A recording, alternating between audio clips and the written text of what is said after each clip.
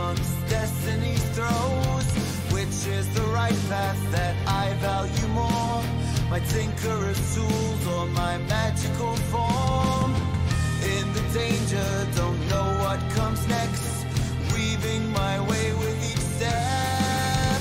On the path we wander through shadow and light, marching through valleys deep and wide, carving our fate and finding our home in this world unknown. Tracker of wolffolk, cursed with a plight, to embrace the darkness or chase the moonlight. Loyalty binds me to all I hold dear. Eager to help, I'll embrace every fear. In the danger, don't know what comes next. Weaving my way with each step.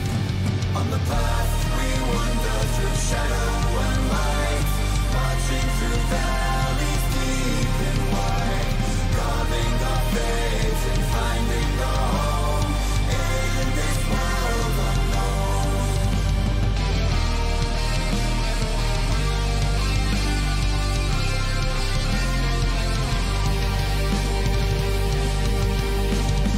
Bound to ceramic, a ghost of what was. I yearn for the path to break free from my curse. Brave in the face of all my hidden strife. Forward I journey to seek a new life. In the danger, don't know what comes next. Weaving my way with each step.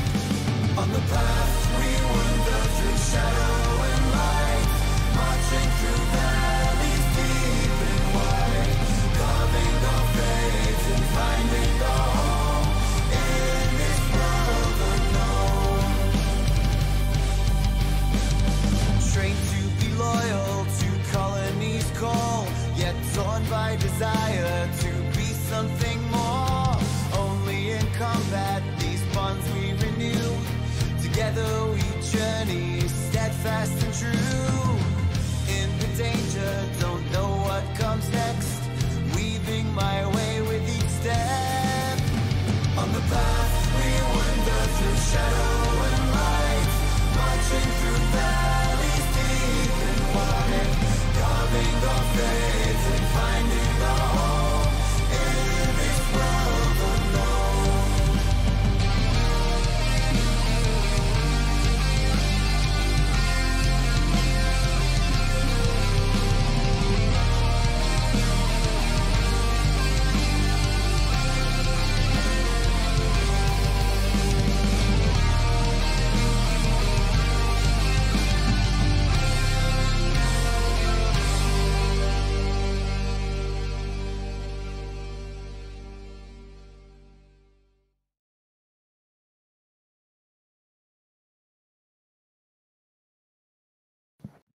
We got a new theme song.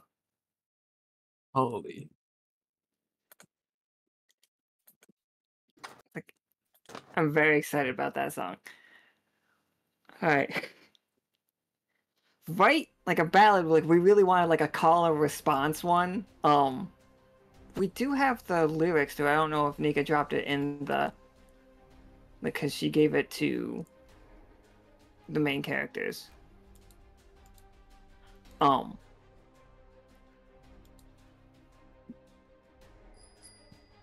It's just like, it's real cool. But anyway, so today's game is obviously starting a little bit early, because we're trying to get to a lot of stuff. Like, I couldn't come up with a really good intermission idea. Like, I had a couple ideas that, like, I just felt like it might make the game run too long. Because whenever we try to do little scenes and speakeasies, I always run long on those.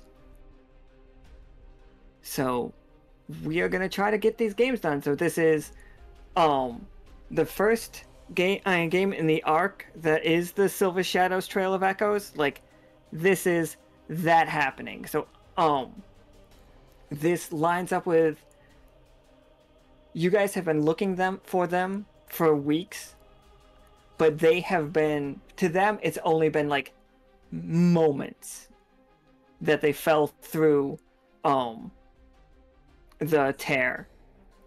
Well, not fell through. They jumped through the tear. It just did not work out the way that they had planned. Oopsies. So I'm going to introduce our players.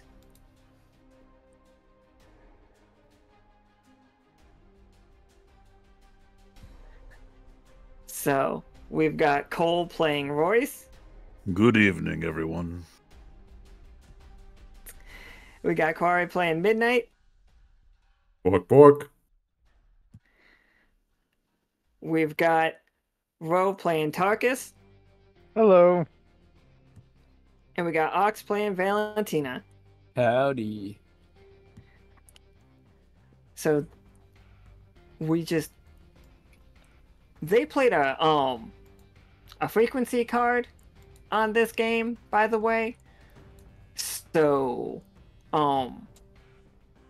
imagine this scene, everybody, set to the and happy birthday, Ro. Absolutely. Thank you. Yippee. I'm very bad at wishing happy birthdays.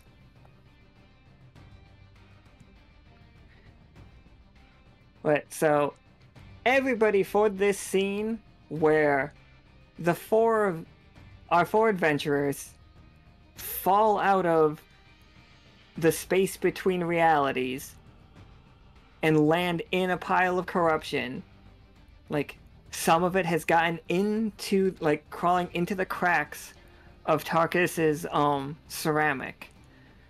Like all of their communicators are on the fritz, just barely working at the vaguely, like, pulsing out.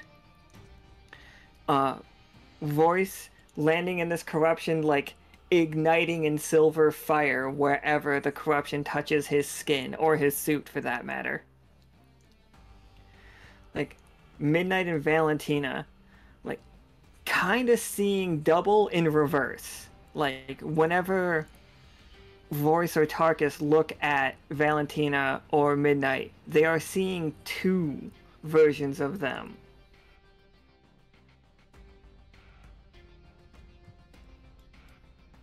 As they are being...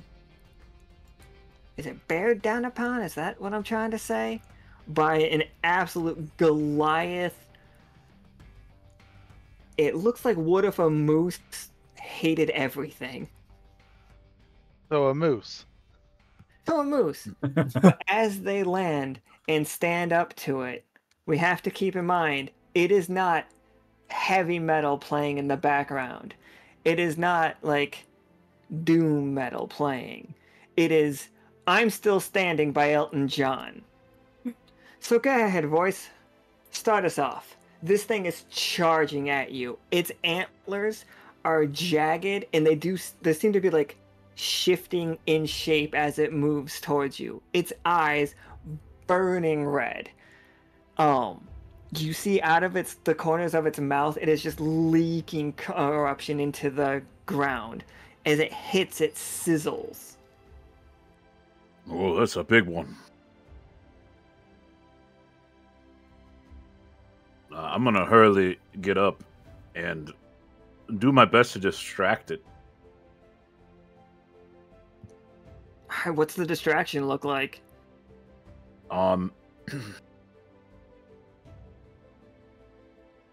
Is there anything I can throw at it?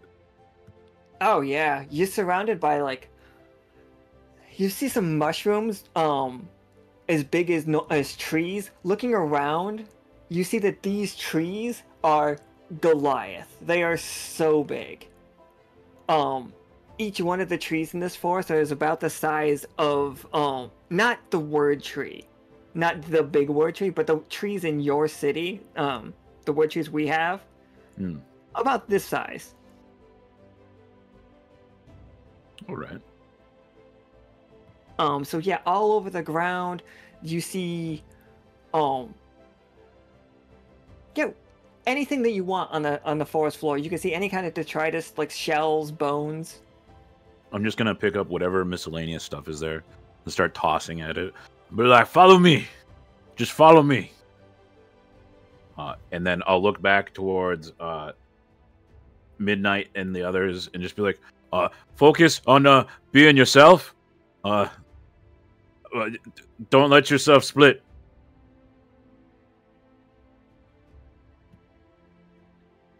Yeah,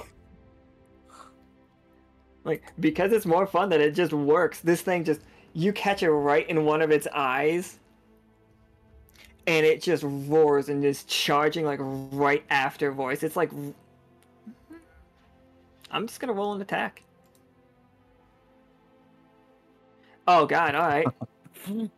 Royce did great. Like, it's chasing you exactly how you want it to, Royce. Like, it fell for everything. It's furious at you. You are leading it exactly where you want it to go. I just want to keep its focus on me while the others can get their bearings. It doesn't even know the other three are there now. It is all you. And I'm just doing the comical running for my life. As much as I can run in like this peat marshland.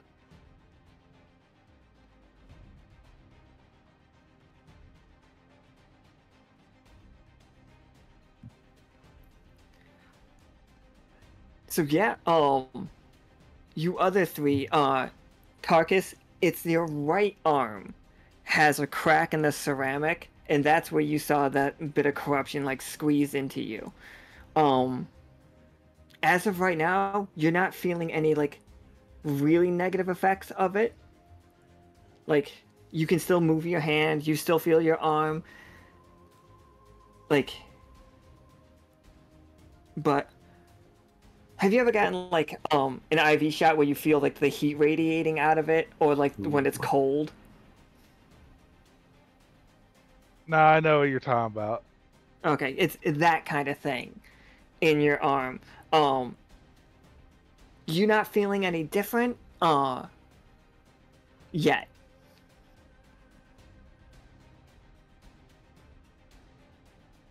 Do we know about corruption, or did that knowledge happen after we've disappeared? We know a little bit about it, but not a ton.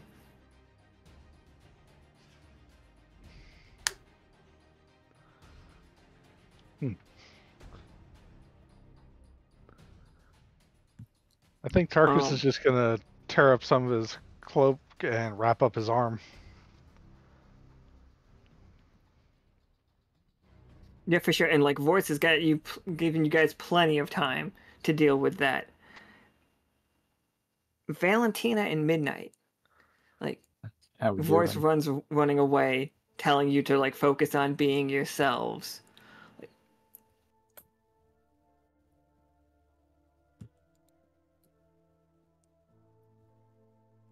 So focus on being yourselves at any cost. No, not at any cost. Like, that is what he's telling you, because he saw what happened to Katori. He saw what happened to Squishy.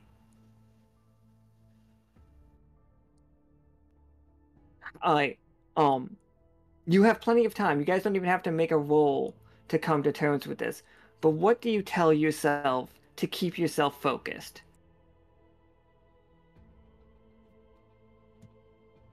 I think it's physical for Valentina. They're just gonna take one of their good remaining claws and smack themselves in the face.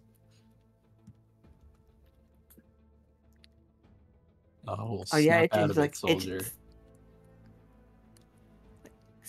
Snaps you together like disciplined. Is it discipline, or is it just like, I am who I am?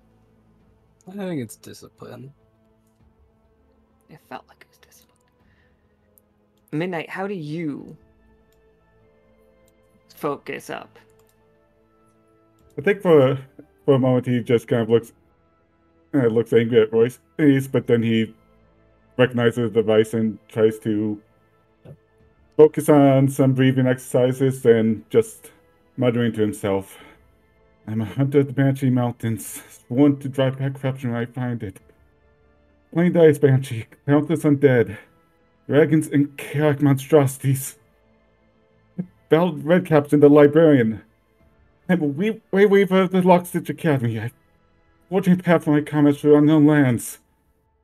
God Hunter will slay entities who seek to harm purely for their own gain. I am Midnight Erebus. Regardless my path leads, I, I will keep protecting those I care about.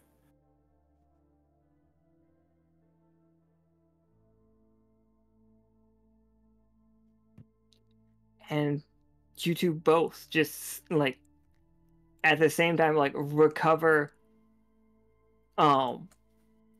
like your senses, and yeah, all you guys are no longer seeing double vision. When you guys look at Valentina and look at Midnight, you see them 100% like locked into place. Uh but this creature is like rushing at Royce, and it's like in this gaining ground. I'll give Midnight a thumbs up.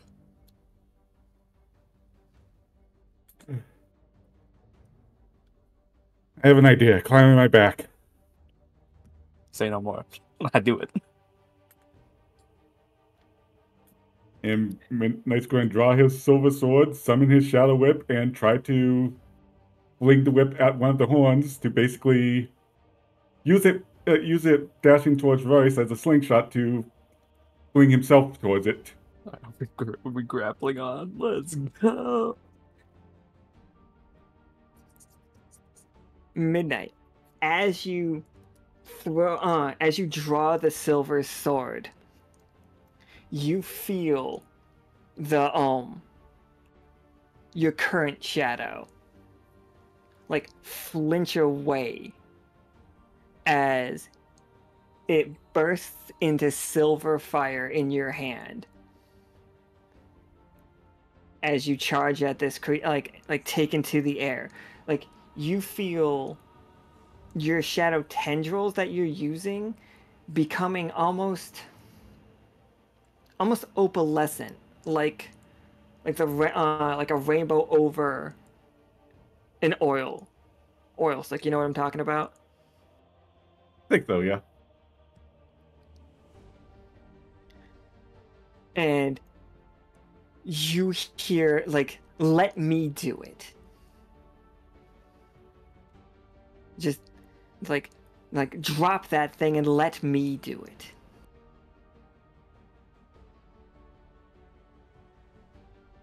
You know, I think recognizing that this is probably the black dog, and it's actually talking to him, he'll actually put away the sword and see what it has in mind. Valentina, underneath you, you see the cloak that Midnight is wearing with the teeth, like, climb over his head like a hood with, like, with jagged teeth, and it gets eyes on top of it as a massive dog's claw appears made of, like, the best way I could just say it is that feels heckin' cursed.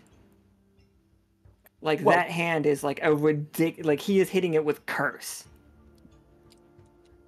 What does that look like, Midnight? If you would like to personify a cursed claw, is how I'm thinking, but you can make it look however you want. I think it basically, like, it's just kind of massive, too large for what his body is. Claws just almost like daggers in themselves. And probably hound eyes going along the arm. That basically has a black smoke coming from the tips of the claws. oh, Absolutely. All right. Roll me 2d20. Okay.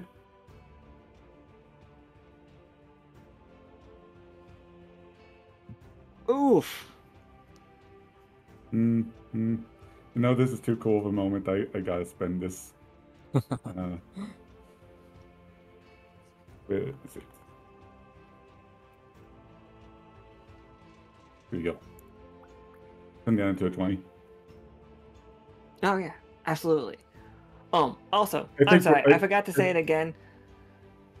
Because of the actions of yesterday's game, and due to a very nice, very generous donation of an incredibly powerful magical item to the Golden God, Golden Gecko God, whoever that person may be. Mm-hmm. Praise be to money.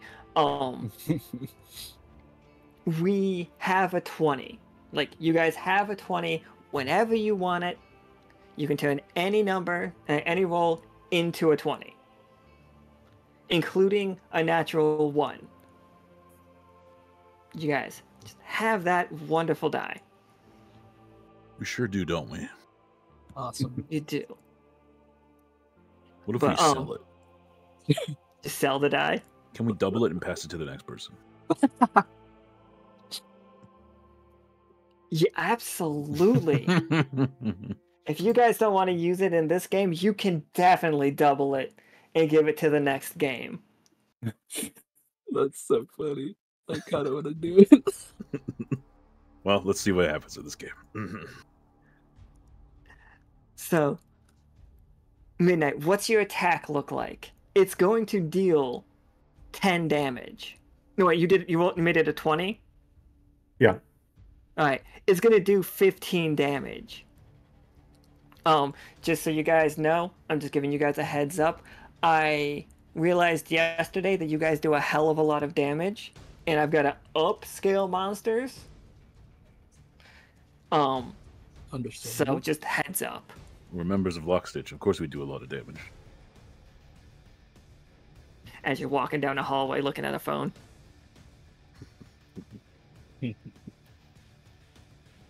Alright. So I think what momentarily happened is that the energy from the Cursed Armor is starting to overtake Midnight a little bit too much, which is why it almost failed. But basically, his meditation exercise is just breathing, focusing on his task, just kind of brought back into stability, and he just slashes his claw across one of the horns, trying to slice it off entirely. Yeah, definitely. Like, its horn goes like flipping and sticks up in the like into the muck.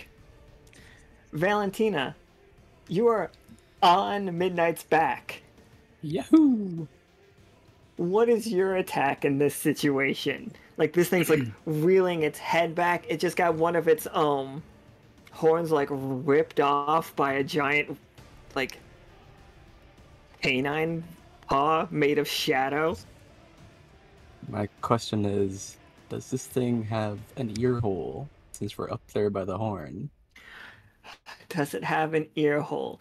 Yes, it definitely has an ear hole. I'm gonna pat Midnight twice on the back. Be like, I'll be right back. And jump towards the ear hole. If it looks like I can fit through in my small ant brain. Absolutely. It looks like you might be able to fit into this thing's ear canal. Alright, I guess I'll spend my turn crawling. I assume it's a trek down the ear canal. Oh, Valentina, I wasn't aware of your game.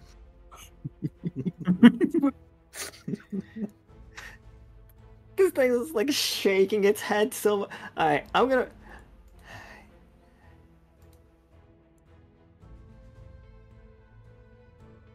Okay, it has a tough choice to make.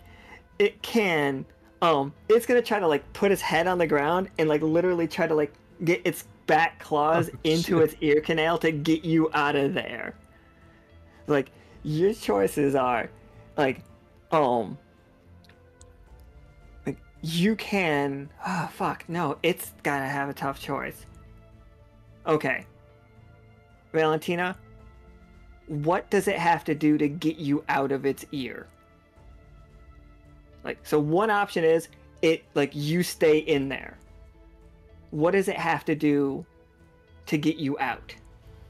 I think If you're getting me out, the wolf will have a nice opportunity, a window of distraction.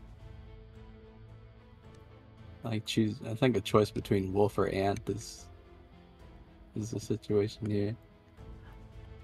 I think it chooses leaving the ant in its ear as like, I mean, what's your second? It barely dodges this one. Like it gets out of the way, but what did your second attack look like? Your like follow up. I think he was trying to jam the claw into an eye to try to rip the eye out. Yeah. Jeez. So it flies back. Valentina remains in the ear, and you're able to crawl in deeper.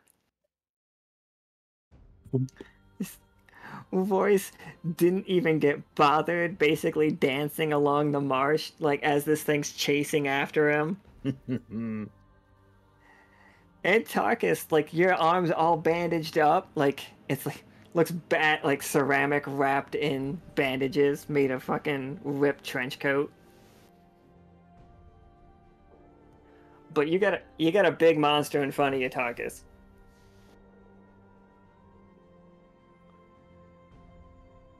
This looks like a job for the good old shotgun.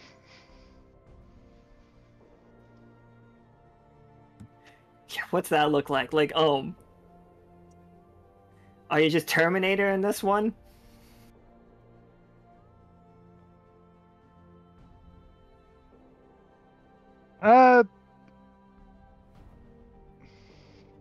If Tarkus is able to run to catch up to this, I think he's going to slide between its legs and try to shoot into its belly. Yeah, go for it. Give me that 20-sider. Alright, so, tough choice. You can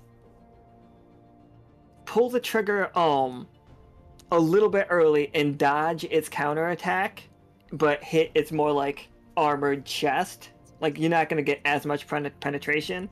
Or you can shoot it right in the soft underbelly, and it gets a counterattack on you.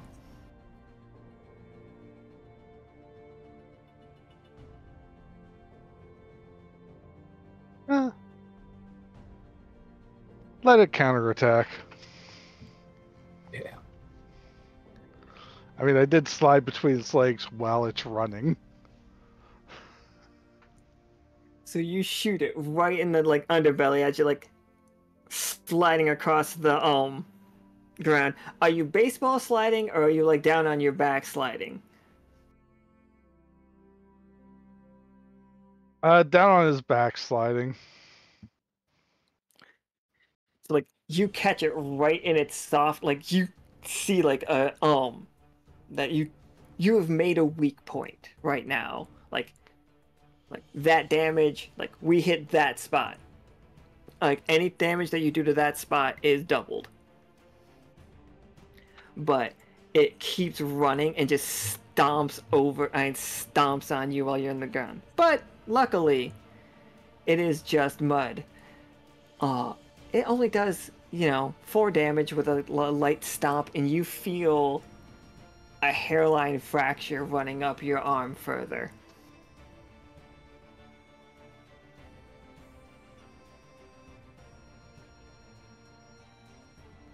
I don't know. I stomped on Ox's character like that when we played Metal World. I just remembered that moment. The war flashbacks.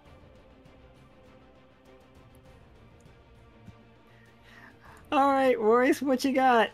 Like, if this thing is still charging at you, it's dodging away from Midnight. Val is in this thing's ear, and Tarkus is in one of its footprints. Wow, I see. Well, I guess I'm gonna have to come back again and use my sword, much like Midnight.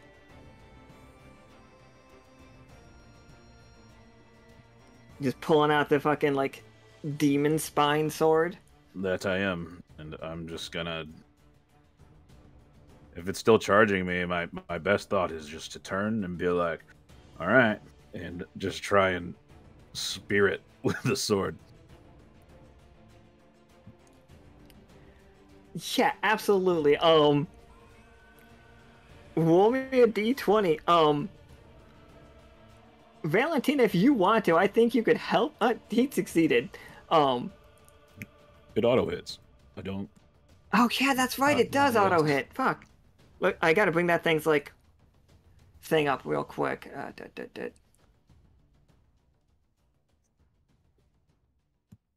I gotta find that fucking sword. Any roll below 11 harms me. Ah. Well, It that's just deals 6 reward. damage. 10. So yeah, you got it right in the face.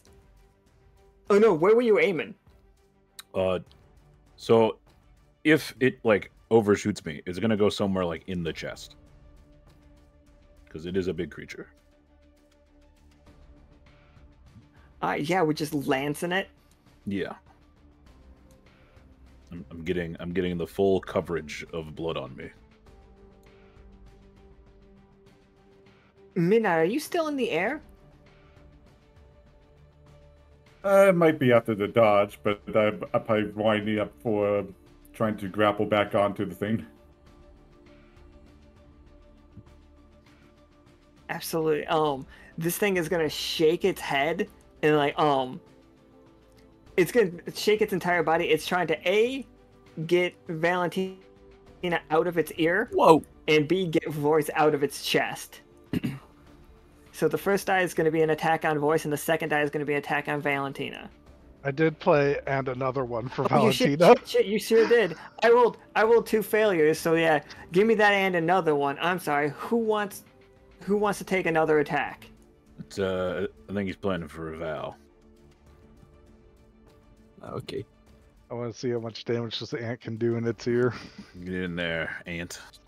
How far have I gotten? Do I Show see me any- the queen's mentality You could be at its eardrum right now if you want. You could cause irreparable damage to its hearing. I'm going to like Do what I did on the eve of my birthday and just jam it in there. when people take like metal barbecue tongs and clack them together. I'm gonna do that with my claws and then pinch. Clack, clack, motherfucker. Nom. I'm going to pinch and pull.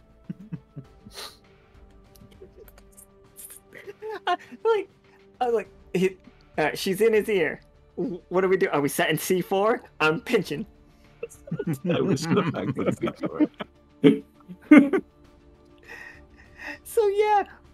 Okay, roll me a 20 starter. Yeah, roll me 2 20 siders. It has no defense against you.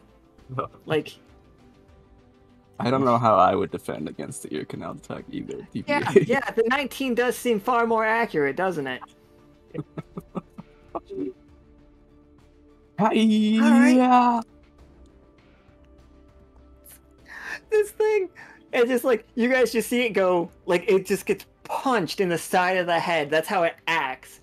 Like, its head swings fully. It's, like, gets off of, Tarkus, and it just spins around. It is just spinning in place like a bucking bronco. But it rolled a 3 and a 4 and on its rolls to try to get you 2 off of it. So Royce, you can just jam this thing deeper. It manages to basically slam you down, but as you're holding the sword, you can push, like, jump again. Oh yeah, let me Looks get like in there. Soki just made it a 20. I wanted to blend. Oh, okay. All right. Yeah, roll it.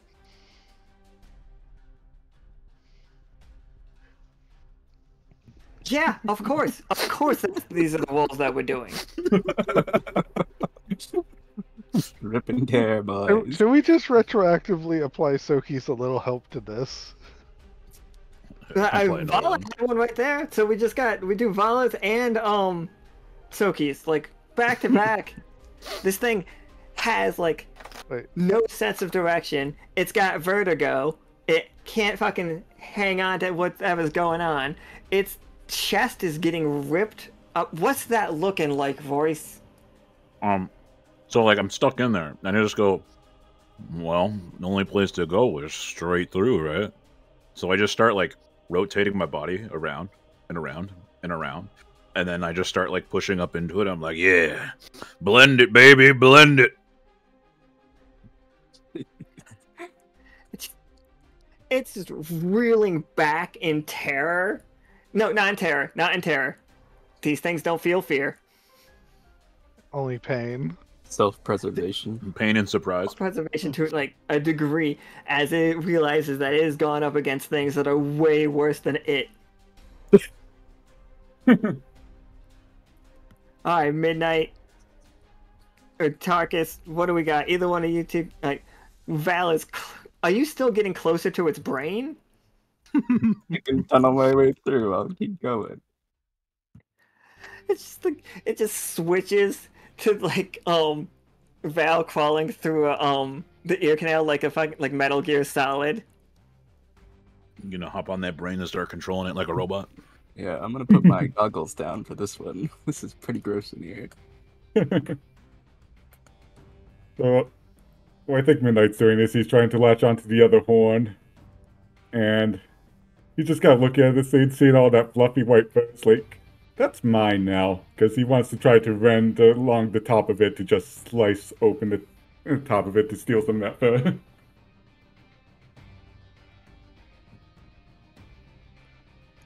Yeah, absolutely. Give me that 20-sider. What are you doing? That's insane. That's insane. Is 19 the new 13? It's a 9. Oh, sorry guys. It's a 19 again. I got this one, everybody. Don't worry. Yeah. All right. Midnight. You can take that whole antler. You can take that whole thing, or you, if you want to, with a 20, you can take that antler and its face mask all in one go. Like, you can just rip that off. I'll try and rip off the fur. The white fur. Sorry, I missed. What was that one? I'm trying to rip off the white fur on its back. Oh, shit. All right, that's what you're aiming for. Absolutely. Oh, God. Like a... Have you guys ever seen somebody skin a rabbit in one go? Oh, hell yeah. No. Yeah, Who needs healing when we yeah, just destroy what's in front of us? Yeah, Midnight. Fucking de-mohawk this thing. Bro. Yeah, the claws just dig into it, and he starts running along its back, just tearing as he goes. It's just the perfect slice where it's almost You all of guys it comes hear- off. There's another howl behind Midnight. It's this like savagery. It's like the howl is so loud and so piercing. All of the people who recently learned how to swear in wolf are hearing in the distance like somebody screaming in joy.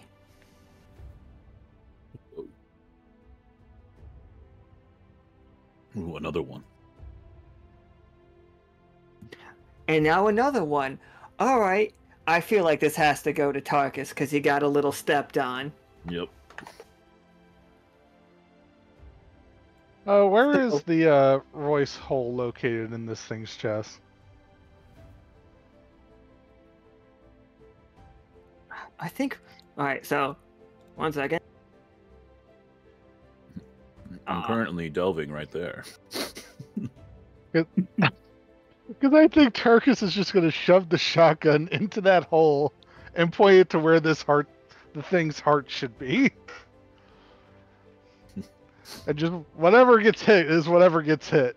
And this goes into the Royce hole. Oh no. And there, and there. Okay. Midnight's just slowly, like opening a book, but a giant. This thing had a second form. It did not get its second form. Let me tell you guys right now. Maybe we're the monsters, everybody.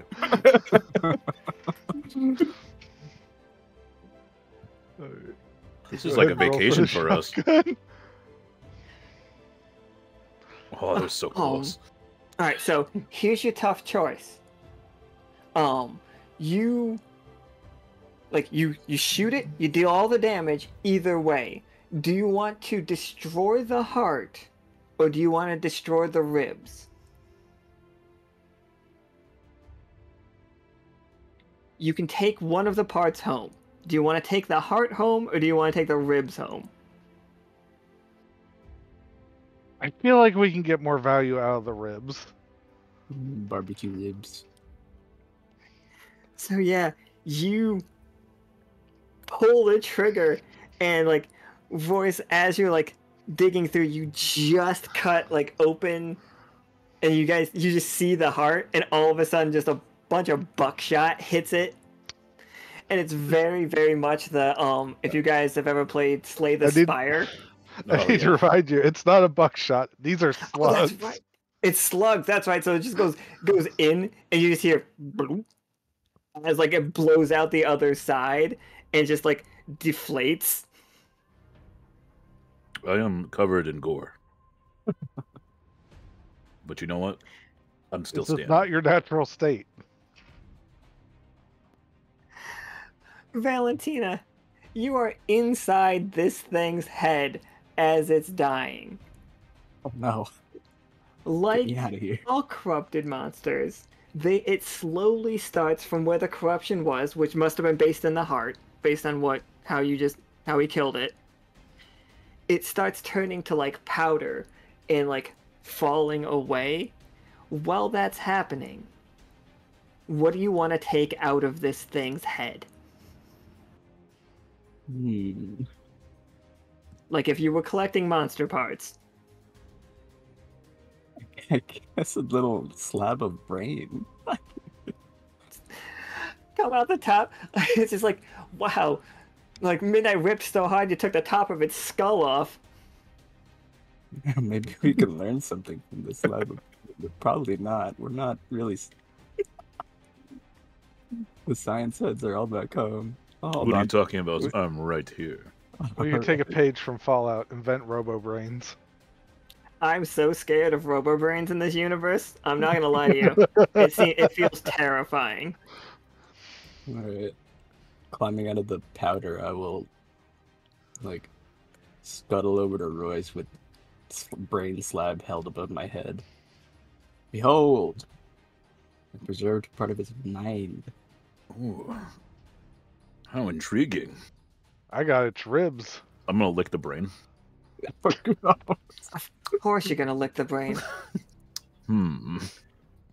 Silver fire again, guys. It's like, but not coming out of his mouth this time. Specifically, when he licks the brain catches fire. Only for a moment, but as long as his saliva's touching it, it catches fire. Wait, no. We said that if you take it off, the corruption goes away. Sorry. Roll me a 20-sider. I don't know.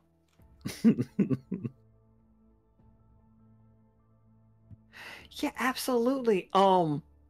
This gives you an idea. Like, based on your experience with Beef's drugs made by friendly Dr. Cat. Yes.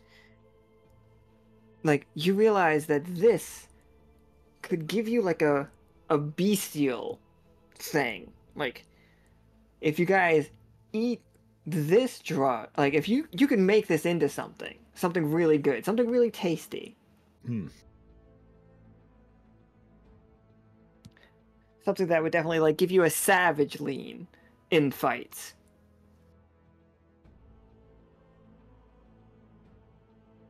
Why am I thinking of the beast pellets from Bloodborne? Yes, that's exactly it. I think we can turn this into something here, Valentina. It's I've got an idea from the brain. Yes. If we can synthesize this into maybe pill form for easy consumption, we can turn it into like a transformative almost. Okay. Make you more ferocious in battle.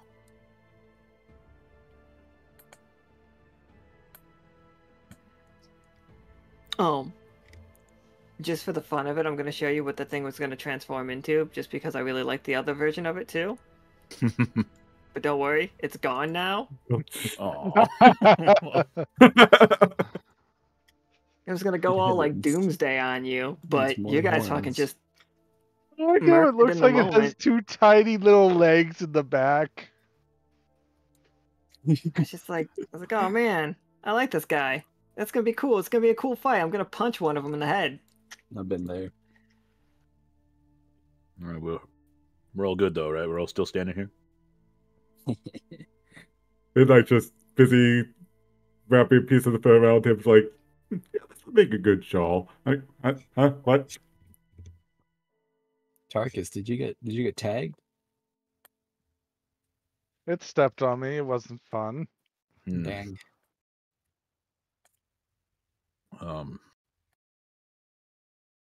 Are you two still kind of separating at all? Not feeling like yourself? I'm centered. Just trying not to think about it. I think I'm good for the moment. Although, no, I'm good. I can Yeah, soften the effects if I whistle. What? And they're just kind of whispering thank you to what he assumes was the black dog. Like, you feel a cocky smile.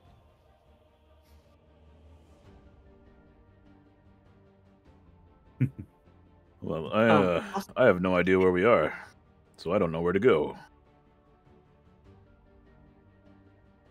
Don't worry. You mean you didn't plan any of this? I'll be honest with you. I hardly plan anything. I think I can climb one of these incredibly You thought the large crash trees. landing was planned? Oh.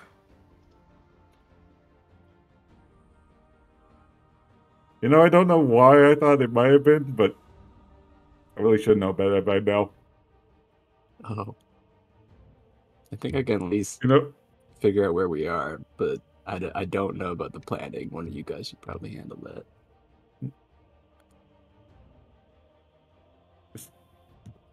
give me a moment, though. Navigate. You can't get lost in the wilderness. Thank goodness. That's the second time in 2 days that ability has been played. Before that, never.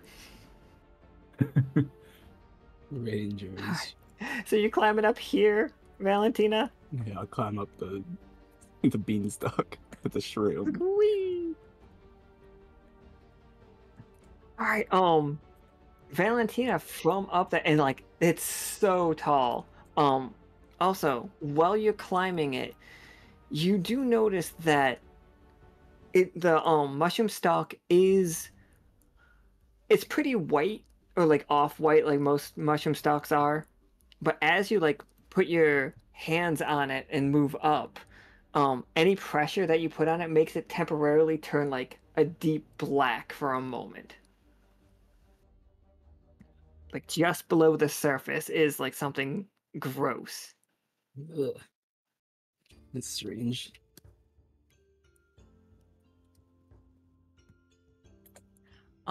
With navigate though, from up where you are, you see you are in tier lower.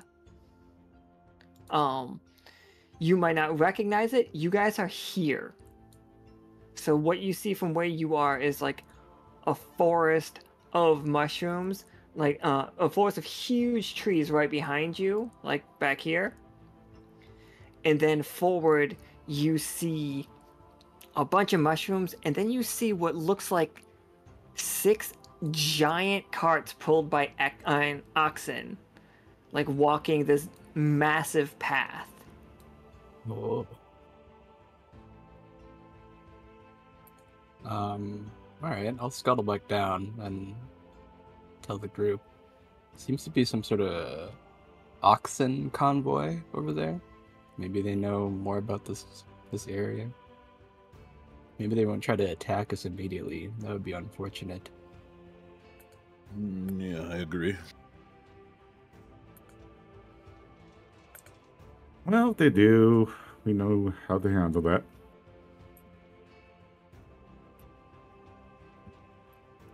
Yeah, I mean, you guys can just catch right up with them. It's okay. So as you guys, let me move us to that map if I can find that map. There we go. I gotta change something. You guys did that one really quick. Yeah. Efficient. I was not ready for that many 19s 19s. turned to 20s. My bad. I really should have thought that one through. Don't worry, I made sure not to roll any 19s for you. I appreciate that. Consider it. Thanks for taking one for the team. We thought this fool could never win.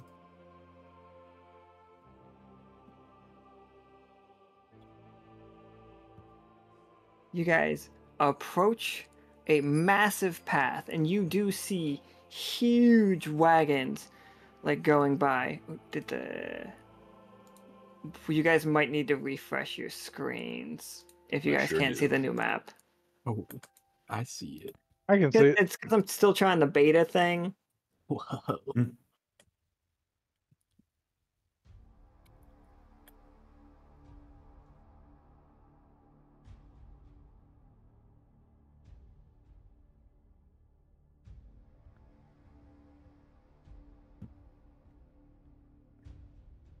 I was giving it 20. All right. Yes, So, stop I'll it. give you 20. Let's go. you all see these carts as they are like going down the path, and on these carts you see warriors, like definitively warriors. Every single one of them is decked out in armor in one kind or another. As they're like making their way, they are looking into the woods very carefully. They are moving at a set pace. They do not appear hurried, but they all look very wary. Because you guys did that fight so early and so well, you guys got here well before I even expected you to. So you guys see them before this group sees them. In the woods all around them, there are 3 large creatures, cat-like in nature. We call them Banes. Oh no.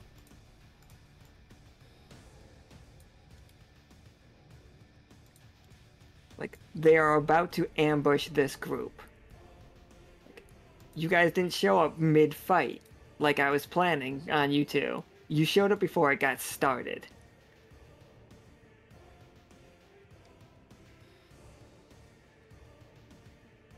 Oh, yes, some means to signal we- them in a pinch. Can we see them about to be ambushed? Yeah, absolutely. You guys are like fully aware. I would like to use Beckon the Beast to draw their attention to us. I'm also going to give out a shrill whistle. And yell out, "Danger!"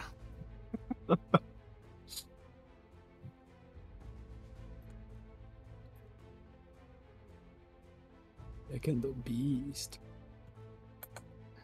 So, Beckon the Beast is summon your nemesis to you with a challenge they cannot ignore. Whether it's a promise of battle or a trap, they will come.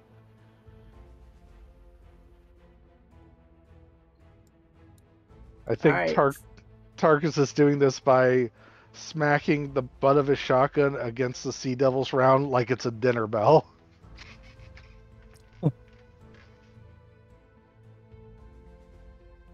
Oh! Wow! Oh, Oof! A 1! Here we go, boys. I think all the bad rolls are going to me tonight. Thank you for your sacrifice. Actually, that's better, right? You wanted all of them. It's like, so, on a poor roll, 2 to 5, or 1 counts as this as well, you may attract more than you bargained for, or something much deadlier. Is how I wrote that ability. What could go wrong? In the land of monsters. We don't need that golden 20. That's I'm not weakness. taking the golden 20 on You a nat sure? one. You So got if you, golden 20. nah, We ball. I kind of like my first use of this ability being a 1. They show up, like all 3 of them, and they are on you in an instant. They meld basically with the shadows of these trees, like where they go from where they were to where they are now in an instant. And the first one just swings on you. All 3 of them are attacking at the same time. So shit. allow me to roll 3d20. All of these are Tarkus. And they fucking miss twice. So I'm actually going to make it 3 times because I think I'm going to use the Ponder of 3 to turn that 10 into a 3. As Midnight just kicks one in the face, not to damage it, but just to kind of knock it off its aim. The parry? Damn. Tarkus, tell They me how took the bait. tell me how you Ultra Instinct this one.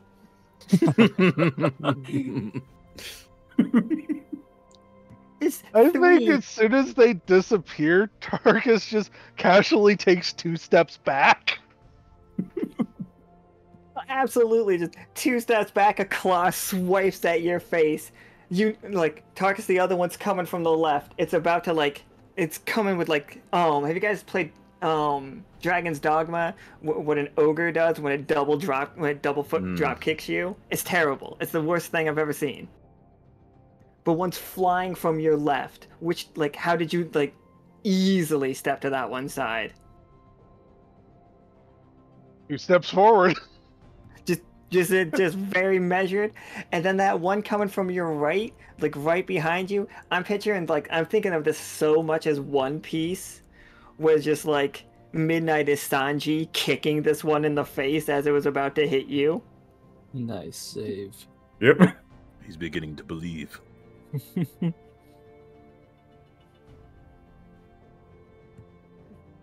Yes, Tarkus did just go forward and back. It works perfectly though. The most basic of moves. It's just fucking, and they're infuriated. They're I was going to say, do these things have a sense of pride? Did we just break it? The one that got kicked by Midnight is getting close to this other one. 2 of them are right on each other, and one of them is still over here on the side. But they are slowly circling you. The wagons have stopped, or no, they did not stop. They just start going incredibly slowly, and you see a bunch of what appear to be warriors running to your aid. But they see you fighting, and as of right now, they're standing back with their arms crossed. Oh, good. Testing us.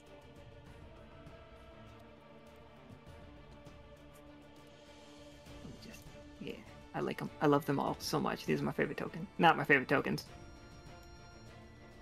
I love Ione a lot.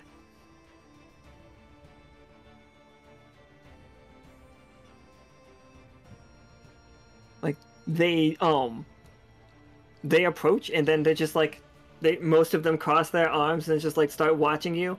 The 2 in the bottom left here, the one is wearing, his headdress is made of ram's horns. He does not have horns himself. And one that's dressed a lot like him standing next to him, they begin rhythmically pounding on the ground as you guys fight. But it's only a little bit spoiled when you realize that it's still just I'm still standing. Well, we are.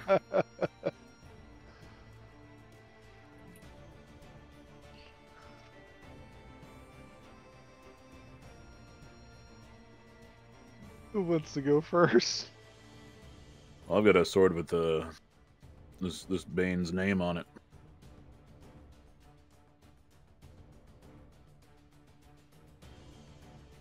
I'm just gonna swing it around kind of lazily and just be like, they make this too easy sometimes. one. Then I'm just going to swing it at him. I swear Yeah, to God. absolutely. I swear to God. Give me If you fail me this. 20. Like all of you. Oh, if you don't want to try another roll, and you just want to keep. Oh no! If you're swinging that sword, you're fine. 17 does it. You can try another one for a 20, but if you get a 1, we have to take it. Hmm. No, I'm good. I'm good.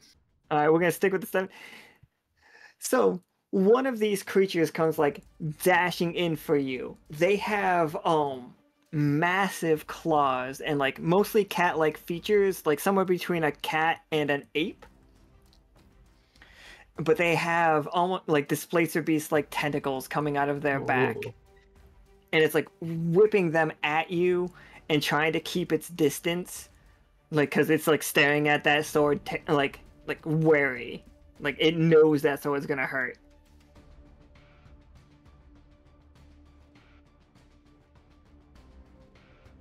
But what was your attack on it? Because it's a success. You get it. Oh, I'm like slashing at its feet.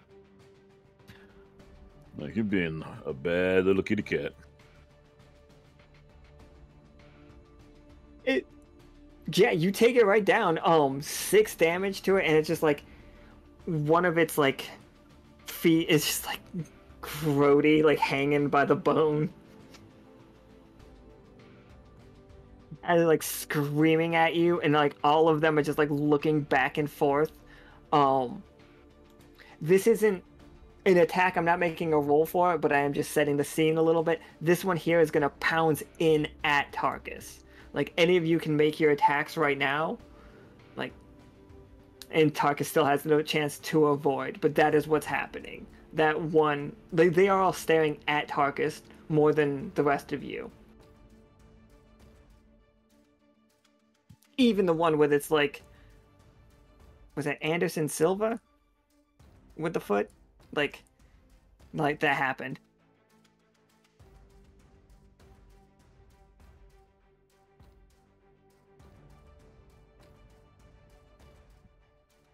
But yeah, like Midnight and Valentina, you guys got clean shots on the one that's wounded and like trying to like figure out how to walk on 3 limbs, and one that is like lunging at Tarkus, and one of them that is just like coming around, it's clearly waiting for his moment. I'll take the one that's attacking Tarkus. Try to use overpower here, following Royce's foot slash to try and gimp these things' legs. I gotta roll. Just a good Absolutely. old... You're gonna get 2d20 for it too, because Tarkus has its full like undivided attention. Roger that. I'll baseball slide between Tarkus's legs and fan the hammer at it.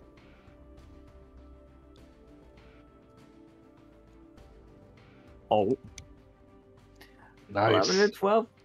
Get it done. How did you hit it? Like all right, so you are gonna put it in a compromising position.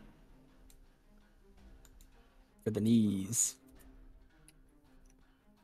What was that? I'm gonna shoot him in the knee. Oh, shoot him in the knees. Just like slide between his legs and just kneecap him.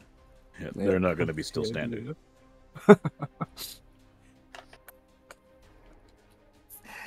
Absolutely. You slide between Tarkus's legs as this thing's charging. At the last second, it looks down at you, and you just open fire on its kneecaps, and it just splays out. I'm gonna get away if I can. Oh yeah, absolutely. Just hide behind Tarkus still. And you got 4 arms and 4 guns, and the cat has 4 knees.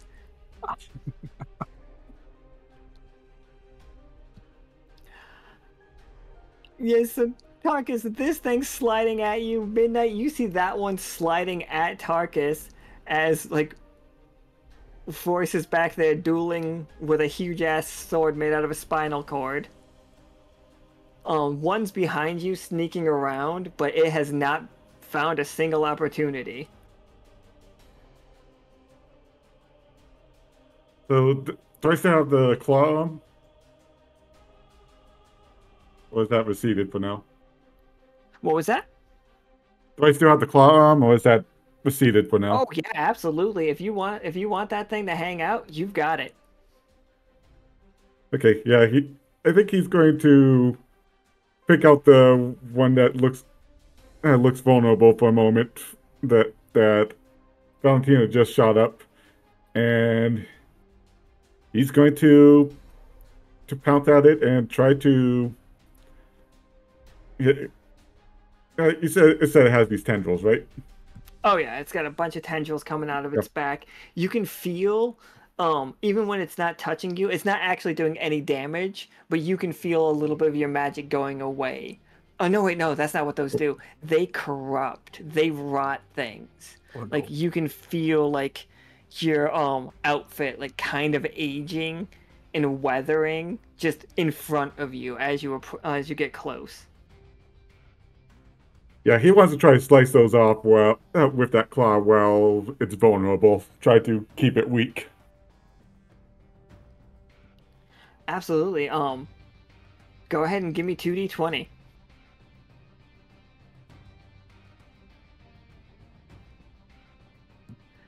All right. So it's a tough choice. You get a handful of them and just like you have like 5 of these tendrils like in that giant claw of yours, and you were ripping, you said? While trying to tear through it with the claws. Oh, okay. You want to just slice them clean, like Yeah. off? Yep. All right. Yep. And like, here's the tough choice. It's not whether or not you do it. You get 5 of them in one go. It's merciless. Like, you've been really mean to the backs of these monsters today.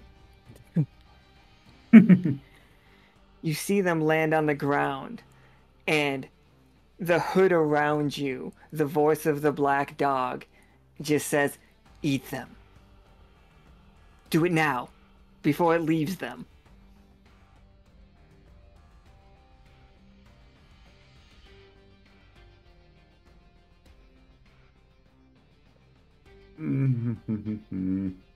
Jazz music stops.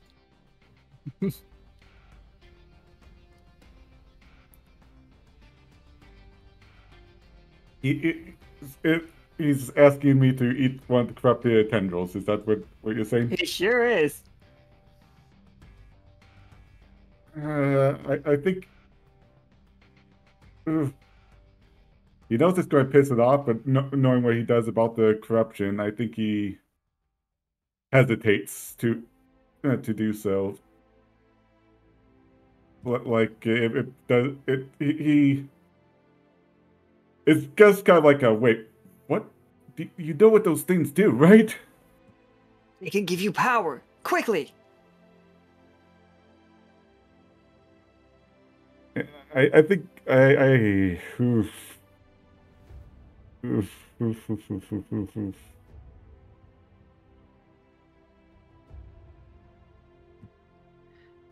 In this moment, as like it's like a millisecond, Tarkus, Valentina, and Royce, if you look at Midnight, he starts splitting into 2 again. Oh no. Can I whistle at midnight? Oh, for sure, yeah. Like, no, boy. I know it's derogatory. So it's like, we'll cut that out in post.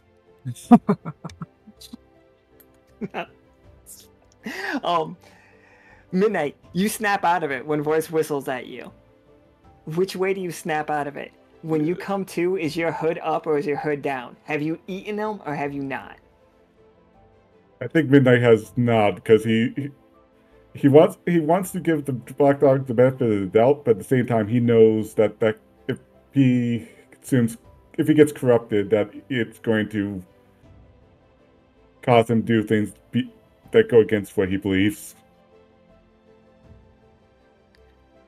Absolutely. So you cut through those tendrils and they fall to the ground, like cauterized with the flame of from the silver sword that you cut them off with. And like now Midnight is holding that silver sword in his hand. Like in the presence of this corruption, it is burning the same silver flames that Royce, that we see, that we've only seen from Royce. He looks incredibly knightly in this moment, I've got to say. Awesome. It's like, what if a werewolf was a paladin? Just added K to Midnight's name.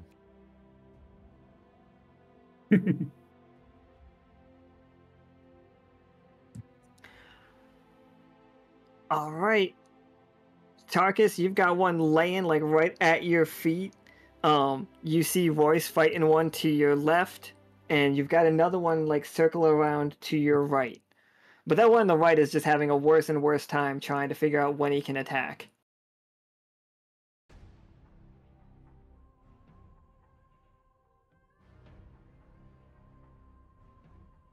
Is there a way for me to bait that one into attacking me before I quick shoot it mid-leap? Yeah, absolutely. If that's how you want your attack to be, what do you do? What do you do to like make yourself like vulnerable? I did air quotes. You can't see me. I think Tarkus is going to be approaching the one on the ground with his, trying to keep his back deliberately turned to the other one.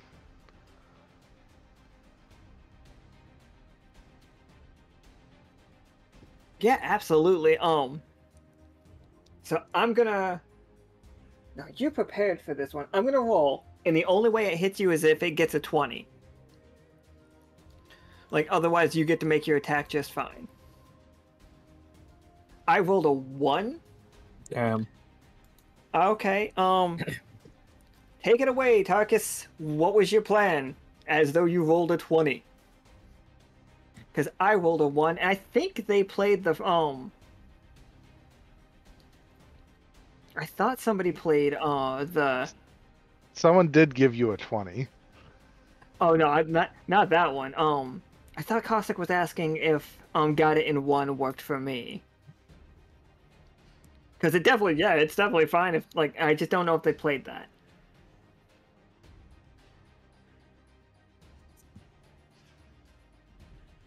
Oh no, they didn't play. Okay. But this thing did terrible. Tarkus, like it. How did you deal with it?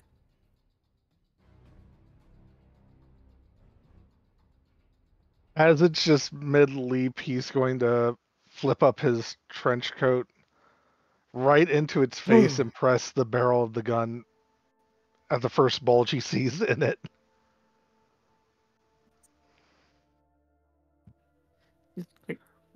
It either gets it in the head or gets it somewhere nasty. Oh no, you'll get it right in its head. You're just gonna blow its brains onto the path. More brains for the collection. Brains for the brain The god. warrior shouldn't have been in the splash zone. This guy right here, like the one, the bestial looking guy, just gives a loud roar and like starts applauding.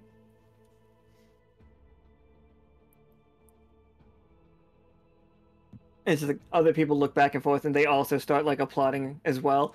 This whole time, the wagons have never stopped. They are going very slowly, but they have not stopped.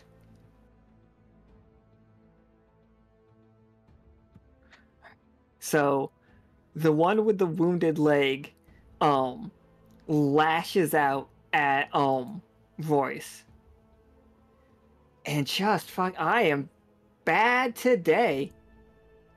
Or you guys are just way too good, turns out. Royce, how did you turn that against it? Like, what happened there? Oh, well, it strikes out at me, and I just kind of... I take a cue from Tarkus and just take a step back. And I go, oh, man, you guys just suck at this. And it's I just slash at him. Roars right in your face. Then what else happens? And then I just slash at him. Of course. And you You catch him. Of course you roll an 18. You just catch him mid roar and slice his jaw off. Damn. I have a shit-eating grin on my face right now. Just that it's that scene where they you cut the top of its like the top of its head clean off and just spurt as its tongue's lolling out. Oh, brutal. Bad kitty cat. Bad.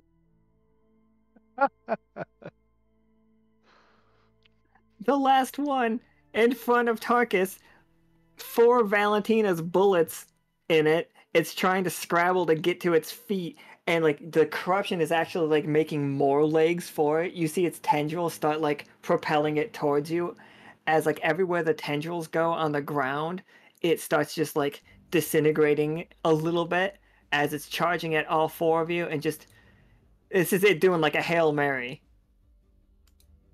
Okay. Ruh-roh. So it hits you. I think it's got to hit Tarkus. Tarkus is who it's after. It gets right on you, Tarkus, and it's big. It's about twice the size of you.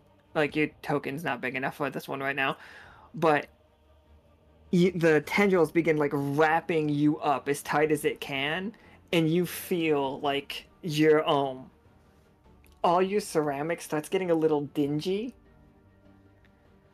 Instead of being the nice white that it always is, it starts fading, and then it starts cracking as it holds you. And this is going to deal 6 damage to your AP and 6 damage to your HP. I would like to play a cross counter. Absolutely. What's the cross counter look like? Well, it has Tarkus wrapped up in his hands. He just bends his wrist upward with the shotgun and shoots it. Top of its head just gets blown off. I am at 4 HP and 3 AP. Dang.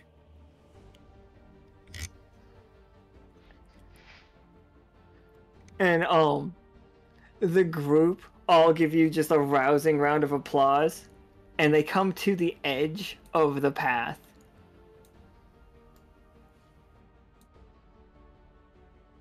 And I'm dusting myself off.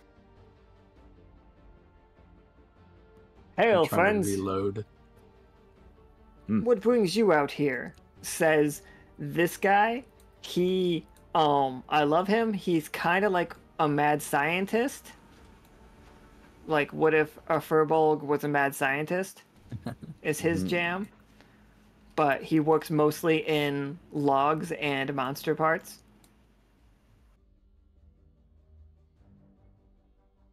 Well, honestly, we're a little lost. Did I just stare at Royce? But we're making our way. You certainly are. Oh, we could use someone like you four on the path. It's much more dangerous this season than we expected. Oh, The path? Emotions to the path. That they're walking on. And they see their wagons are a little bit further away, so the whole group just kind of sidesteps to catch up with their wagons a little bit. I guess we'll walk with them. yeah. Wait. What was Did wrong? you say the path? The path. The one and only. Just a road? No. So much more than a road. It is a road and a religion. And a spell. And a way of life. And a proving ground. Says this guy back here. Uh-huh.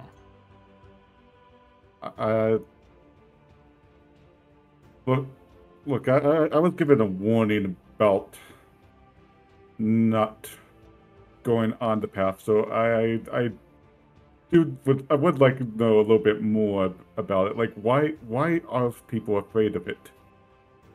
Just stepping on the path? Why is it? Why do people give that warning? People fear obligation. To set foot on the path means that you must walk the path to completion. We must walk the path every season.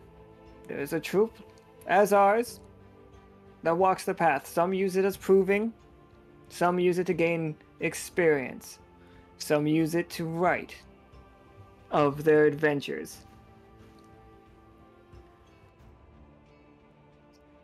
It actually does sound kind of fun. It is very fun. That's why I come. I also like to collect the body parts of the creatures, and I craft them into magnificent items. He looks you guys all up and down, and like looks at Midnight's spear. He's like, I can see somebody else likes to mess with likes to build weapons out of body parts. I'll pull the brain out of my bag. What do you make of this? I love you so much, you little godsend. It's just like by the golden gecko himself. Can I have that? I mean, we'll take a cut, of course. I looked at Royce. Absolutely. I just need a touch, just a little bit. Just a touch. What, these ribs I got?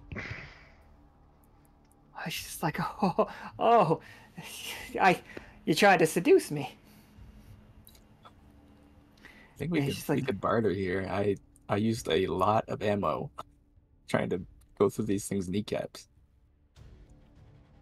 Yes. Those guns seem... Oh, go ahead. Midnight just got to drag that massive roll of fur from a little bit behind the tree. I would like to sense magic. Oh, absolutely. This path is magic. Capital M magic. You can see that it is pulling magic from everything on it. Everything moving on it is like feeding magic to the path. Right now, you can't pinpoint it, but you know enough about, especially the shield spell, because like you know the shield spell, or at least you did, and like you've definitely seen Leo do it before.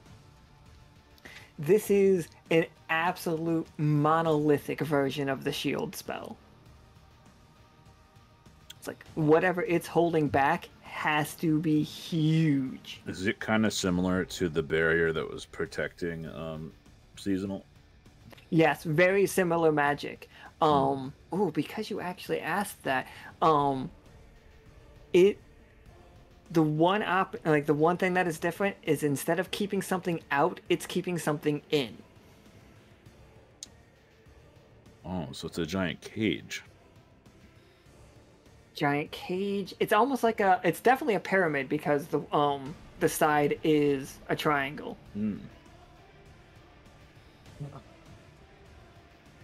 So you all cannot step off of the path.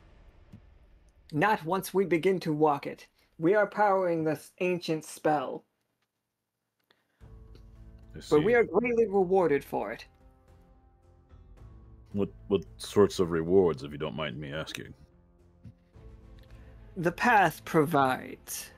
The path will make a weak man strong and a strong man stronger. And like you hear somebody clear their throat. It's just like, or woman or anyone. I'm sorry. I'm very sorry.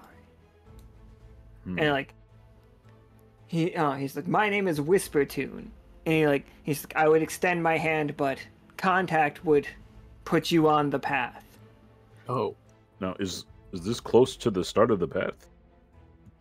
We started this path about 2 weeks ago. This walk. And as we did, we've already lost 4 members.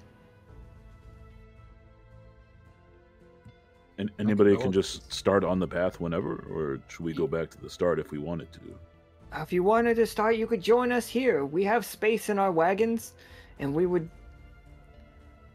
could ill afford to turn away such fine warriors as yourselves. Syria's going to kill me. I already know where this is going. Well, we came here for research, yes, and really, I don't I don't know exactly how to get back home. How long is a season? It's just, well, it's like, how long do we got left, Scotty? And Scotty checks the calendar that she has. And she's just like, we have another 2 months. Now, is there a certain pace required to traverse the path? Any pace. You must keep constant movement. Oh, Our cattle has been trained to never stop. They sleep while walking. So that 2 months is at your pace, but someone could theoretically speed run the path. Do it faster. If the spell was designed to take a little bit of magic with each movement. If you have a theory in some way of, this is like, this one, she's like, excuse me, whispered Toon, like, this is out of your league. And he's just like, it most certainly is. And she walks up and she's just like, hello, I'm Dearest, scholar of the path. I'm something of a scholar myself. Librarian, you say? Current librarian of the path, capital L librarian. I look to the others. Artie doesn't know if that's a bad thing or not. Like, she looks back at us. Yes, we have a library on the path. Of course we do. And it's like, what if somebody wanted to read or study? And what if we need to reference our ancient knowledge, our one-of-a-kind, only source of this knowledge in the entire world? And she points to a very flammable-looking wagon. Ah, yes, of course. Okay, what insights do you have on the path? The path, as far as the stories go, is protecting the world, the Echo, from the corruption. A massive curse placed down on this side of the world eons ago. Recently, in the scheme of things, we've noticed that the magic has been weakening. We've needed to send more people on the path. It takes more from us to walk the path. Every day it drains a little bit more of us away. And on top of that, the creatures in these woods have gotten worse.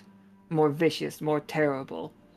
We've heard news that they are traveling even outside Tirloa. Okay. Tirloa is this whole area. Yes, we are on Tirloa. From where do you hail?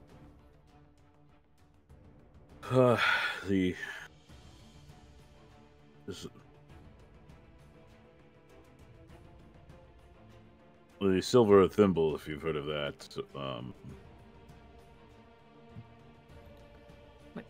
She looks over, and the big, so she's just like, oh, my mistake. I did not mean to be rude. I am Dearest, scholar of the path and current librarian. And this is my sister and her good friend. And like these two, like the woman is just like, I'm Battle, and like the one in the back is just like, born, excited to meet you. You must be Midnight. Popular man. I do know Cass. She's like, oh my god, your voice. That's Royce. That's right there. That's Royce. If you guys calm down. Oh, okay, so I see you've heard of a few of us, yes. He pulls out, and he's just like, and that's Tarkus. I can't believe it. Okay, calm down. He pulls out a web ball. Oh, ooh. Player of fine sports, I see. He's like, I've been trying to play. Like, these guys don't know the rules. If you guys do end up walking the path, I'm just saying we could play a little. Do any of you know where the source of this curse is? Everybody gets a little quiet for a second, and Dearest starts to try to say something, and then this guy, whose name is Clash, stomps forward, and he's just like, and who would ask? You think you could deal with this? You think you could show up and do something we haven't been able to do? Yes. And he gets mad. I'll have he you is know. going to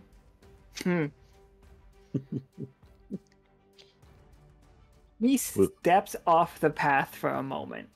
Uh-oh. And he is about he's around the same size as Clovis, so he's about 10 feet tall. But like he leans back with everything he has, like he's like limboing, and he is gonna try to headbutt Royce as hard as possible. One of his feet is still on the path, the other one is off the path. Royce, he's gonna headbutt you so hard, or that's what he's trying to do. Royce, he did not headbutt you so hard. He got an 8. Did it just roll itself again? Let's see the 8. I do have a 20, but I don't think this is the funny moment to do it. Royce, like, your tough choice is you can dodge this guy and he will think less of you, but it's no big deal. Or you could return the headbutt and knock him on his ass, and he will scorn you. This man will dislike you.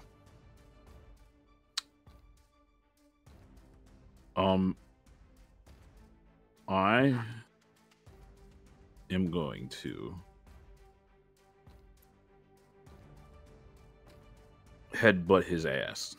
I'm just gonna headbutt him. Yeah. So like, you headbutt him, and like your headbutt is so much more severe. Like, is it like a little torpedo? Like, do you like? What does it look like? Or do you I imagine as he like comes down to headbutt me, I just time it and I just like launch my entire body into his face.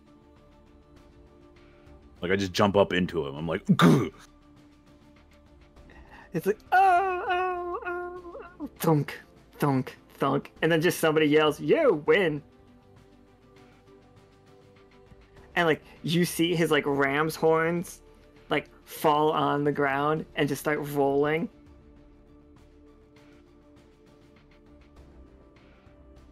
Please tell me that wasn't enough contact to do what I think he just did. Oh no. Oh well, see Midnight. He just headbutted me. So me being the ornery motherfucker I am, I'm gonna stomp up on top of him. Snap. And he's on the path. Okay, And he's guys, on the I guess path. we're doing this. I covered Royce's back. I jump on the path and draw. Absolutely. I am Royce Vanderbilt. I know a thing or two about curses and solving them. I know a thing or two about this world. I'm the goddamn problem solver. His nose is bleeding. Riot, his like current apprentice, is just like starts to run up, but then like as Valentina pulls guns, Riot just raises his hands. Please don't. We've done a lot of killing today.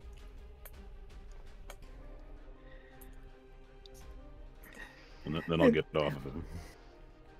Whisper Tune is just like cheering. He's just like, come. All right, we'll get you to the doctor. Clash is just like, well, you might need to say goodbye to your friends. Unless you plan on leaving us high and dry, but I got the feeling you intend to walk the path. If I walk the path, can I get to origin of this curse? It is part of the path. Then let's fucking go. I mean, I will step on the path as well. So many people are going to be mad at me, but I'm not leaving you. I wave at Tarkus. Maybe they can patch you up, Tarkus.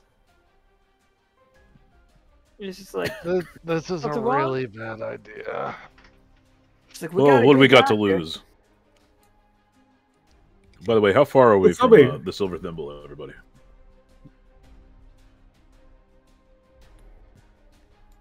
I'm sorry. What was that one? Oop. I'm asking all the warrior people. I'm like, how far are we? Does anybody know from the Silver Thimble? I just want clarity on that. Oh, that's you guys are from that's the seasonal side, so you know, about 300 miles. Okay. All right, we walk the path. I whispered to Royce that I didn't pack enough lunch boxes for 300 miles. I'm gonna pat Valentina and be like, it's okay. I hear monsters quite delicious. Okay. Oh, they're great. It is. Like, oh, they're delicious.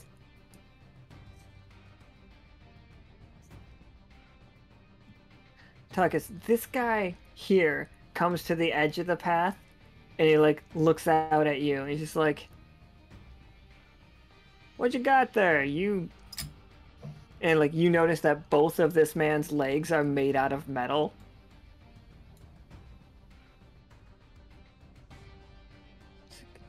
You got some prosthetics? You can always use like I can replace them. You could say that. More like all prosthetics. Oh, well, that sounds like a challenge. He's like, he looks at your arm. Like, if you need that fixed up, I mean, man, bring in some of those parts. We can swap you out and make you fully modular. Oh. He's well, I'll let him explain, but he's a little bit different than what you're expecting. Huh. Well, if you're looking for just a regular doctor, we got, well, regular's a little far to say, but we have a doctor if you need to see one.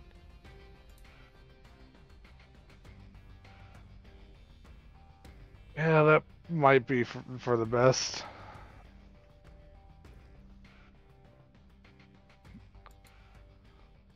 All right, come on.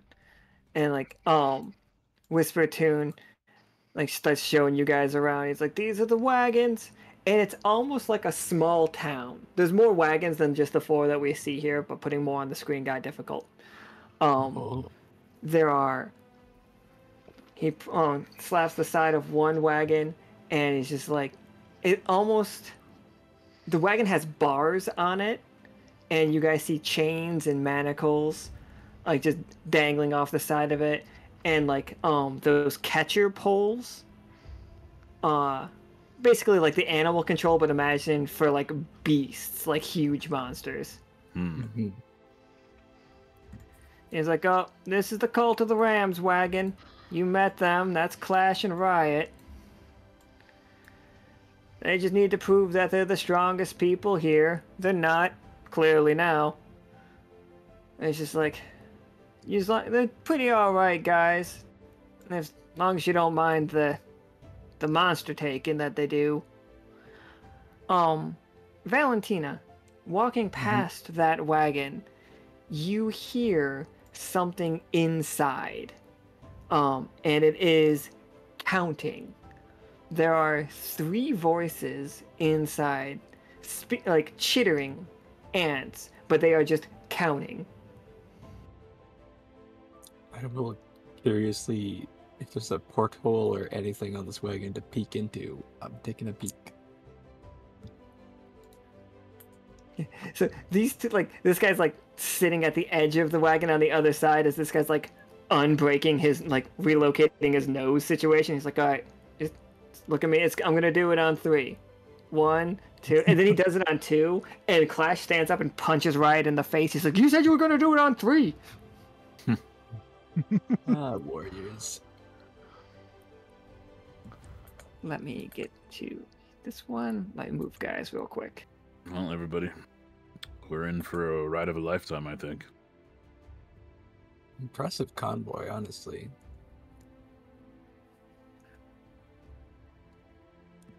I take I full imagine responsibility it'd of be all fun, my but- choices.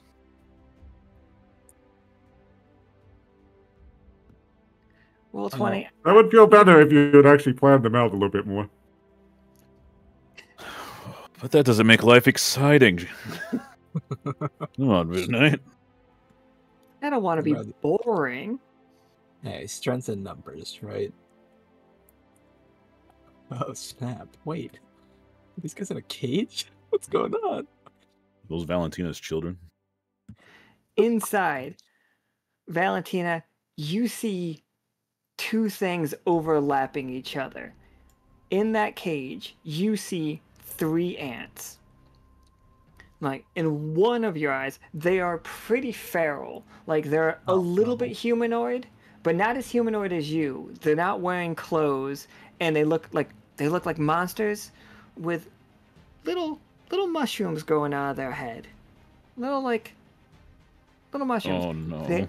Over top of that, another one is you see 3 ants in soldier gear. Their gear is pretty ragged. Like, they don't have they don't have their guns on them, but they're clearly some kind of military thing. They have markings on their helmets, saying which numbers that they are. And they are looking around. The second they catch like the scent of you, they turn and look, and they snap to attention, like full salute. I'll salute back. Trying to remember the old military training. Hail, sisters!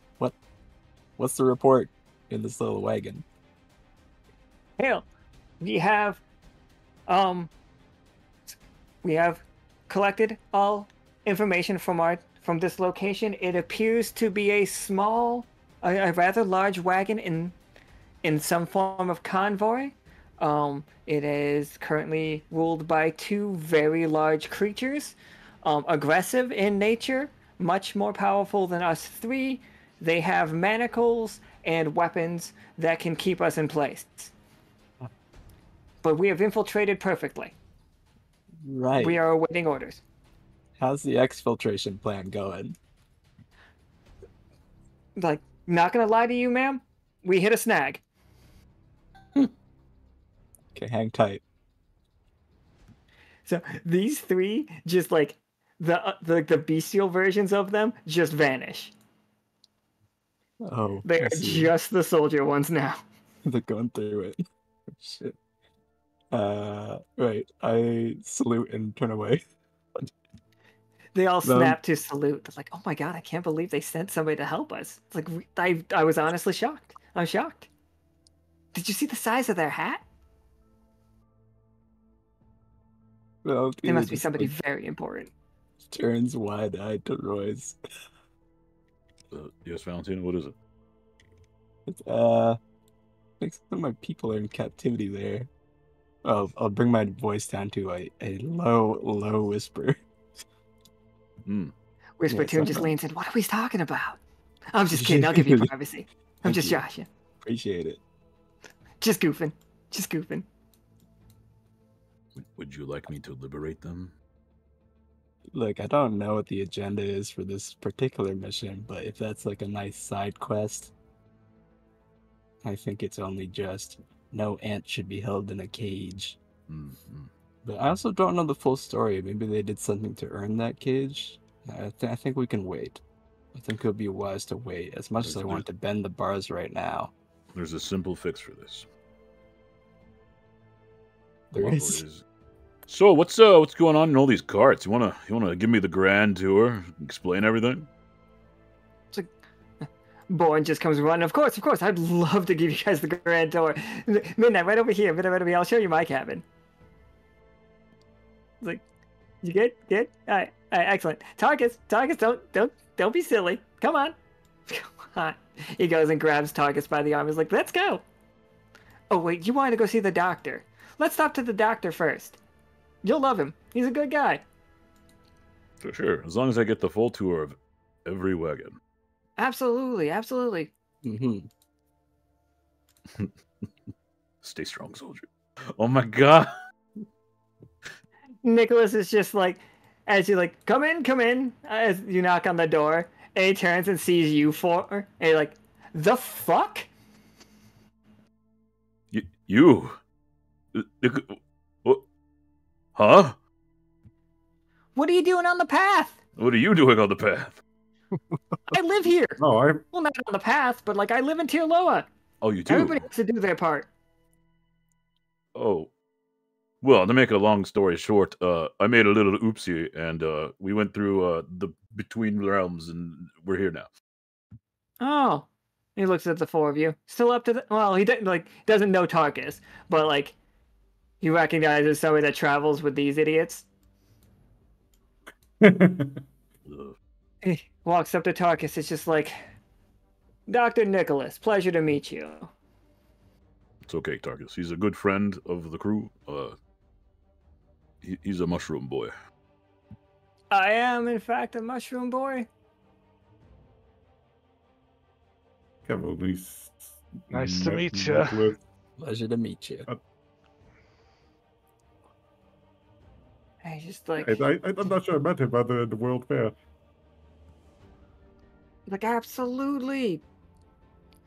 What a wild time. You guys remember the liminal plane? That was wild.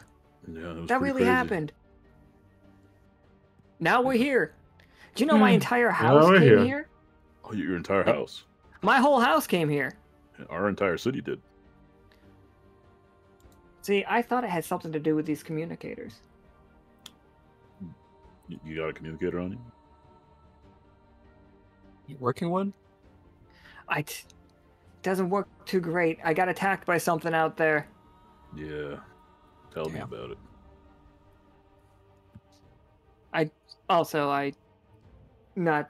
I'm gonna be a little honest with you. Reedy discovered that I'm still here, and he hasn't been giving me any privacy. He really wants me to visit. I'm not ready for that. Yeah, that's Reedy. Reedy's been through a lot, you know. I assume. I heard Peanut's your administrative officer now.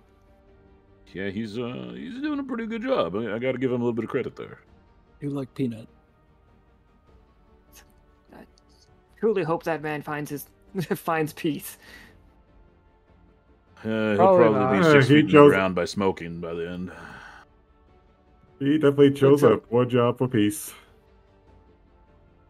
This is true. He looks over at Tarkus, and he looks at Tarkus's arm. Sir, you are dripping on my floor.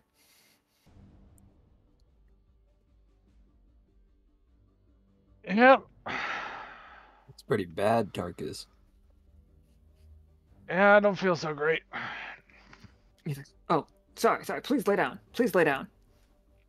It's like, I didn't realize it was actually a problem. Yeah, And, he like- kind of got crushed and then crushed. He looks over you, and he's just like, oh, okay. Do you mind if I touch you, sir? And/or, sir.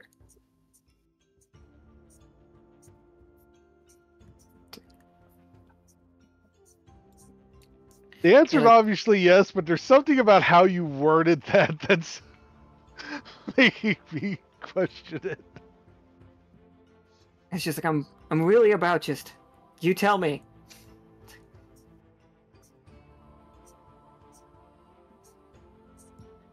It's just like, Do what He, you like- gotta do. he lifts up your arm.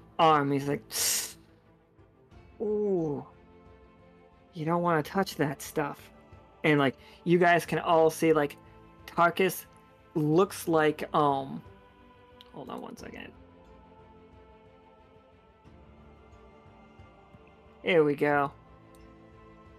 He's kind of looking a little like this underneath his coat. Oh. It's underneath the tokens. Ooh, That's jump frightening. scare. I remember that boy. The corruption. Well, Doc, And he's just, can you save him? oh, it's like and he like goes and he grabs some mushrooms down, and he just like starts like have you guys ever seen like somebody like candling somebody's ear? What that looks like? Yeah. He's just kind of doing that with mushrooms.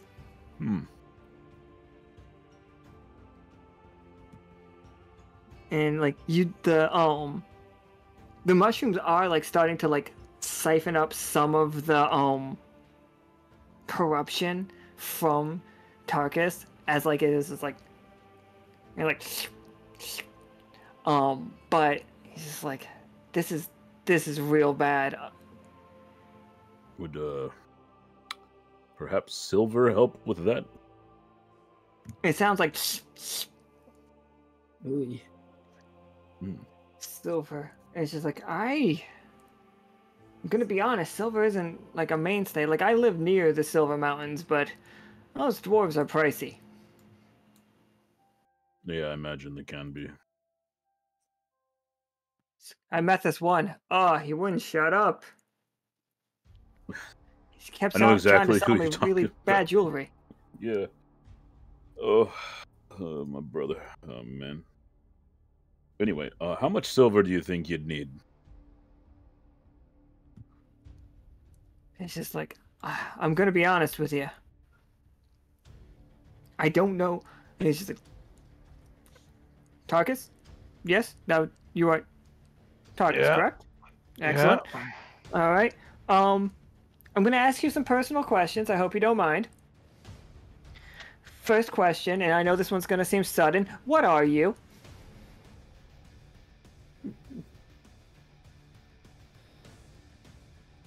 They're a warrior and a dancer. I felt like just looking at him, I saw the heart of a dancer. No, right? He's young and free. He's 17. He's a dancing queen. Some say that he's a maniac. A maniac on the floor. Oh. He's coming back again. I think I ran out of dancer jokes. I was gonna call him an easy lover, but Well, Tarkus, what's the truth, are you?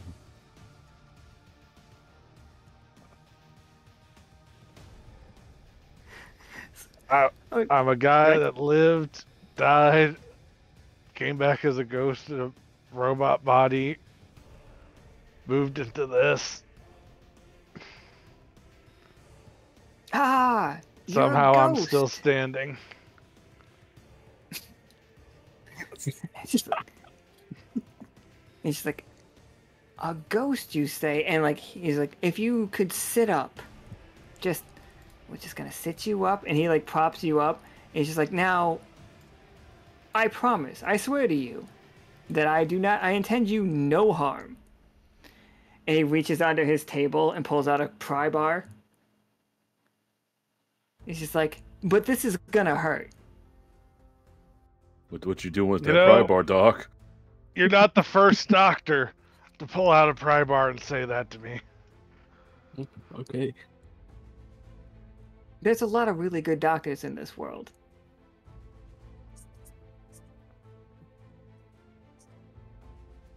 So how many times has he beat Tarkus up the head? He's gonna shove it into like. This is the devil fast traveling. Metal pipe sounds. Bang, bong, ding, dang. All right, he's anesthetized. So while that's going on, he's just like, this is gonna take a moment. You guys might not want to be here for it. As the thing you guys do see before you leave is like as he's like trying to get to Tarkus's like heart he's trying to put a big mushroom on Tarkus's core. Like that's what he's aiming to do. He's trying to like drain the corruption there. Hmm. And it's just like, as he like pries it up, Tarkus, this hurts. Mute me for like 30 seconds if you're not 30 seconds, like 5 seconds if you're real squeamish. Starting now. It's like if somebody pulls a fingernail off. Oh, neat. Yep. But like, what if that was your whole chest? Oh,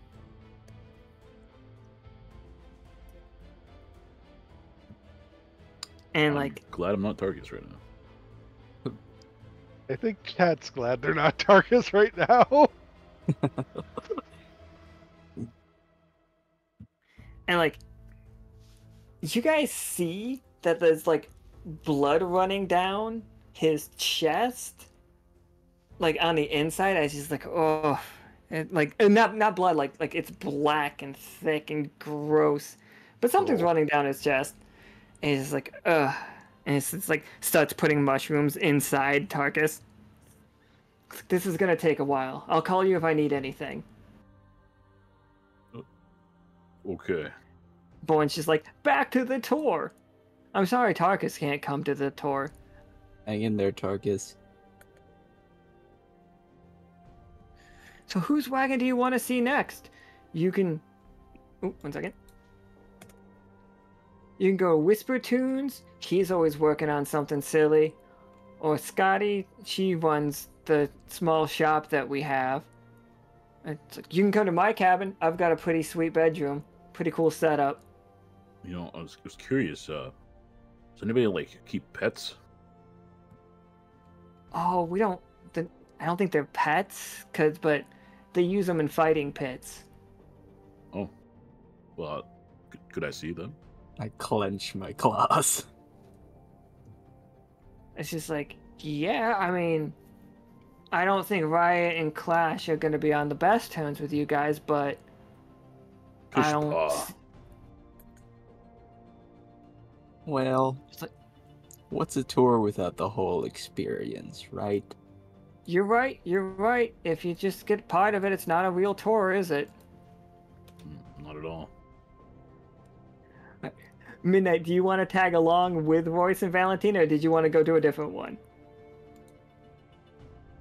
He'll tag along because he's not sure. He senses that something's up, but he doesn't know what yet. So he's just kind of following along. So, as the wagons are moving outside, by the way, you guys slowly feel like not enough to actually take an AP away, but you guys feel like a 0.01 of an AP has gone away in just this amount of time that you've been here. Wait, do we track half points?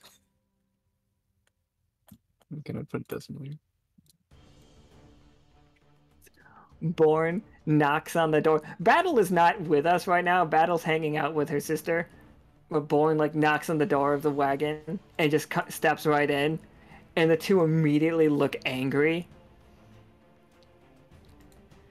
And it's just like, oh, it's like, you brought us another ant for the cage? It's like, and Riot's just like, is looking at him, and he's like, do they look different? Like, what's going on? I point at this big fella. I challenge Flash. you for these 3 ants' freedom. You challenge me? With a Well, second. your friend got a lucky shot, but you might want to step aside, little one. She's stronger than me. I don't know about that, but thank you. No? Nuh-uh. What do you mean, nuh-uh? Yes, she is. She got double the arms. He's like, you got a lucky shot. You suck. You suck at headbutting me. Alright, well, if you're too craven for combat, Nope. then we can leave it at that. What are the stipulations of the duel? One of us is currently getting patched up right now. But us 3 are fine warriors. I'm a fine warrior myself. Earned these horns myself. Headbutted the great ram myself. Oh, respect. I think I saw Midnight chop a horn that was maybe 15 times larger just earlier today. Yeah, that's true. But yours are cute. Do you normally Wyatt keep sentient in the ants? corner. The 3 ants in the cage are just like you feel them stand at more attention. They're prouder. In this moment, you see their outfits are getting a little bit better, like a less tattered up.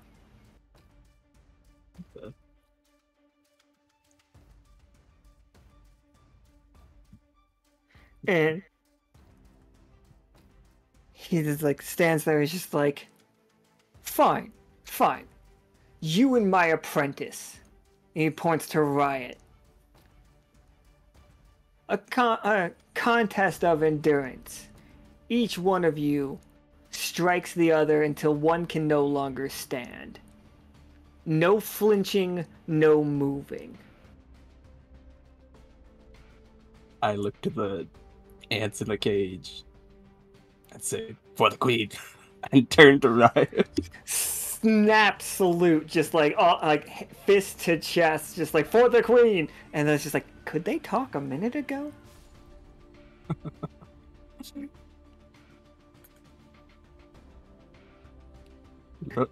Yes. Valentina rips all 4 of her sleeves off. Yep. I do still have a stump arm from. Go get him, soldier. Oh yeah, you did lose a hand. It's all good. I only need 3. We'll get you a replacement later. Maybe you could take one of his. Hey, Royce, do you have any snacks? This is gonna be good. Do I have any snacks? I got some no metal left. That would kill me. What do you think it does to me? Like, Bourne just looks over. He's like, "I'll try it."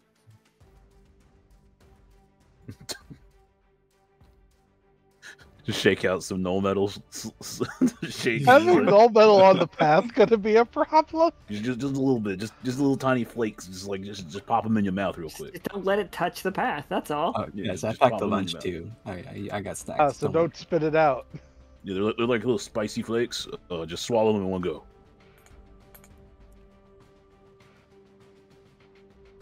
All right, here we go. Like he just starts coughing. He's like, "Not bad.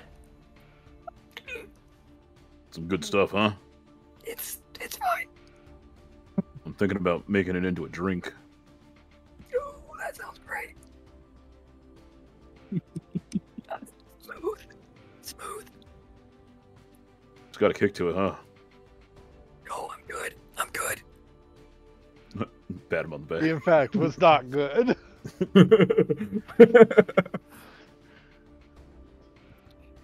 Alright, Riot steps up to Valentina. Riot, who stands about 9 feet tall, to shit. Valentina's, I think, even 3.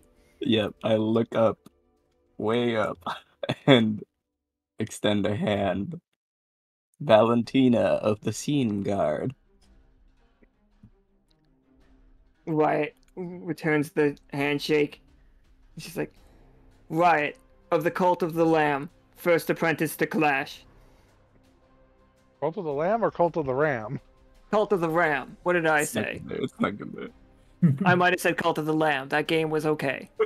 Don't eat poop.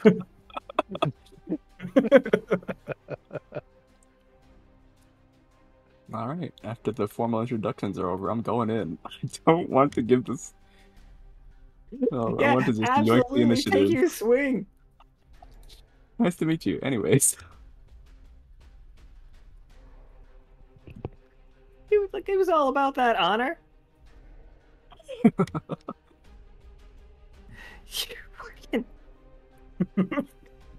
So, what's the hit look like that puts him in a compromising position? I'm gonna slam down into their foot, their boot, and pinch really hard.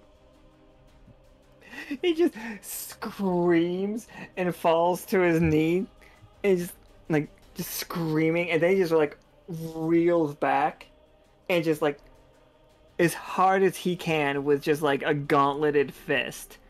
Uh-oh. The back of this gauntlet looks almost like a cheese grater, for the record. Oh.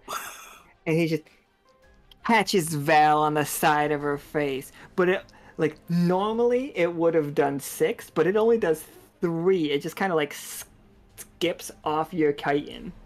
Wait, is he pulling punches, or is it actually just... It's ripped like Ripped Jesus. like Jesus. Holy... You're the He world's looks at his strongest fist. ant right now. I told you Valentina was stronger than me. He looks at his fist fully to expecting that to have KO'd you. But you've just got like 3 little scratches on the side. I'll extend my hands out or claws out in the gladiatorial pose, beckoning to him. He like reaches out and he matches your like it's adorable because it's like 2 of his fingers are wrapped around like 2 of your hands.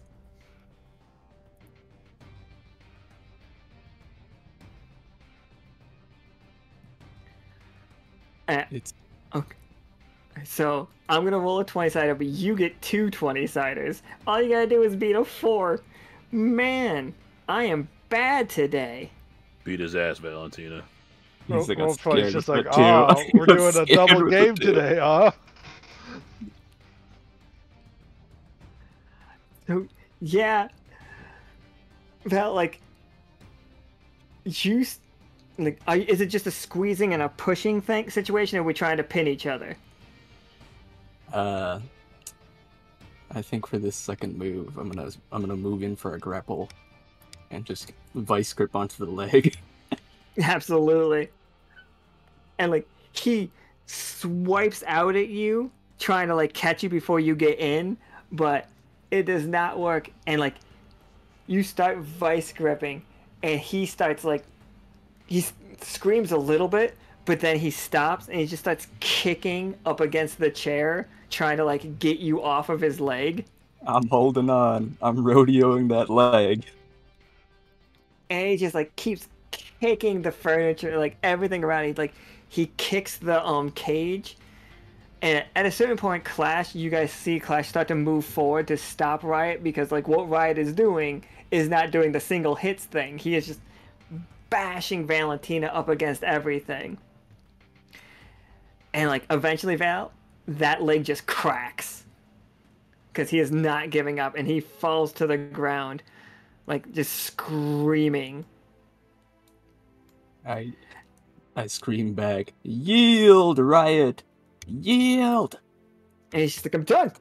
I'm done!" And the 3 ants just cheer, and they come like bursting out of the cage where it was opened by him kicking it. I'm dropping formalities. I'm group hugging my ant sisters.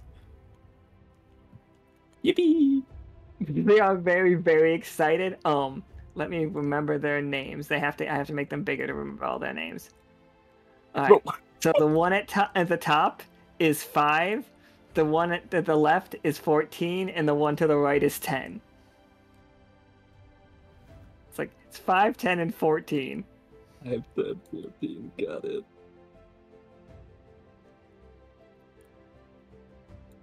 And these are your little squadron. Like, they are now loyal to Val. Acquired 3 ants. They each have 6 HP. They deal 3 damage with their attacks when they carry normal guns. You can equip them with other weapons. They can do basic things, but they don't have any special moves yet. You can invent moves for them as time goes. Roger that. I will pat Riot on the shoulder and like, good fight. Right, just like gives you a shaky thumbs up. And he's like, I'm gonna need that doctor at some point. Oh, shit. Yeah, eventually. I'm gonna look to Royce and be like, thanks for the chance. I don't know what to... I think they gotta come back to the Silver Thimble with us until we can find where they're supposed to be, but these troops are lost, like I was back in the day. Well, seems to me you're their commanding officer now. Oh. So, you're gonna have to live with that responsibility, kid. There's a gulping sound from Valentina. But she gives a salute. I'm Captain Valentina. Alright, 5, 10, 14. You're with me. They all salute. And like as they follow you. If you leave the wagon, they will follow you. They're just gonna be behind you now. I'll stick with Midnight and Royce. Shall we continue the tour? Yeah. It's like Born's just like, that was wild.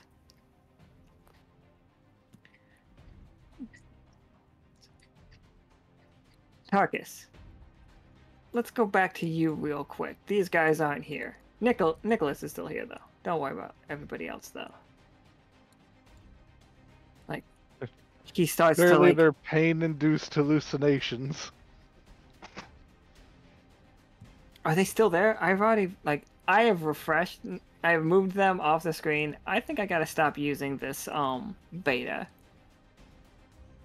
It's just not working out. It's some of its stuff is like really cool, like being able to like keep tokens off the screen. Now that I've refreshed it, they are gone. Yeah. Mm. The mushroom candle has to stay though, because the mushroom candle's good. The mushroom candle. It's so important. Big The fan of the mushroom ambiance. candle. It really is. And the mushroom's hanging in the back. So he's putting mushrooms on like on the parts of corruption, and he's just like, this is really, I didn't want to say it in front of your friends, Tarkus. This is very bad. I don't know a lot about your body. I don't know a lot about ghosts. I didn't think ghosts could get inside a artificial body. I believed that there was one constant, and that was they can't do that.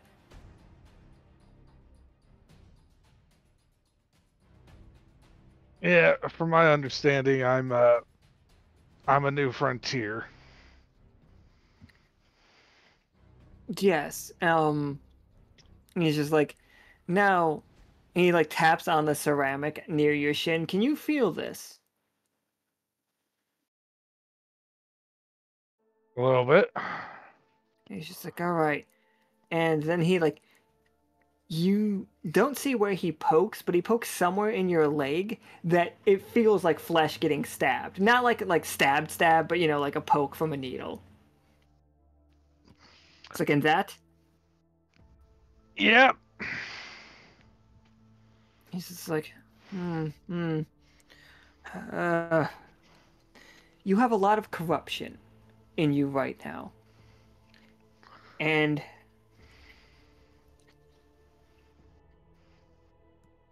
I'm going to be honest, it appears... How long There's do a I good got? Hours, days at the most. The shell is breaking apart. The corruption is eating it alive. And it's just like, you are full of masses. It is breaking, as they expand, they are breaking apart your ceramic shell. As well crafted as it is, it wasn't designed to handle stress from the inside.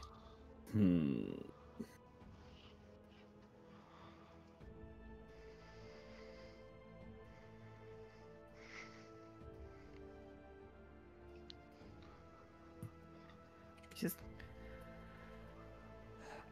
do you, and this might seem like a dangerous question, do you know how to move to another body.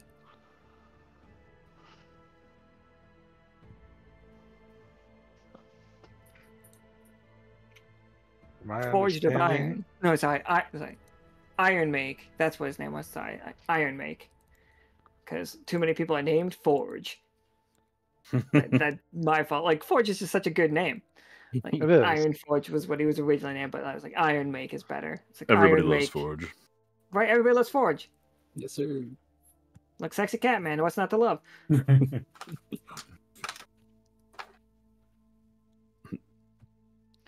It's just, Iron Make could possibly make you another body. He's very good with prosthetics. It's like he could make you something different.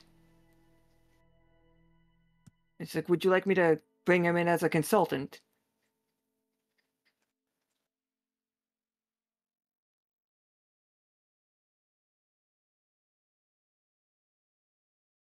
Man, Tarkus, I have a solution for you.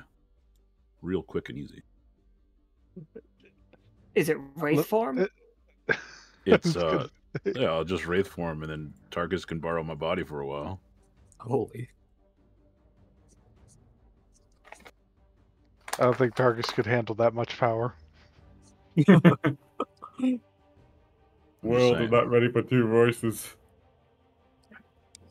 I mean, We would that's literally destroy the accusation with that. maybe a temporary measure until we can get you something more sustainable.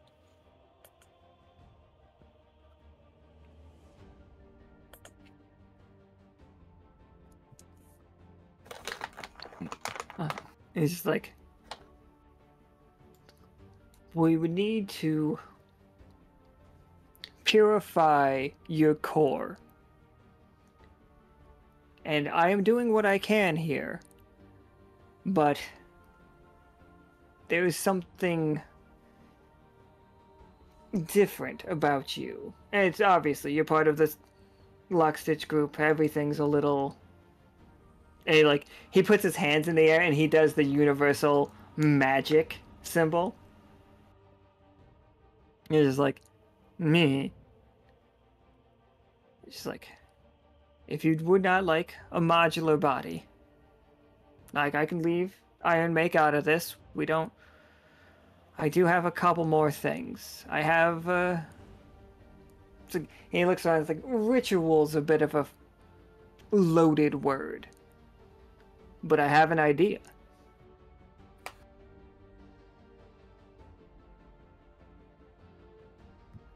What kind of idea? And he's just like, how traumatic was your past? And he starts lighting candles. What kind of bag are you working with here, Targus? I was literally torn apart. Ouch. So that was Tuesday. He's like, sets a candle down at your head. The candle is definitely growing out of a mushroom. It smells vaguely of sage.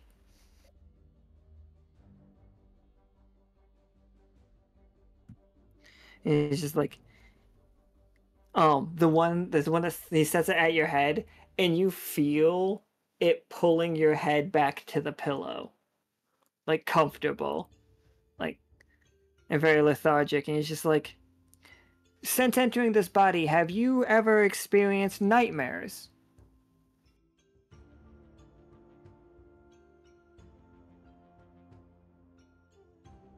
Yep. When the Okay. Dreamworm was giving everyone nightmares. Ah, that's like, so yeah, absolutely. There's possibility of dreaming. Excellent, excellent. That's a good sign. And he lights another candle and sets it down at your feet. And like, Tarkus, you notice that both of those candles are glowing with a green flame.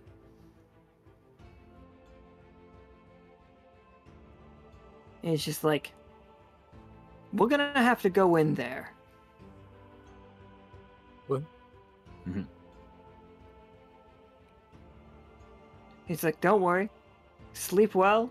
We'll get your body as repaired as we can, and you'll see your friends in just a moment. Just go ahead and close those eyes. And then you just like, he turns around, he's like, this is gonna be nuts. It's like, Surely it won't be like Ammon where accidentally pull people into here.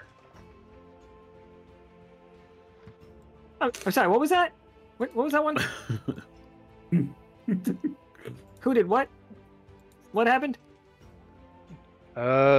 Pretty sure I heard someone else in the crew delved into someone else's past with dreams and then pulled 2 whole people out of those dreams. And they're real people. The fuck? I don't get it either. Yeah.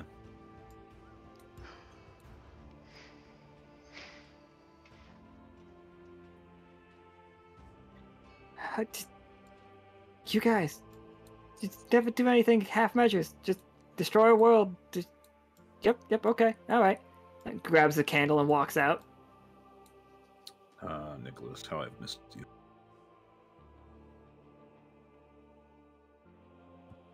And then, the tour continues, and it's just like, and this is Whisper Tune. And like, you guys see, small compact, like, well, not compact, but the wagon is huge. This dude is like 10 feet tall. But even when he reaches up, he doesn't reach the top of the he doesn't reach the ceiling beams. That's how like big this wagon is. And like, there's a forge over to the side, and there are tons of just monster parts laid out over the counter. He's got the little bit of the brain that you gave him. Like, he put that into a little jar. And he's just like, oh, that's going to be so much fun. He's just like, hey, welcome to my smithery. Oh, smithery. It's like, I can make basically anything here. And he's just like, I made myself a 3rd arm, pointing to the weird wooden thing next to his head. And like, it does function pretty well as a 3rd arm. And Yeah, like, that's an idea, Valentina. I look at my stump. oh, are you looking for a prosthetic little one? I was gonna order one from our crew, but our comms have been down, and we went on this unexpectedly longer field trip here. It's supposed to be an in and out. I don't think it's gonna be an in and out anymore. You should visit Iron Make. Okay. You can get your one fixed up in no time. Thank you. He'll get that tuned up. But anyway, you guys have tons of, like, you have many skills in the bringing down of monsters that I noticed. Quite talented. The rib cage. Love it. Little bit of, like, jawbone. Absolutely. Brain? You brought me moose brain. Mm-hmm.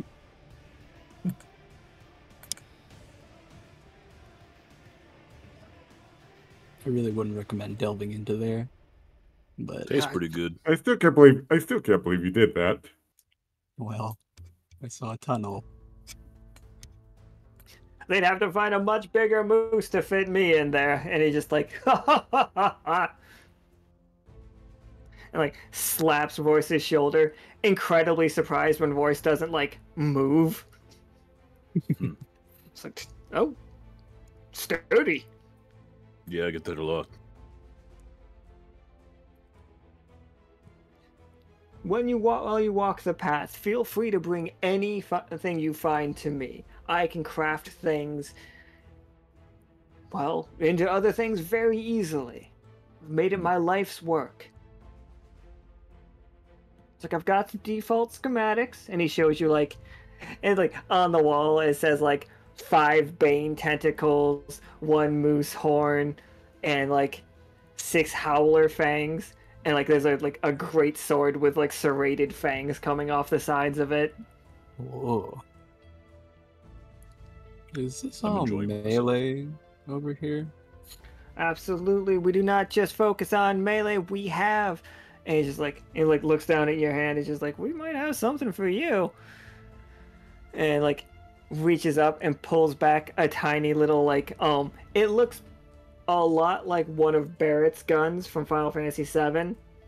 Oh, He's yeah. like, now this came off from a very industrious squirrel that I knew.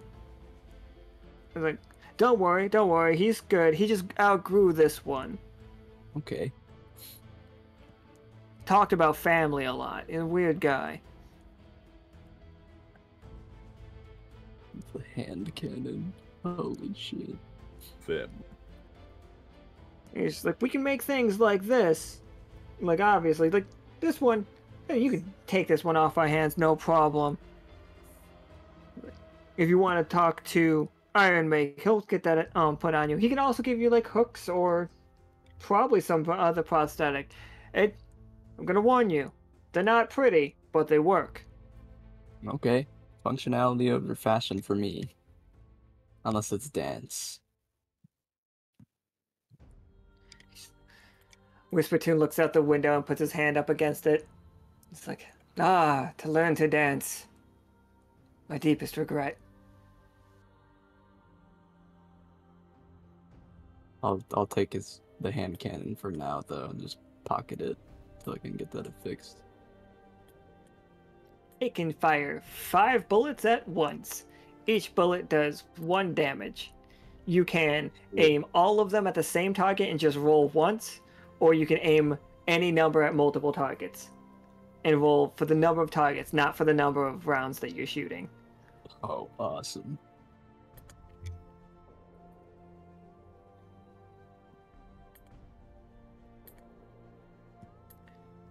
I bow in thanks. He's just like, thank you. He's just like holding up the brain in the jar, and you guys can see it like it pulses a little bit, and then like part of it grows back. Ooh.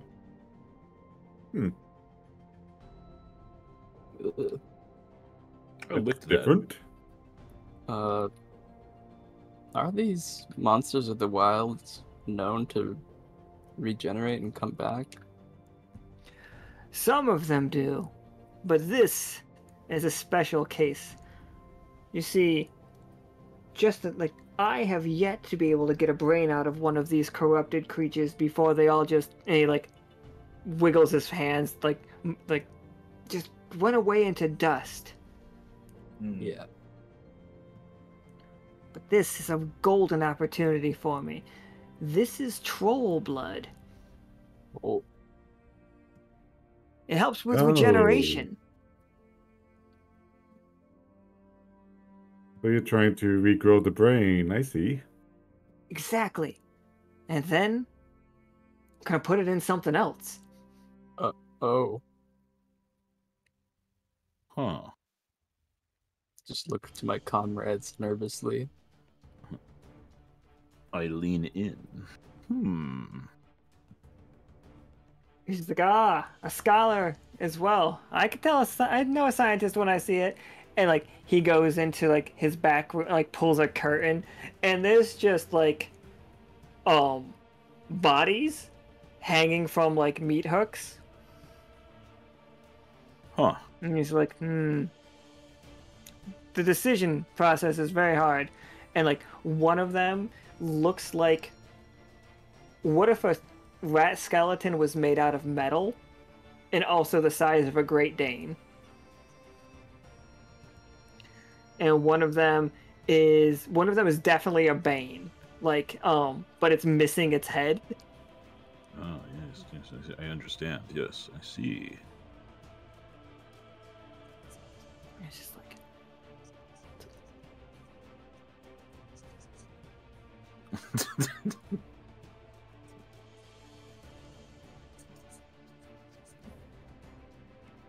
it's just like, I'm gonna put it in something, but what is the? Oh, one of them in there is like a shell of one of those firebugs. I don't know if you guys know what they are. Vatna has one, and named Ember. It's just a tiny little like Do I have its token? Because we know that they're from here.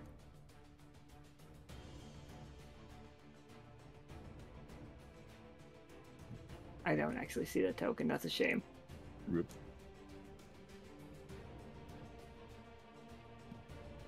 But there's definitely a deer that the deer's body in there that looks wrong. Like everything about that deer's body is wrong. Like it's the right color. It's almost the right shape. It doesn't have hooves though. Each one has 3 fingers. Oh dear. You know what I have to ask? Do you know what Dr. Myers? That quack? Crazy person. Now me. He wants to use all of that electricity and stuff. That's silly. That's silly. And he pulls out another thing. It's just got a bunch of mushrooms in it. And he's just like, mushrooms are the key.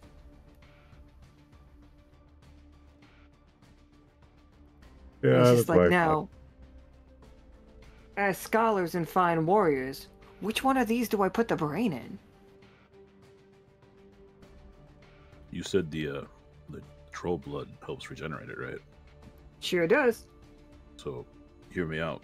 What if you cut off portions of the brain, regenerate the portion you cut off, and have multiple brains?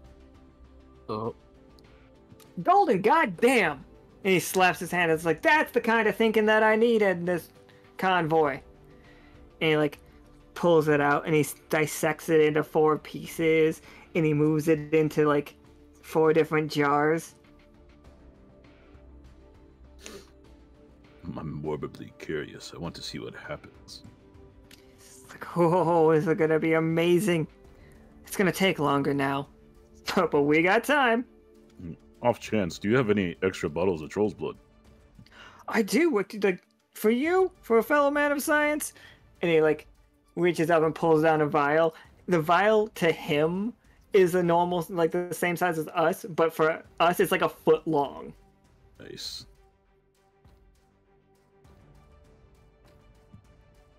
He's just like, now careful with that. You don't let the wrong people see you with that. Some people get upset when you take their blood without asking.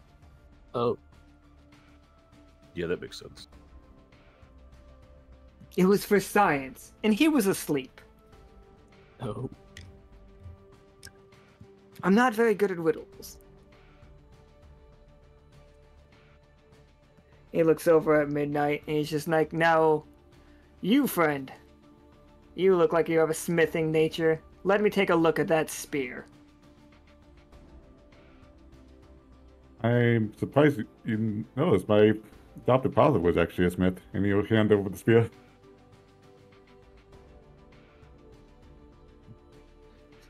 It's like, oh, like working with metals and stuff. It's great. It's wonderful. Like making amazing, intricate items. Not really my style. I like it when it just looks like it wants to hurt someone.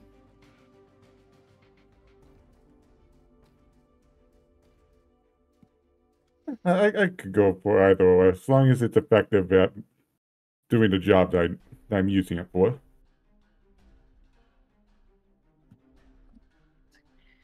It's just like, this is fine craftsmanship. What kind of tooth is this from? It's from a monstrous shark that we fought in Alkali. He looks at it. It's just like, shark. Is that like a fish? Kind of a little bit more vicious looking. And like, he tests the blade. It's just like, this is impressive weaponry. And he hands you back your spear. Is about to say something as Nicholas enters this room. Oh, hey, Nicholas. And he's just like, oh, I'm tiny. He walks in, he's just like, sorry to bother you, Whisper Tune. Sorry to interrupt, Whisper Tune. But, couple things real quick. Your friend, under my care, you understand that, like, I'm doing everything that I can. I'm pretty sure he is going to die within the next, and he, like, pulls out a pocket watch. 2 hours or so. Ah.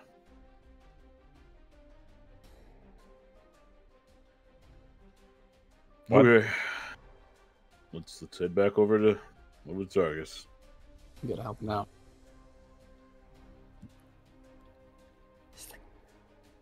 14's just like, we must protect Tarkus. I don't know who this Tarkus is, but I will protect him with my life. He's a longtime dance partner of mine. You'll like him.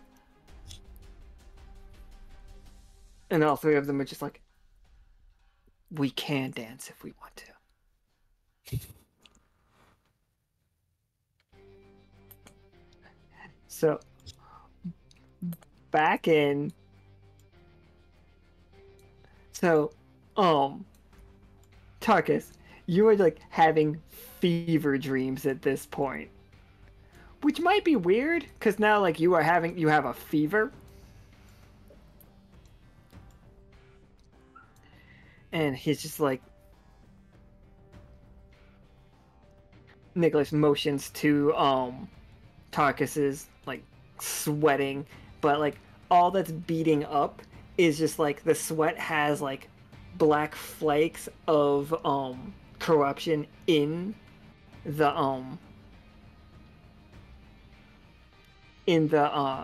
droplets. Yeah, droplets itself. I was like lost. I got distracted because I was trying to exit the beta so that it would work better for everybody, but it wasn't letting me. Yeah, my screen says you left Roll20 now. He's gone. I just Roll refreshed. for a new JK. Yep. Mix it up. Everybody roll a 20 sided. One that the highest one has to DM the rest of this one. Oh no. I'm gonna give figuring out where I was going.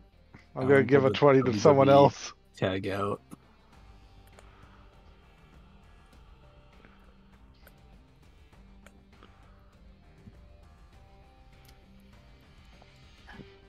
So, Nick, I'm sorry, you do have to refresh again. I am trying to get rid of the. Refresh on my end too.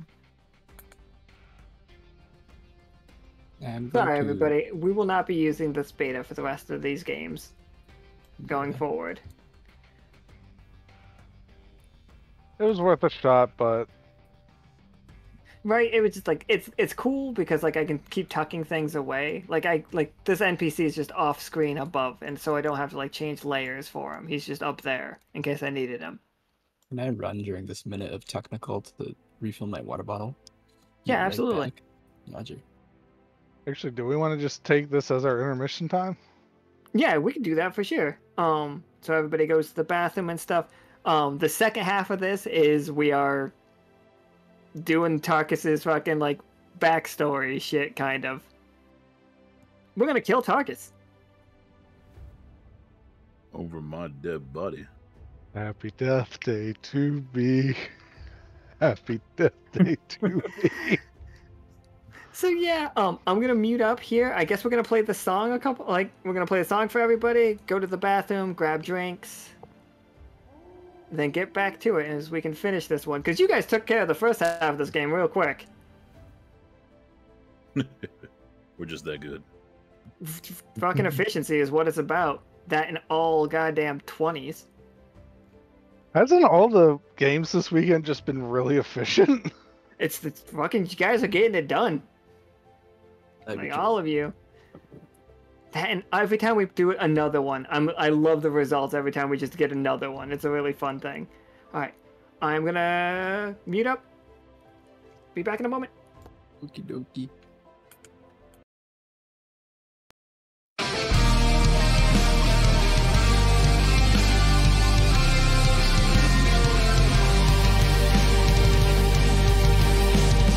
Born as a smith, here I forged my new home, protecting the crews cruise amongst destiny's throes. Which is the right path that I value more? My tinkerer's tools or my magical form? In the danger, don't know what comes next, weaving my way with each step. On the path we wander through shadow and light, marching through valleys deep and wide, carving our fate and finding our home in this world unknown. Tracker of wolffolk, cursed with a plight, to embrace the darkness or chase the moonlight. Loyalty binds me to all I hold dear. Eager to help, I'll embrace every fear. In the danger, don't know what comes next, weaving my way with each step. On the path we wander through shadow and light, marching through valleys deep and wide, carving our fate and finding our home in this world unknown.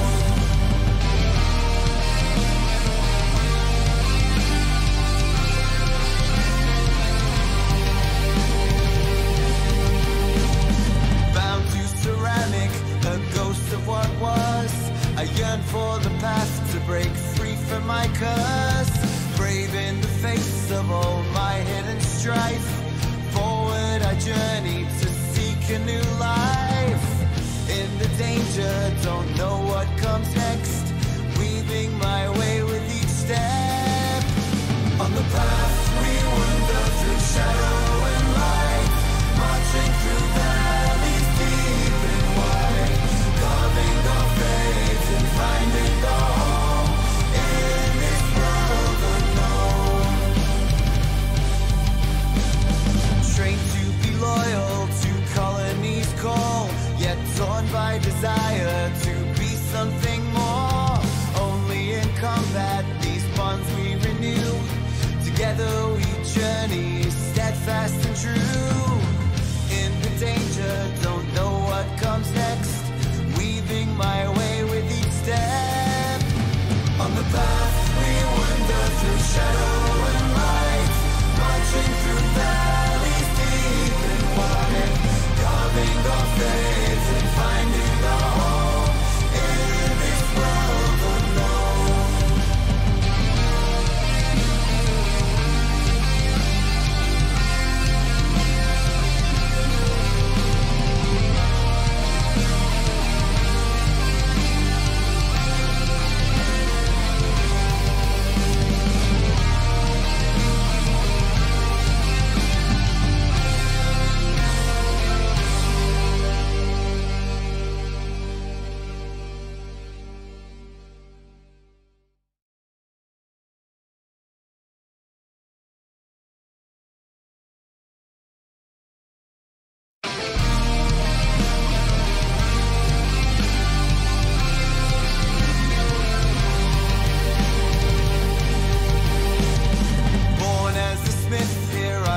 My new home, protecting the crews amongst destiny's throes.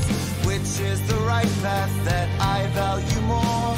My tinkerer's tools or my magical form? In the danger, don't know what comes next, weaving my way with each step. On the path we wander through shadow and light, marching through valleys deep and wide, carving our fate and finding our home in this world unknown. Tracker of wolffolk, cursed with a plight, to embrace the darkness or chase the moonlight. Loyalty binds me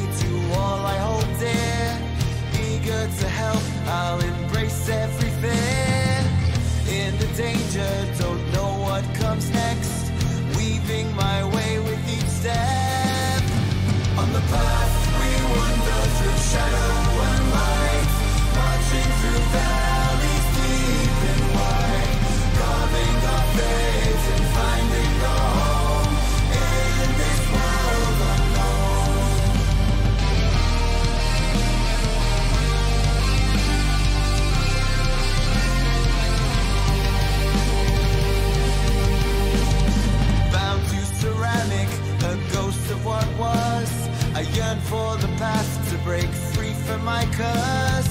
Brave in the face of all my hidden strife. Forward I journey to seek a new life. In the danger, don't know what comes next. Weaving my way with each step. On the path we wander through shadow and light. Marching through valleys deep and wide. Carving our fate and finding our home in this world unknown. Trained to be loyal to colonies call, yet torn by desire to be something more. Only in combat these bonds we renew. Together we journey, steadfast and true. In the danger, don't know what comes next. Weaving my way with each step. On the path we wander through shadow and light. Marching through valleys deep and wide. Carving our faith and finding our home in this world unknown.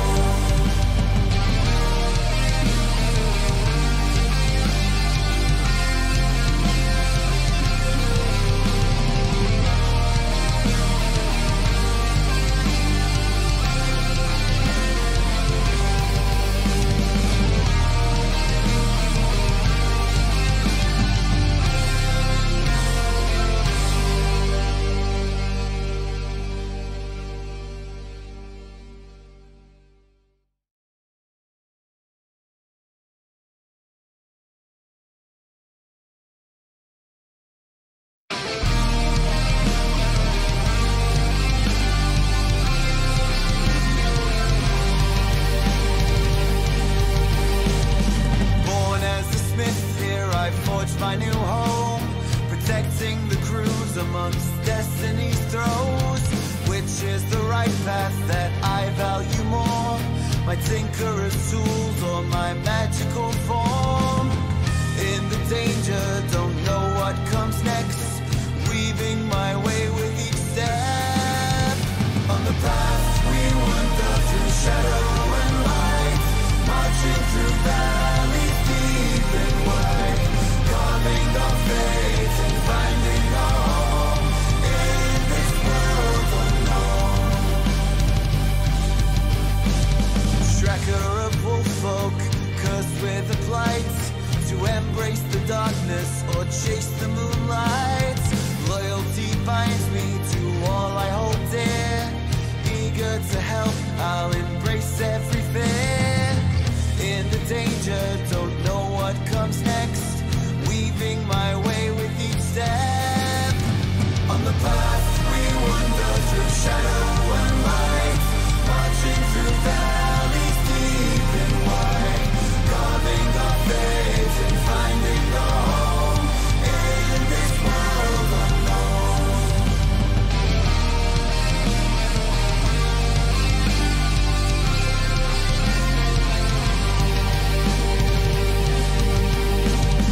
Bound to ceramic, a ghost of what was. I yearn for the path to break free from my curse. Brave in the face of all my hidden strife. Forward I journey to seek a new life. In the danger, don't know what comes next. Weaving my way with each step. On the path we wander through shadow and light. Marching through valleys deep and wide. Carving our fate and finding our home in this world unknown. Trained to be loyal to colonies call, yet torn by desire to be something more. Only in combat these bonds we renew. Together we journey, steadfast and true. In the danger, don't know what comes next. Weaving my way with each step. On the path we wander through shadow and light. Marching through valleys deep and wide. Carving our fate and finding our home in this world unknown.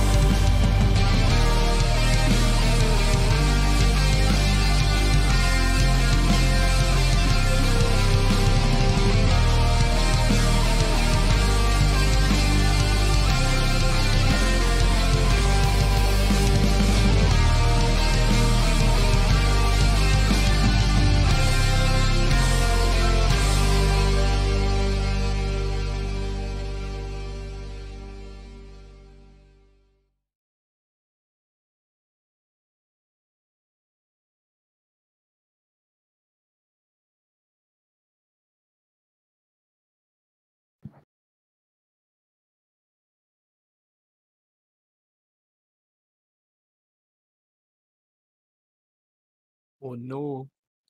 Yep, sorry, that's my bad. I clicked the microphone and I was like, fuck that. But I like, that's just a good song. That guy did it again. Just fucking killed it. Just Oh, another it's so banger. good. It's just, it's I crazy. definitely was singing along the entire time. Wait, who is that guy? Can I get a link? Yeah. He said that he'll give like special like prices to you if you guys mention us. We are repeat customers. We are loyal customers. We've had this guy do 3.5 theme songs, I guess. But it's so good.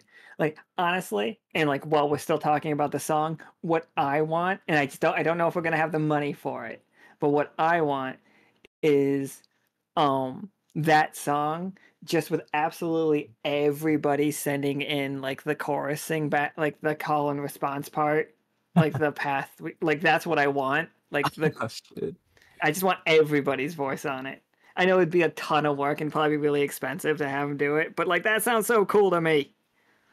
Like if everybody just sings that part. I should have talked about that with Nika before I just said it out loud though, but that is all I've been thinking about while we're listening to this. It's just like if if That would be everybody's amazing. voice was on that. That'd be so cool. Discord karaoke. Right? It's just like it worked so well. Like it worked so dumb well for the Starborn Melody second one, like insane. Like the fact that that sounds amazing, and like everybody was just recording it off from like the computer mics, and love it. I absolutely love that song. So we're back in Nicholas's office. We see Tarkus sweating out corruption. Like his right arm, like his like not pauldron, but like his, what do you call it right there? Like on your forearm. Grieve? Or is that the Gauntlet? one? The bracer? Bracer sounds right. The bracer of his ceramic bracer is all like shattered and like pulsating, almost like it's like beating, like, and you guys can hear his heartbeat now, which is wild. Mm-hmm. Mm-hmm. Is Nicholas he still conscious? Oh, Tarkus, you think you're conscious? He was getting lulled to sleep, so he's probably almost there. It's just like, I don't know a ton about ghosts, but what I do know is they tend to have unresolved problems. Yeah. And the corruption is just eating at some source of massive negative emotions trapped inside this. And he like Royce, as like he just points to a thing. You see Tarkus's heart, like you see his core. Tarkus, what does that look like? I think with him suddenly being able to breathe, suddenly being able to bleed, and all that, I think it is a quartz cluster encased in metal that has grown into the shape of a heart. What the? Yeah. No. This is well within parameters. Yes.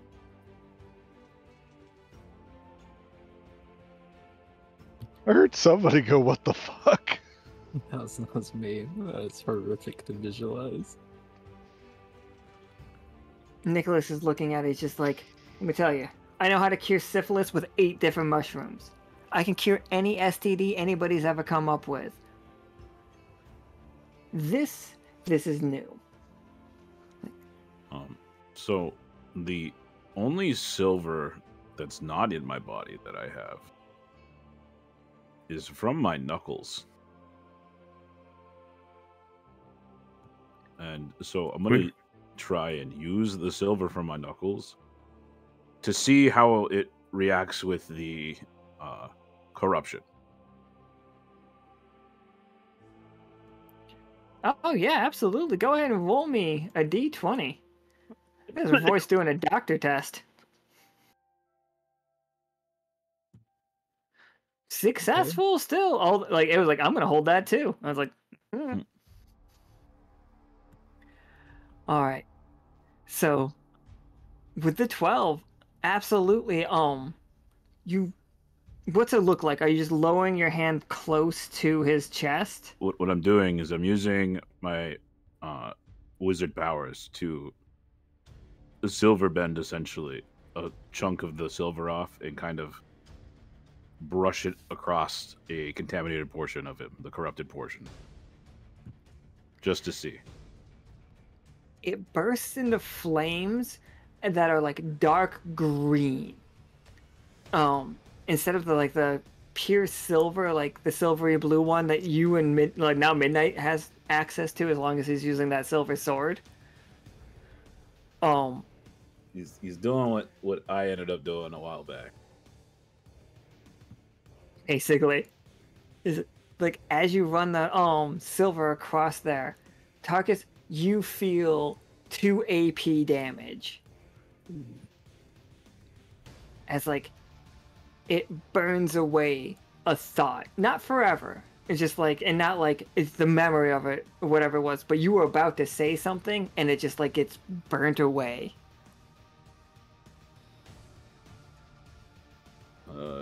There's a puff of smoke coming out of Tarkus's mouth. Oh shit. I'm gonna uncork the troll blood. Nicholas is like, oh, hold on. What are we doing? Nicholas, I'm doing some drastic measures because my friend is about to die, and I have to decide whether the things I have before I escalate to the next tier work. I'm gonna take like a couple drops of it out and drip it onto the corrupted portion, and then onto the heart, just like a drop. Tarkus's heart starts like beating so fast. You start seeing around that crystal, it like fleshy, like the insides starts like growing. His like a heart starts regenerating in that spot. But like Tarkus, your eyes burn green, like they are blazing right now. 1 second.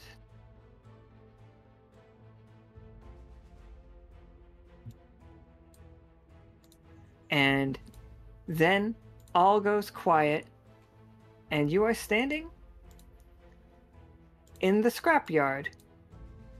It's like you look at your body, and you have your ceramics are not broken anymore. You are in pristine condition, as nice as when this body was built for you. It's like you remember this day, though. Looking around, your project was almost done. What was the last part that you were looking for? I was looking for some quartz. That's right, you were looking for some quartz. It's just like, yeah, and absolutely. There it is, exactly where you remember finding it. Like, what's the quartz look like? And like, how does it finish your project? What was your project in the first place?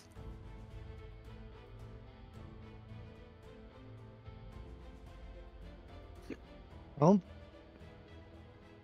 Tarkus was seeing if there was a way to temporarily house a living person's being while their body healed. This was like a medical thing. Okay, so like almost like a medically induced coma situation. Yeah. But like, instead of being in a coma, you got to be in a different body. That's pretty sick. Second. All right, and like you designed it to look like a heart, like. I think initially it wasn't designed to look like a heart, but since Tarkus has probably been inside this core longer than he intended anyone to really be in, the quartz has just naturally grown into the shape of a heart. And is this like this is a anatomical heart that we're discussing, right? Yes. Okay. So yeah, absolutely. And you have it. Did you put it together in this scrapyard? You just like slapped it together and like you're seeing it working for the first time?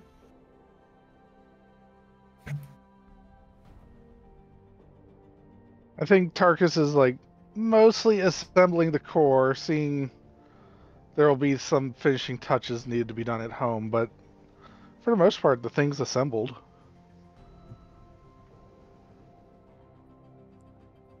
It's just like, and then you hear it.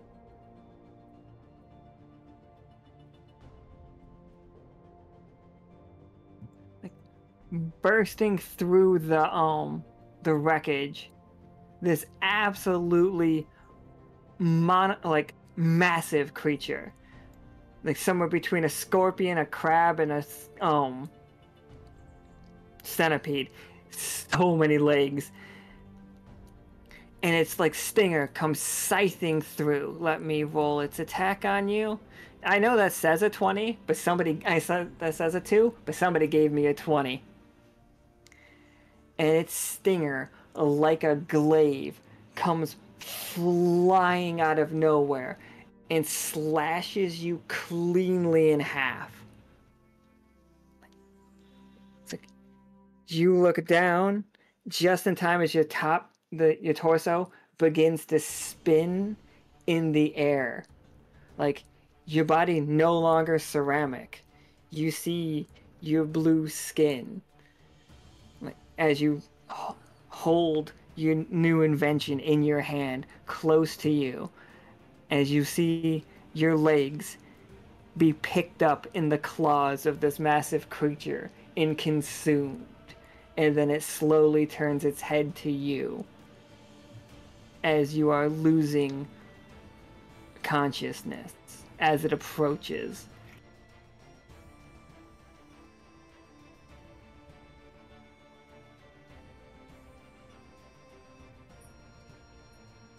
And then everybody in the doctor's office, Tarkus's eyes explode with green fire, and we see the corruption around his wound begin to grow. Oh shit! Oh, that's not good. Wait, what can we do? What can I help with? I think we might have needed to give it insect warning. Oh yeah. Sorry, if you don't like big ass centipedes, my bad. Hello. I'm sorry about this arc. It's coming from the core. But if Tarkus is housed in the core, he either needs a new core to go to, or a body to possess. Just like, it was like, third option, Nicholas says, taking a step forward, holding out little mushrooms that these little mushrooms look like a door, like, you guys know the death shroom in, like, Super Mario The Lost Levels? No. It's like a mushroom, but it's got a skull instead of the, like, red and yellow spots. Mm. And he's just like, I think we can get you in there. It's like, this will kill you. Temporarily. All right. Oh, wow, that was way easier than I thought. I just I'm with you. Okay, yeah, all right. So is He's it just gonna like hurt or something?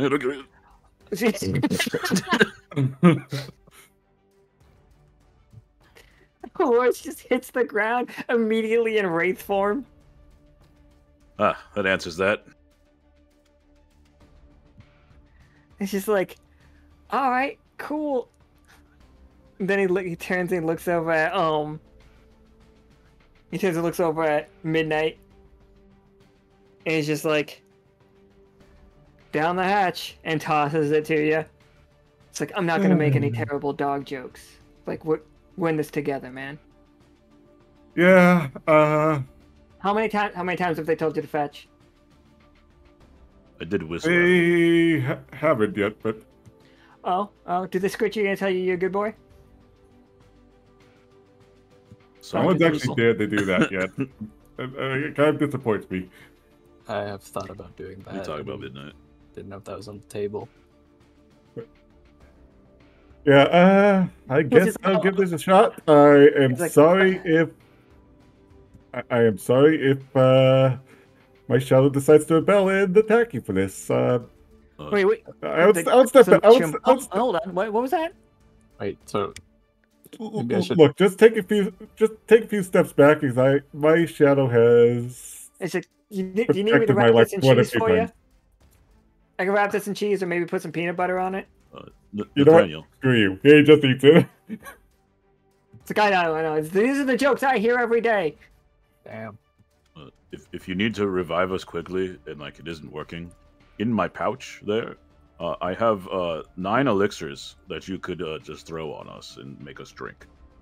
He's just like looking at him. He's just like, oh. They are like last resort sort of thing that I was gonna use. Really?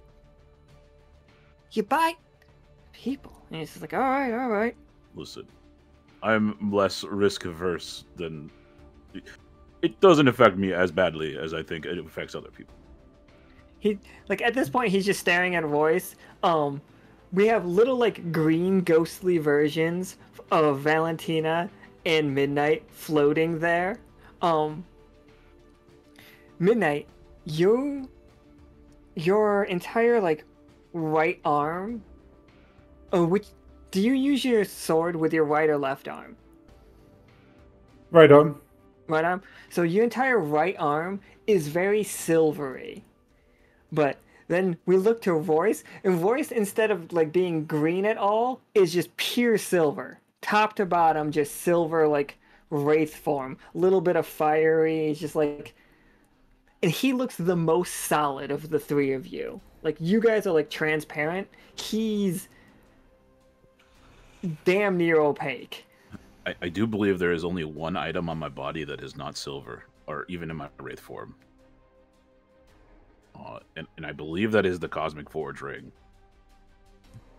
Oh, we're still carrying that? I can't take it off, Alan. Oh, shit, yeah. And it is attached to my soul. So I forgot about that. That ring is dangerous. It sure is. That's like you and Soki are just walking around with fucking like world-ending items, just like whistling as you go. You just you not only create holes in reality, but you jump through them head first. Soki, no matter whatever's happening, is just screaming adventure. And at any time, If Royce sets that off in Tarkus's dream, is Tarkus just brain dead? So like, you two are literal planet-wide threats. So the Cosmic Forge, for those who don't know, is a small obsidian ring that's like ethereal in nature. It allows me to make anything. Okay, what's the catch? The catch is the small, minuscule chance that it just completely evaporates me from existence. Right. Yeah, no wraith form saving that one. It turns me to dust, and I'm destroyed. And then the ring falls to the ground, waiting for the next person. It's just Krieg. It's just going to be Krieg standing there like, oh, check it out. Alright. So, do keep in mind, we do have that D20. And do we just, like, dive into his core? But, like, yeah, that's you guys are feeling a pull towards it. And the mushrooms are keeping you guys barriered. Like, as ghosts, you cannot leave this room in ghost form.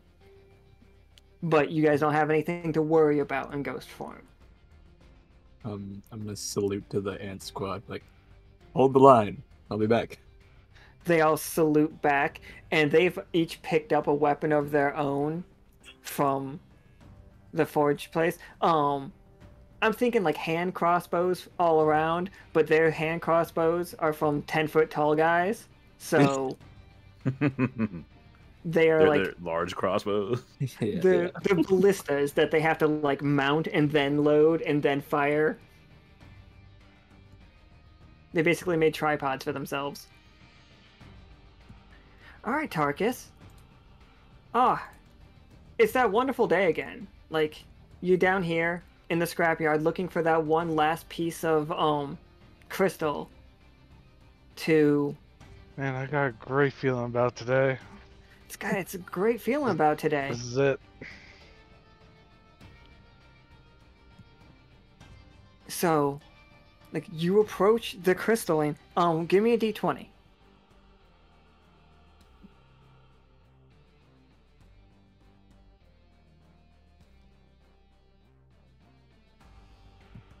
Oh, 13's a fun roll.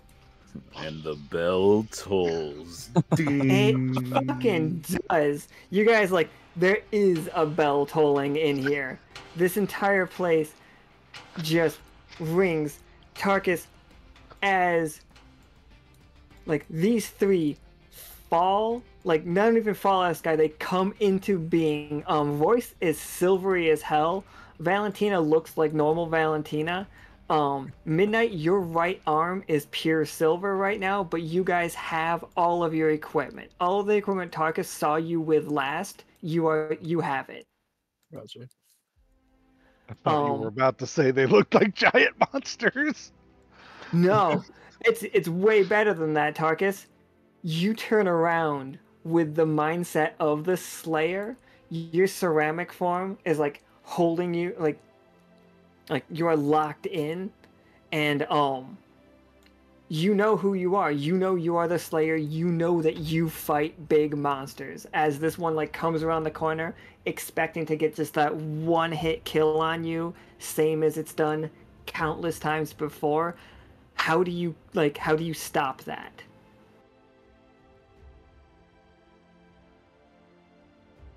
It's like, and you have to fight this thing. Like,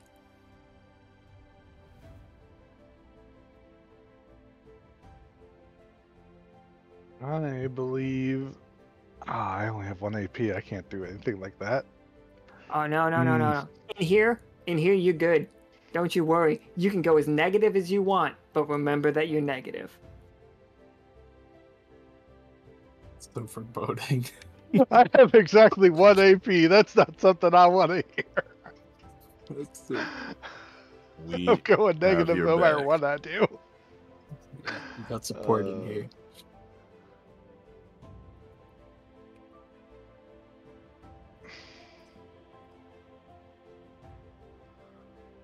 Actually, I know what to do. Exactly what he was doing in his image training. He's going to take the Sea Devils round, and when he swings it, he's going to wrap it around the stinger and redirect it. Absolutely. And like, you catch it, you guys hear the chain like catch on like this it's a cannonball on a chain. Nice. And this thing, completely thrown off guard, slams into the ground.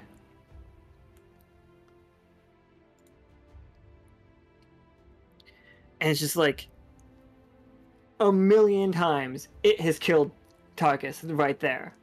It's like, Whoa. over and over again, it has killed Tarkus. But it just missed. And it like scrabbles back to its feet and flips around and just roars. Like,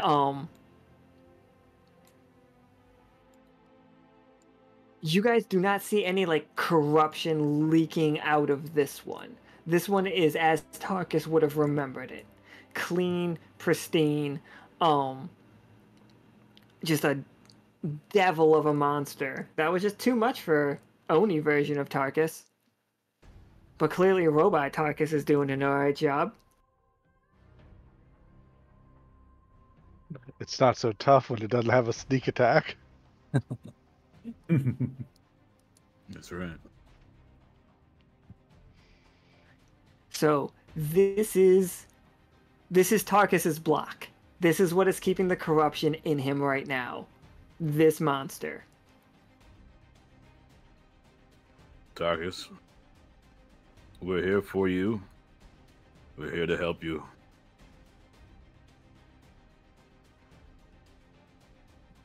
Hey Royce, real quick, like as Tarkus like rolls that 13, you appear for a quick moment back in that doctor's office. Like Valentina, Midnight, their bodies laying on the floor. Nicholas like sitting in the room, like reading a booklet, reading a little pamphlet, just like,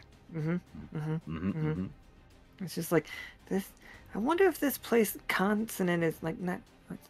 I wonder if it's nice as they say it is. Like, I don't. I've got a pretty good relationship with flamingos, but then you hear a bell tolling, and Nicholas snaps up, and he's just like he looks around, and you see people running past the window, and it's just like, you see Beast and you see Battle, and you see Riot, and you see like Riot limping out there as they are preparing for a full-on attack. Something huge is coming this way. It's alright.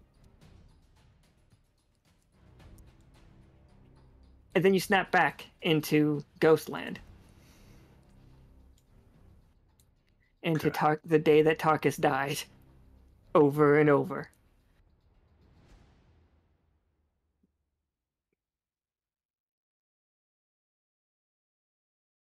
I'm now wondering how many times in the few minutes he was asleep, Tarkus has just been groundhog dagged by this monster.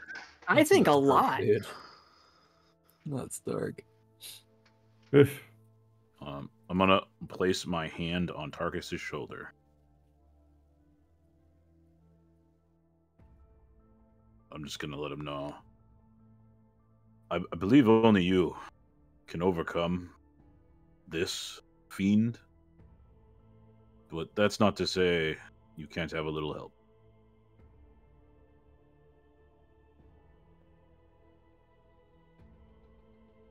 Give Tarkus a thumbs up. I think Midnight just kind of grins and pulls out the shark glaive, ready to fight.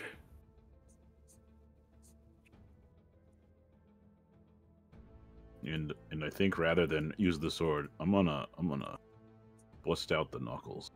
Oh, yeah.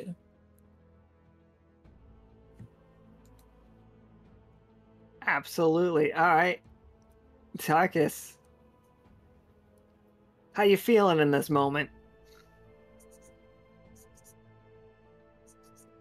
He's feeling pretty good.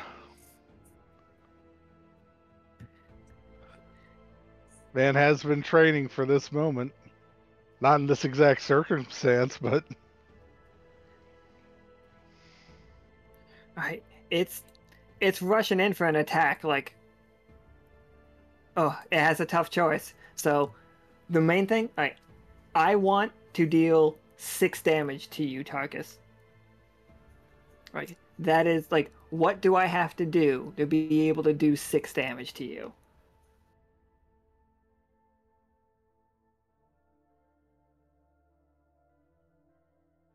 Well, regardless of that putting me in the negatives, just splashing him at the stinger again. If this is a tough choice, I think Tarkus will grab on afterwards. Okay, so it's gonna hit you for 6, but then you're gonna grab onto the blade? Yep. Alright.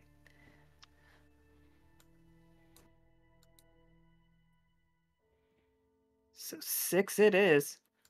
Yeah, you guys see this thing slash out. What was this thing's name, Tarkus? Does it have a name?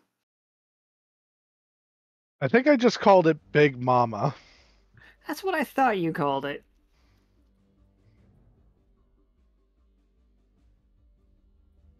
Big Mama. And it, for a moment, it looks like it impaled Tarkus and then kept him going. But then you can see Tarkus holding on to the glaive of its tail. And yeah, the fight has begun. Who wants to make war rolls? I think I want to have Midnight just kind of looking at that silver arm of his. That's kind of why he pulled out the shark glaive. He's actually going to try to channel his shell smite through that arm into the glaive and go charging for the legs. Oh, absolutely. Royce, as Midnight does this, and he charges that spear with his shadow, instead of shadow, it is every color all at once. It is like peering into absolute possibilities. We saw this effect for a moment when we looked at the real moon. When we saw the moon-ass moon. Which looks like a D12, by the way. Right. Midnight, your shadow smite has taken on a completely different form right now after denying the dog, the black dog. You feel like you could break any curse.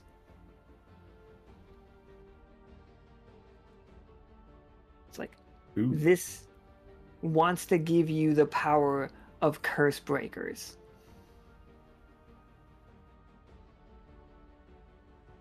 Okay. You don't have to say yes. You don't have to say no. Just know that that is what's powering you right now. You'll still hit, you'll still do the same damage, just it is flavored with possibility. Okay. This is the same kind of magic that's powering Akana's scythe, in case you're wondering. For touchstones.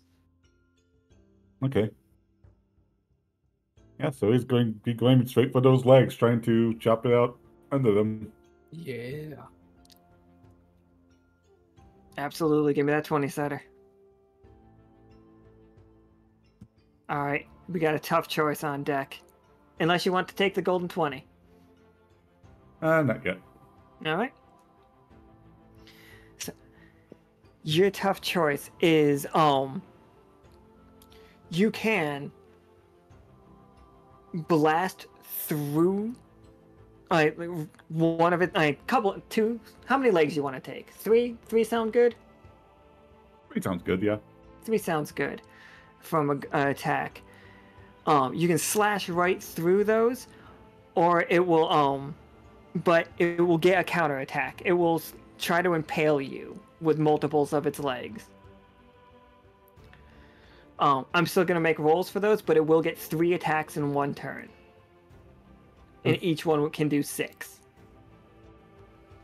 You can take that, or you get 1 leg and back out.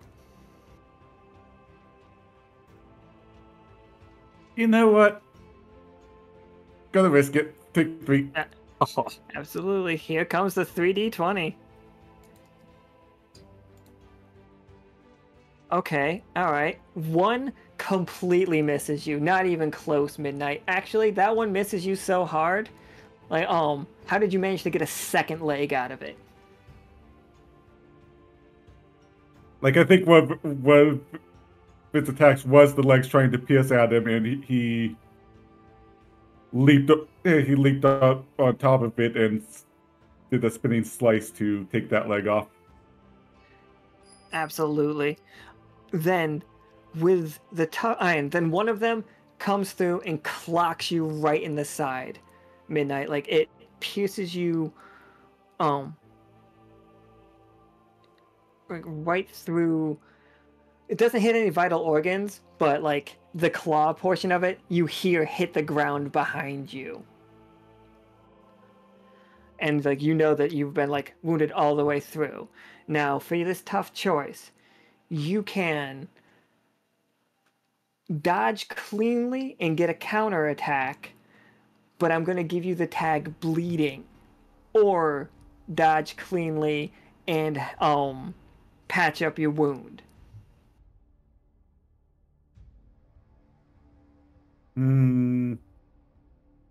I'll take bleeding. All right, give me that 20-sider.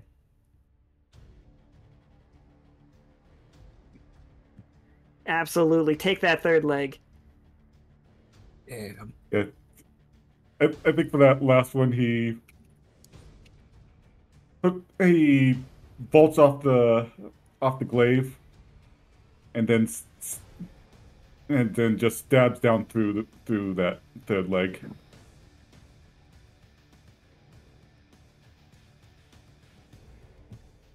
Love it. Fucking absolutely. Nick, I think you might need to refresh again. I'm sorry. I promise the next game won't be in the beta.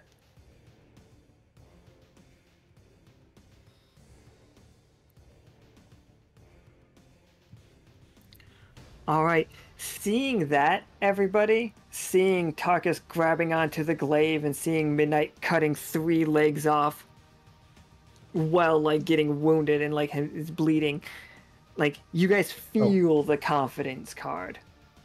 Like what damage was that? Oh, to you was 6. To it you did 18. Oh, okay.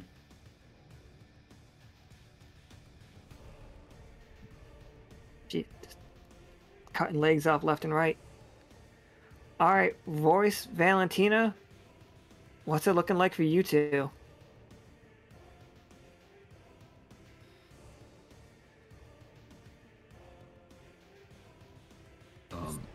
Oh, after you. I'm just gonna walk up to it and say, "You've tormented my friend a little too much. And I'm going to limit break on it." Oh, shit. Just backing it in the face? I am making 3 successful regular attacks on it. And then I'm going to keep making attacks until I roll lower than a success. Holy shit. Limit break's a mean move. Technically, it just goes forever with the sword. But I'm just going to punch this. So yeah, I Royce has found the infinite combo. 3 punches happen, and then I just keep rolling. And, yeah, there we go. Oh, and that one, like when the first one that's not a success breaks it, right? All right. So you crack it in. Oh, go ahead. What? Hold on. Let me got like a billion card. I don't mind giving you guys like a little bit broken abilities because I trust you. You know, like none of us are trying to metagame it to death. Like, if we see a fun moment that kind of metagaming is great, then do it. Then we love it.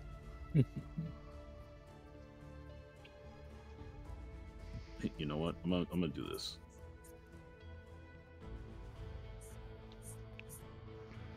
No, see, it's fine, because I'll just start slowly dying as I swing with the sword. I'll make the roll 13. With 2 cursed people in the party, okay. It's like 3 cursed people. You make this roll a 13. So, I haven't given Valentina her curse quite yet. Like, she is cursed, that just like... Uh-oh. Then just suddenly a flamingo shows up in here. You know what? We can go even further beyond like now. That. What happens is in that moment, we see Royce just like 3 straight punches right to its face. And then there's definitely a moment where you think Royce missed, but then he just cracks it in the face again, Tarkus.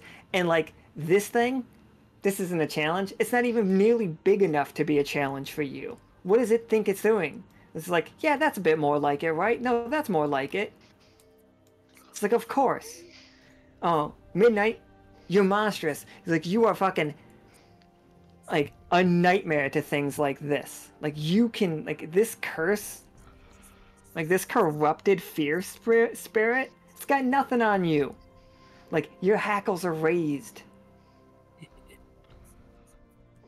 It's just like, you feel like your next attack is going to do twice as much damage. Guaranteed. But if it hits you, you're taking twice as much back. But don't worry about it.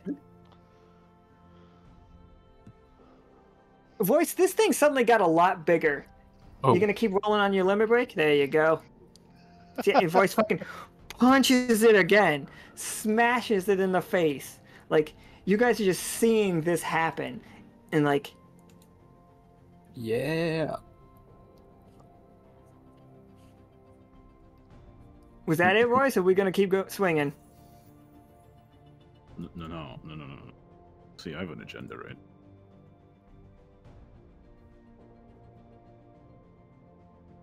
See, that was a 12. I'm gonna make it a 13. Okay. Absolutely. Okay. This thing gets so much bigger. And like, Royce, like, it's weird. You could swear those, like, you start to hear screaming all around you. And it's just like, guard the wagon! Don't let it set fire to the library! It's like, what the fuck is it? There we go. Okay. I got no more dice, everybody. Do I? Hang on. Do I? 1, 2, 3. 3, 4, 5, 6. Oh wait, no, I can't. The cooldown. The cooldown is gonna get you guys on that one. But like, Royce just beating the shit out of it, and like when you like finally get done, it like looks you dead in the eye, and like its claw comes up and swats you away from it, and like real quick, Forge did play and another one during that. Oh, he certainly did. That's my bad. For the next 20 minutes, target dodges all non-20 attacks. Effect ends when the target takes As Happy birth, Tarkus. Okay, yeah, it starts to raise its claw. Who wants that next attack? You know, you said there was a fear spirit, right? Yeah, this thing is a fear spirit. So I don't think the black dog is the only thing that's going to want to eat that. I think Midnight's going to try and latch onto it and do bloodlust recovery on it, trying to drain it.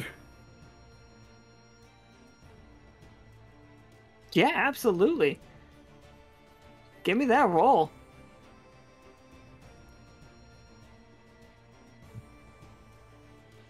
Give me another one too. I was gonna say 2d20, but I forgot. Okay, we'll go with it. You know what? This I am actually going to change it. You want a golden 20? Wait. You want a golden one? As a treat. You know what? For this moment, yes, I'll take it. Yeah. So we're turning an 8 to a 20. We all hear what can only be described as coins falling out of a slot machine. Like, everywhere, all around you. Like, Tarkus, you look in the sky, and like, it wasn't stormy that day. That's really wild. Flying down into your hands, Midnight, is the mighty Mauler. Like instead of what it looked like before, it is solid gold. Ooh. Like there's a rectangle of null metal attached to like the head of the hammer. Oh yes. Ooh. As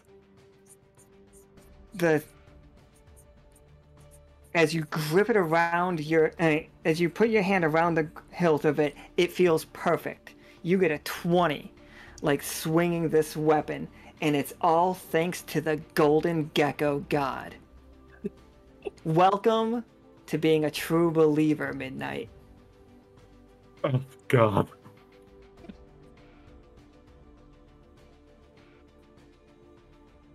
Okay. Ring that bell, baby. And you rip into this thing, and like you consume that spirit, you consume that fear, and you feel emboldened by it, by this, like by your power and by the power of the one true Lord, Krieg. I'm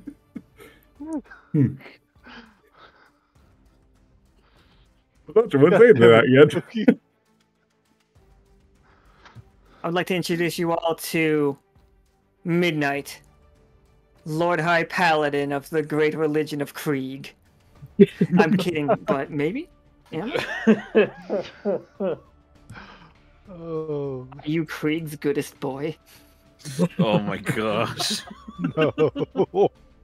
He's a good boy. They may be his Dark Knight, but yeah. We've entered the darkest timeline. Man, Tarkus, this day went a lot different than you remembered it a couple million times. Like, Man, I must hey, be dreaming. these three were here. Sorry, go ahead. I just said, man, I must be dreaming. Right, but man, it feels great. I compare this to One Punch Man. Remember when Saitama was having that one dream where he was finally fighting somebody that was worth challenging him? Yeah. That's what you're experiencing here. Like, you see Midnight rip into this thing, and it's just like, yeah, like, that's my fellow warrior. We are a team together. We are kicking this thing's ass. And it's great, and it's fun. Royce, there is that weird nagging sounds all around you.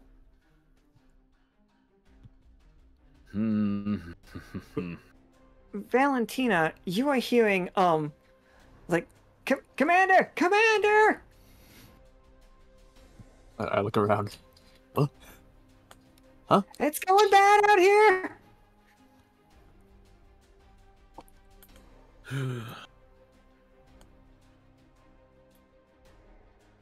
Dang, I just have to hope for the best for them. I'll stay on task. I gotta trust in my comrades.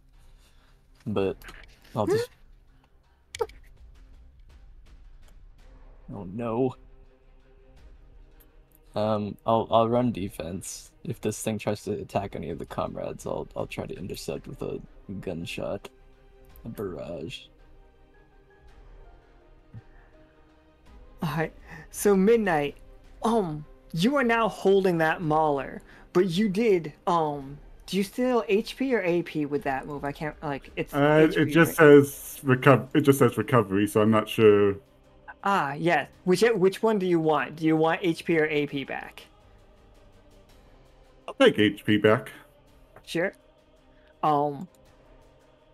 Yeah, that's 10. That's how much that's 10 HP back to you.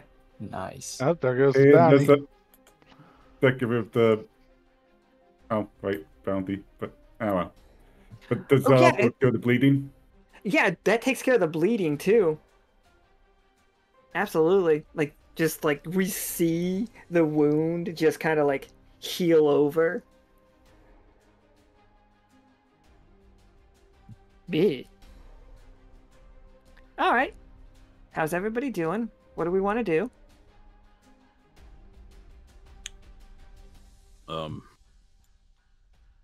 Is there any way to force myself back? Yeah, I think you can force yourself back. I'm gonna do that.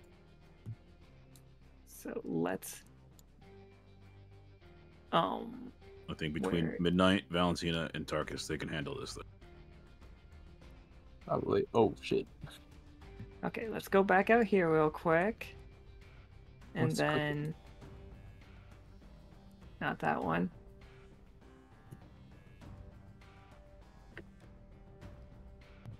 Lost my token somehow, but I think it's this one right here.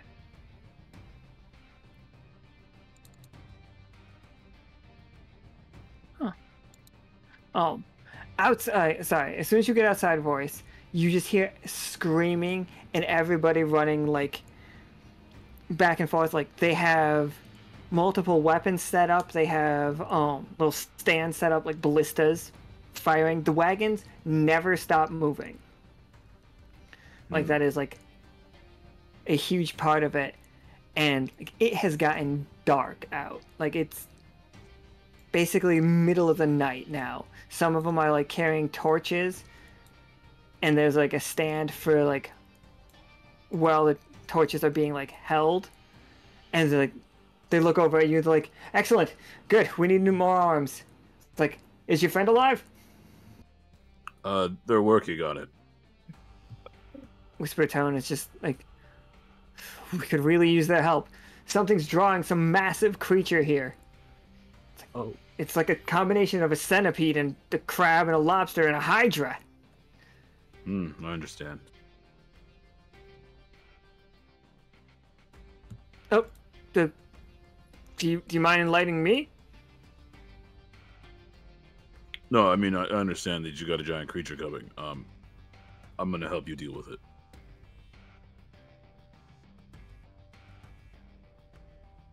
Oh, well, absolutely.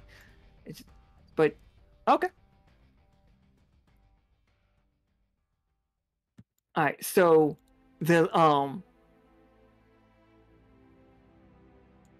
you just listening for it? Because they're all like watching out in the dark. Like, what's the? I'm gonna flare my magic around me to try and draw it out. Thankfully, I did finally find the token. That was driving me crazy.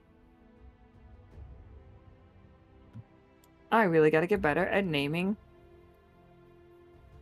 my tokens. Because this one's just named... Holy. There it is. There it Why is. did you made a hydra centipede? What? Why? Why? You're lucky I like you, Tarkus. I didn't make this. This was Tarkus's. Yep. This is what became of. All right.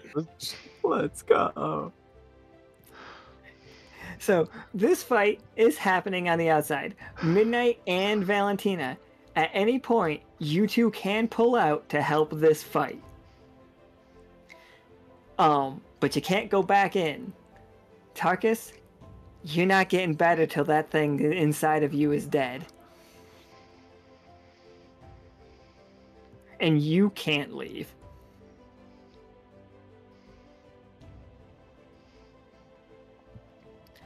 Alright, so this thing comes stomping out of the forest, and it's so light on its feet. Like, you can see the fact it's like moving huge, and it's like pushing trees out of its way, but like it's not making noise. And then like right before it gets to you,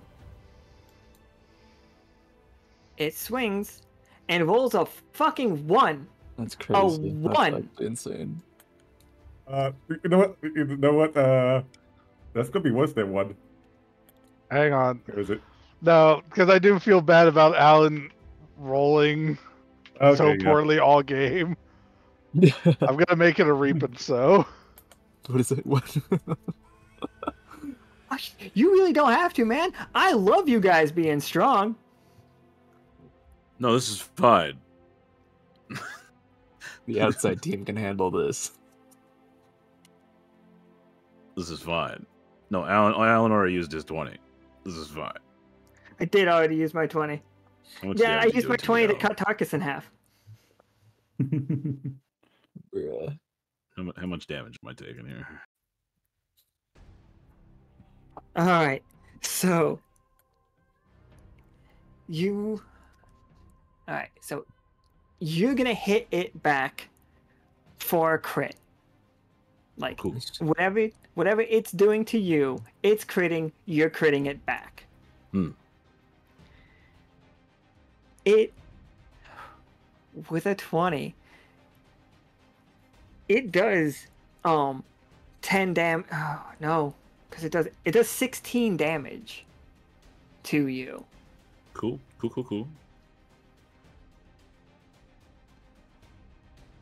Like, effortlessly, just...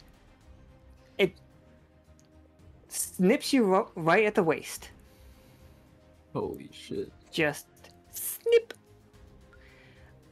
As it cuts through you, like, your blood burns the hell out of its hand. As it just, like, as its huge claw just goes back. And it's like napalm on it. Like, it cannot get your fire off of it. Cool. Yeah. Am I able to use an item? Yeah, what you got?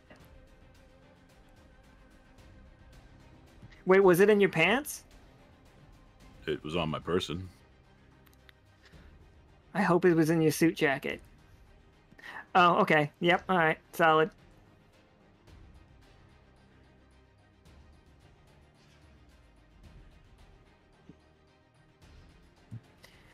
So, Elixir of the Phoenix instantly restores all HP and AP to their maximum. The risk is if he rolls under a 15, he gets addicted, but he rolled a 16, so he's fucking fine. Christ. Nothing happened.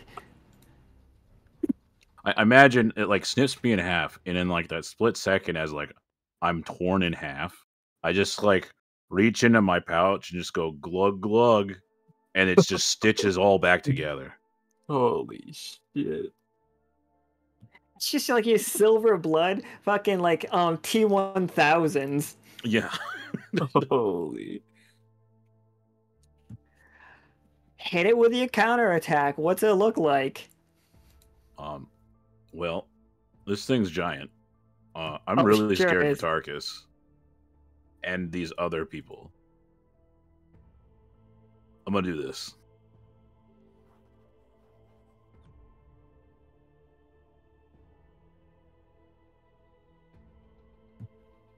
Absolutely. What's the limit break look like? I've done it before of just throwing everything into a punch. Given everything that is happening, I don't care for my physical body. All right. You're making that call right now. I am. All right, man.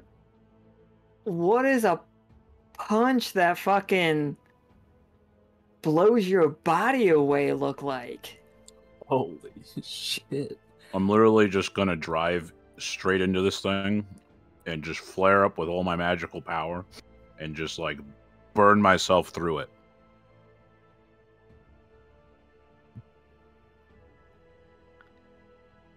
Yeah, that fucking do it.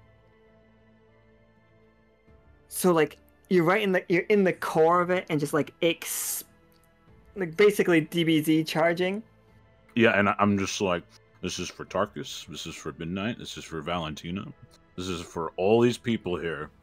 This thing is not killing anybody. I am taking it down.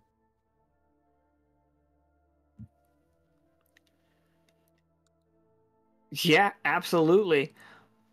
Like, we just see like heads start flying off this thing. Like limbs of it just like being pulverized into dust. As Royce, like your skin begins to like flake off and burn away. Like I think, and tell me if you think it's wrong, like you kind of become like covered in like silver as that becomes like a silver powder, as it like you just take on wraith form. I think all the silver that's in my skin, blood, everything, just kind of, that's all that's left.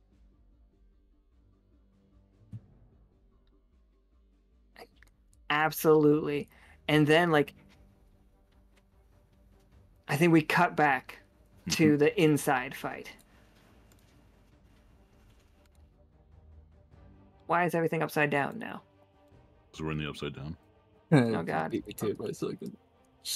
I'll tell you why. We're Beta? cutting back to Tarkus trying to suplex it. Oh yeah, fuck yeah! Suplex this thing.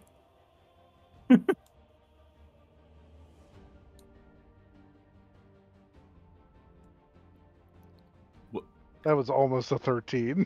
Yeah, I must saw that. On the screen, it's literally between both of them. You're right, it's like an 11 and a 13. But no, it's an 11. That's what it says. But it could have been a 13. It could have been a 13, but the dice have a story to tell. The story today is you guys are OP. And putting these guys up to like 100 health was not enough. What's this suplex look like? What does it look like suplexing your nightmare? Well, he's already got a hold of its tail, so it's just a matter of planting his feet and putting all his might into making sure he slams its back into one of these bridges. For sure. And it's like, you guys see the back carapace just like break open, like the spot that Midnight ripped off the top of its carapace with the mauler, like it just explodes with like gunk outwards. Like it is wounded, like it is hurt. Valentina and Midnight, what do we got? I thought I got rid of you. I'll look to there's a wound. It's just, are you climbing in the wound or are you just aiming for the wound? Going to aim for it, thinking of the grossness of last time. Alright. What do we, like, just regular bullets into that, or do we got anything else? Just a lot of regular bullets. I'm burning so much ammo. Yeah, absolutely. I'll use a, what is this, Wild Strike? Oh, Wild Strike, okay.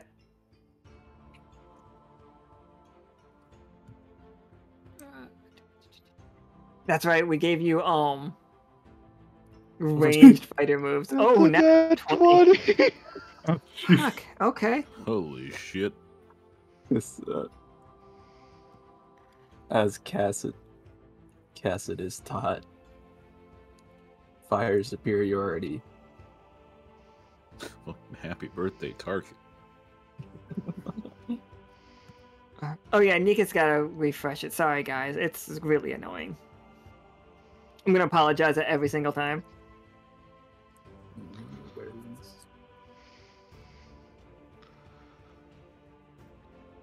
So, Valentina, what's it look like? Like, what do you just blast its back half off?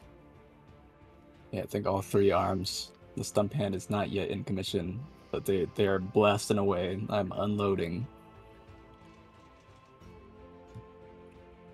It's like Just you to just see the kite.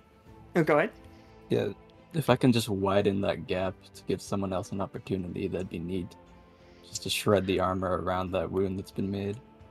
Oh yeah, it's just like, it's such an easy target for you, Midnight.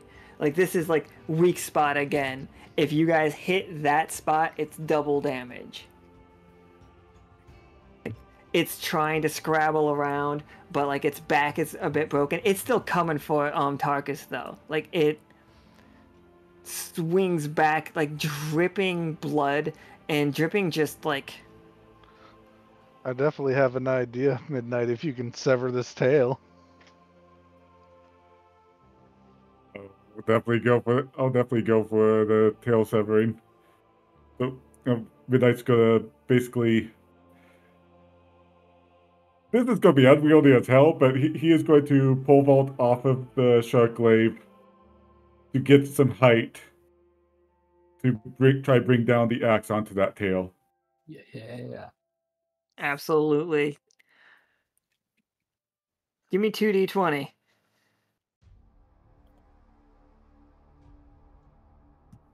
$16 will do it. All right. Tell us what it looks like. So I think with the shark glaive still being empowered with the shell's mate, it just kind of when he bolts off it just explodes, sending him high into the air, and basically he just it goes incredibly high to the point where it could barely be seen, and he's just coming down, two-handing the axe and just slamming it down into the tail.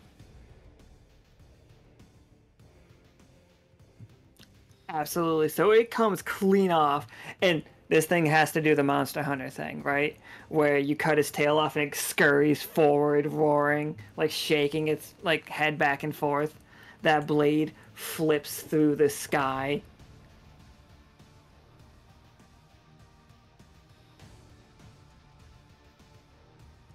What was part 2 of this plan, Tarkus? What do we got? I'm gonna grab that stinger blade and ram it right into this thing's mouth.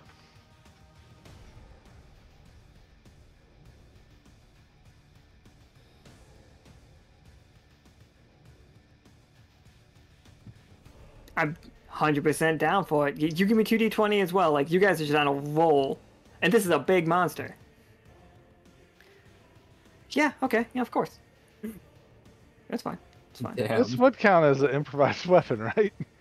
Oh, absolutely, this is an improvised weapon. Hey.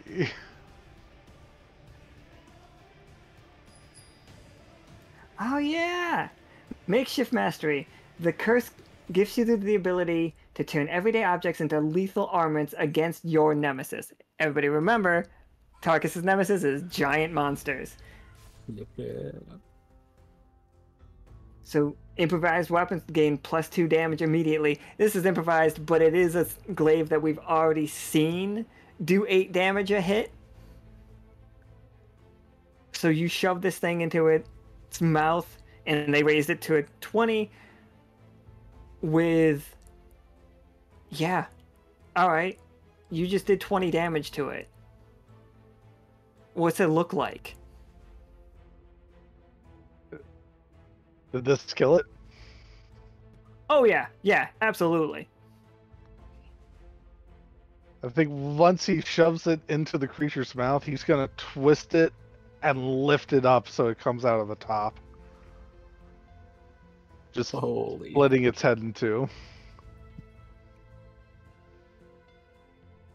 Yeah. Slay your trauma.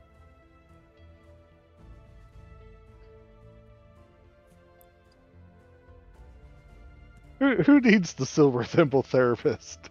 This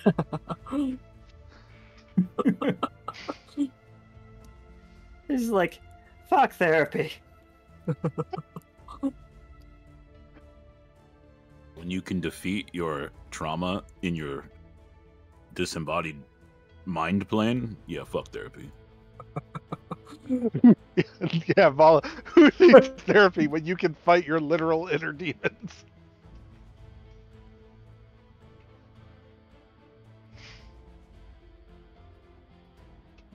Alright, so, yeah, Midnight and Valentina, you two feel like yourselves being pushed out of this.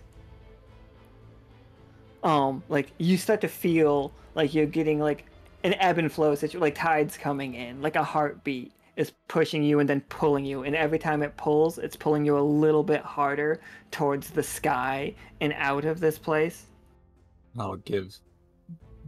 Noticing that, I'll give Tarkus one final salute and like, a fine fight, comrade.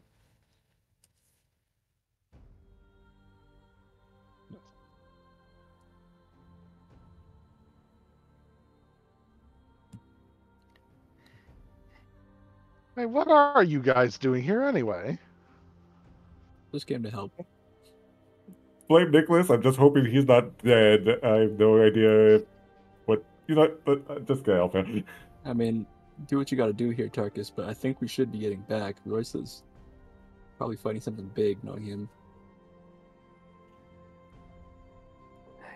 So you two get pulled out immediately. Like, and not immediately, but you did there's like one big yank and you're out of here.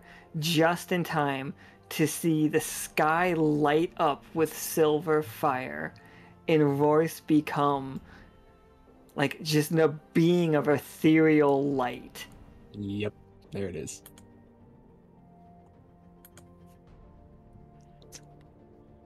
Like, Royce, I feel like, and this is in no way calling you weak, I feel like you might collapse a little bit in that moment.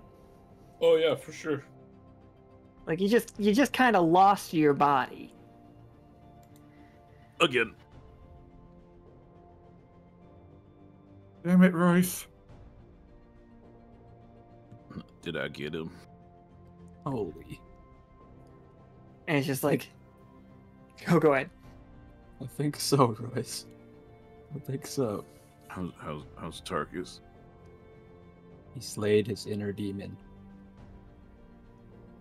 Good. I'm gonna take a break. Understandable. Like, you see, many of these people are basically all of them are wounded. Some of the carts are pushed over.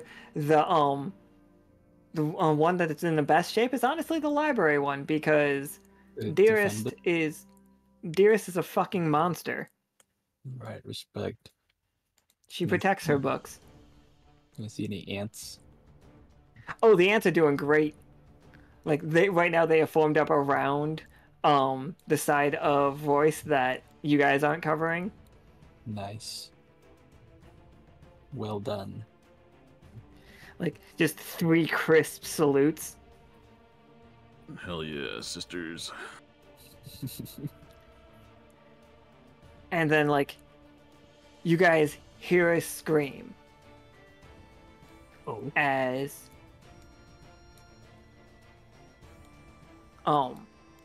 Iron Make gets one of the mouths wraps around his ankle and pulls him into the darkness. One of the Hydra heads remains active. Oh. Missed one. It's just like, it's out there, in the dark, off the path. But like, go ahead. Did that sound like he could still be kicking scream, or is he super dead scream? Let me roll a 20-sider as an attack for the guy. Like, he's getting grabbed, but let's see. Nope, he's still kicking. He's out there screaming. You might say he's still standing. He is in fact still standing. Opposite Royce, I think I can track that thing, but I don't know what the rules are about straying off the path. What if it's just like on and off the path and with the intention to come back and bring iron? I don't think it works that way, but Damn it. Hey, what do I know?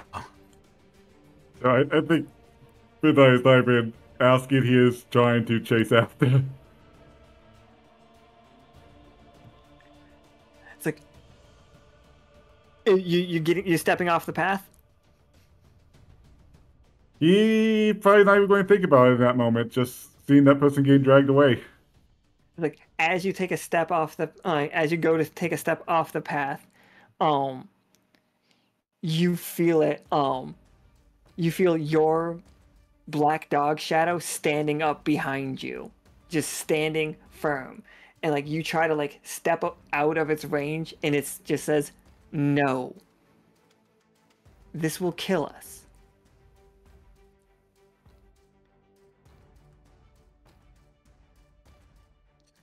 This will rip all magic from you. In this moment, you're frozen solid. Like, you can see everything in great detail. Like... I think at first Midnight looks a bit angry, but as he realizes that the Black Dogs just saved him from doing something stupid, he lets out a breath, sighs, and says, "Sorry, just..."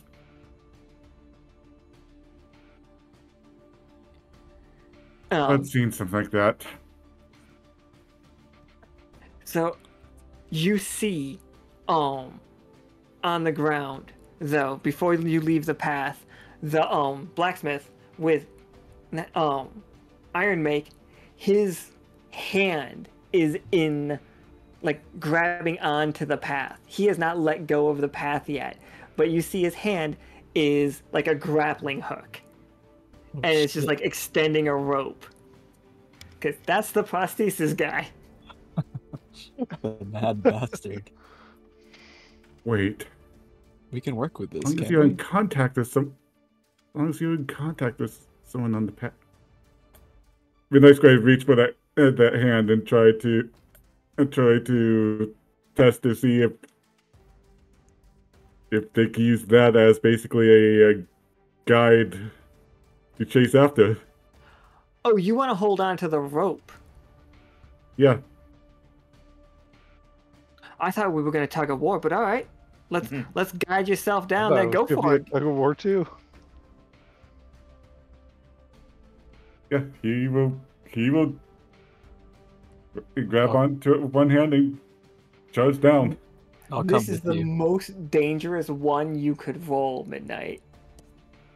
Yeah, I'm here for it.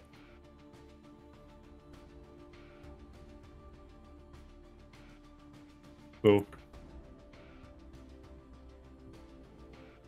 I'm rolling right now, is that what you're saying? Yep, go for it. 18's not a 1, that's absolutely. So, you follow it down and you see the guy, his right leg is being clamped, but like it can't cut all the way through because like it is like this guy has a null metal leg. Oh.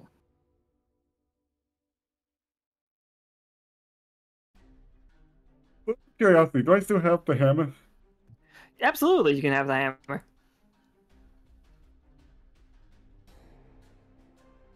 Okay, so I think what I am going to do is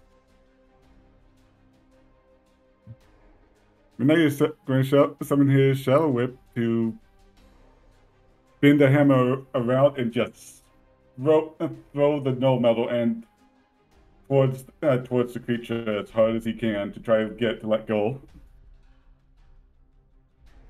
Yeah.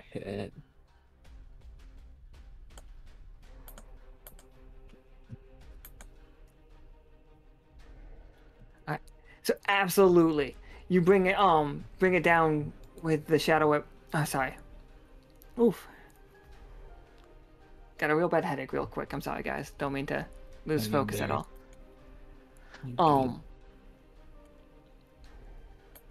And like this guy like sees you coming and sees what you're doing, Iron Make, and you see him roll on his back and just like his left hand like flips up and it's just a flamethrower. Holy. It's like, and like he reaches out with his left foot, which you now notice that you now see is like an eagle talon instead of a like a foot, and he wraps that around your leg so that you remain in contact. He has another rope touching you.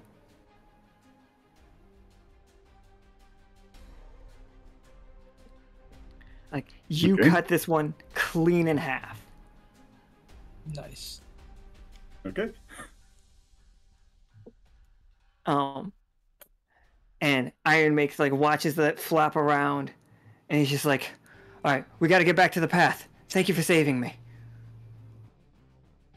Yeah, no problem. And he'll try to escort the guy to the path, never keeping at least one hand in contact. It's like, "Gosh." It's you and him just holding hands on the like skipping back to the path through the mushrooms. It's just like, "Oh man, I've always wanted to do this. I've just never been brave enough." I feel like something about you really alleviates my fears. That is funny, all things considered. But Just you fucking I'm still standing and midnight and this guy just skipping through the fields. Yeah. With little like fairy rings everywhere.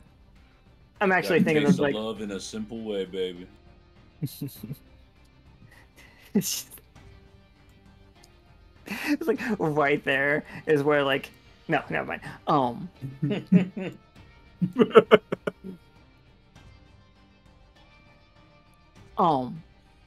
Tarkus, like you can feel outside of your dream right now. Let me give it you two because you're not in here anymore. Like you can feel like your heart beating like underneath like your like underneath your ceramic carapace or like however we wanted it, like the plates. And you are just letting go of your fear.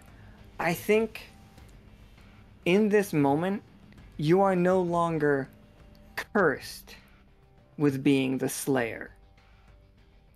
You can just be the Slayer now. Like your curse, like you don't have to hold on to all 5 of the abilities if you don't want them. It's like a 13 to you is the same as anybody else now. Okay. It's like it's not you're not cursed. Like yeah, be the Slayer you want to see in the world. So good. It's like that's not my joke. I read it from Caustic. It's fucking. I really love the fact that this game like turned into live, laugh, love.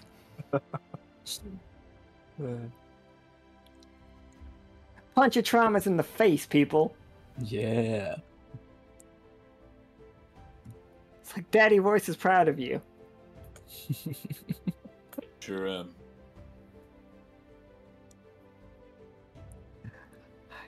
So, Tarkus, you get to come back to yourself. Like, Nicholas is not in here. He's out there taking care of wounded. Like, you feel... Well, you look... Let me tell you that first. Nika's gonna have to refresh. I'm sorry. I'm so sorry. Last time I do this roll 20. Thank you for trying to improve your system and your program, though. I do really appreciate it. Just a few kinks. I hope they'll iron it out in time. Yeah, me too. Like, I really appreciate being able to hide tokens. I like that.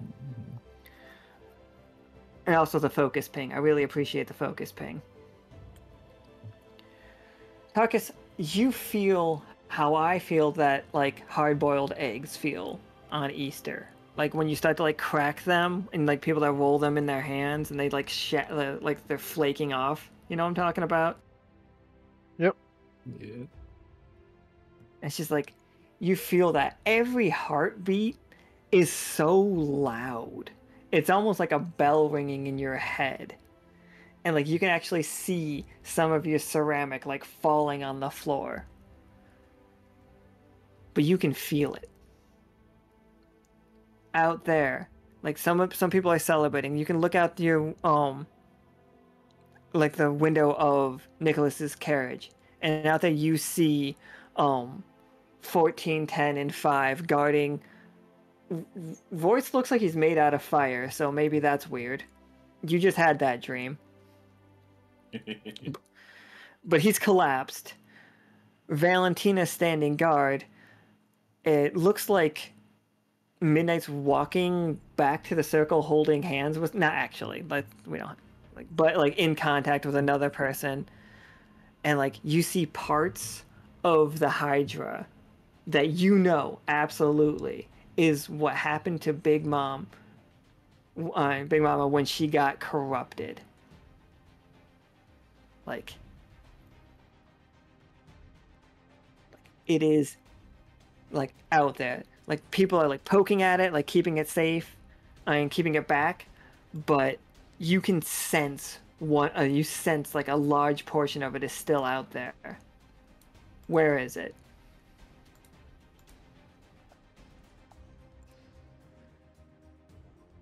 Let me refresh the map to make sure I'm actually at the right page.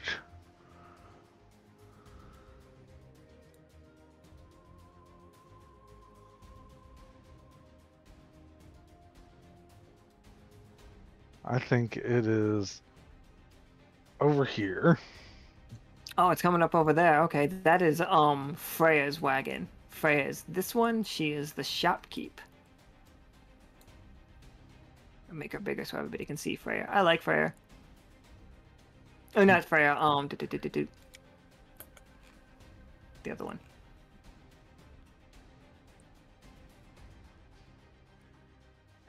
So she runs Scaldy. That's who she is, Scaldy. She runs the shop. She has her back turned while she is currently trying to put out the fire that is currently engulfing the blacksmiths. Like whisper tunes. It's not engulfing, that's a strong word. But if you don't put it out, you know, it's gonna be a problem. Like it's coming up behind her. Like, and it's moving at a fucking freight train. And it's gonna do that. You remember God of War 1 with the Hydra that just came and like snapped things? Like that's what's gonna happen.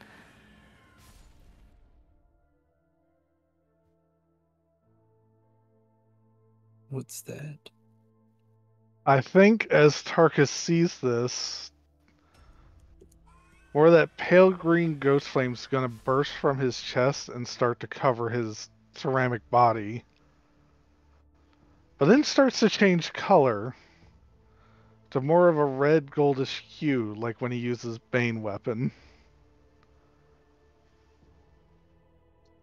And with my last AP, I'm going to use split image, and one is going to look like the rusted body, but on fire. The other looks like his Slayer attire, but on fire, and all three are rushing at this creature. Hold on, I didn't know you were gonna say the old one. I can do that. Give me a second.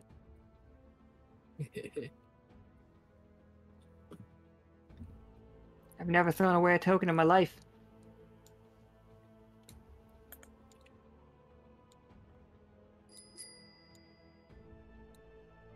That's a classic. And as far as the will he survive the limit break part, the man is actively on fire. I agree.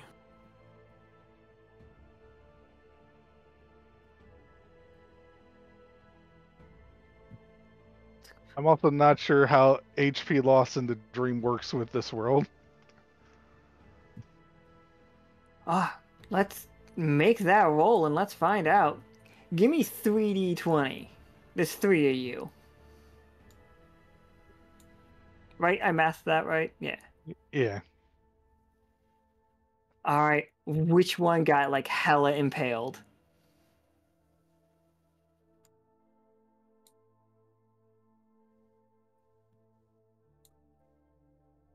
I think the Slayer silhouette got impaled. Yeah.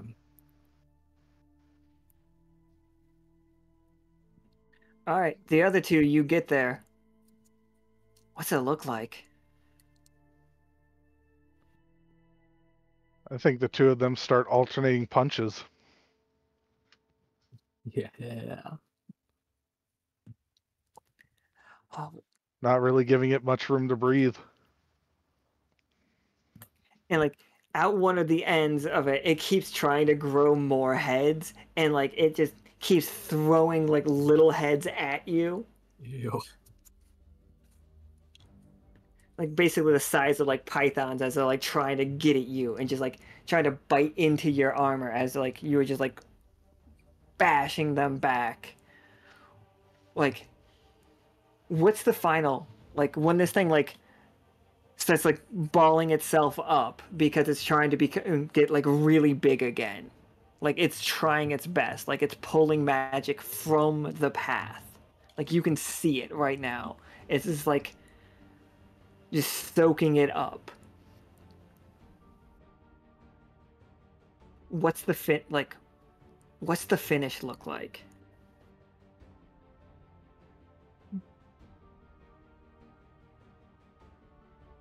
Both of them just wind up for an uppercut at the same time. Sure you can.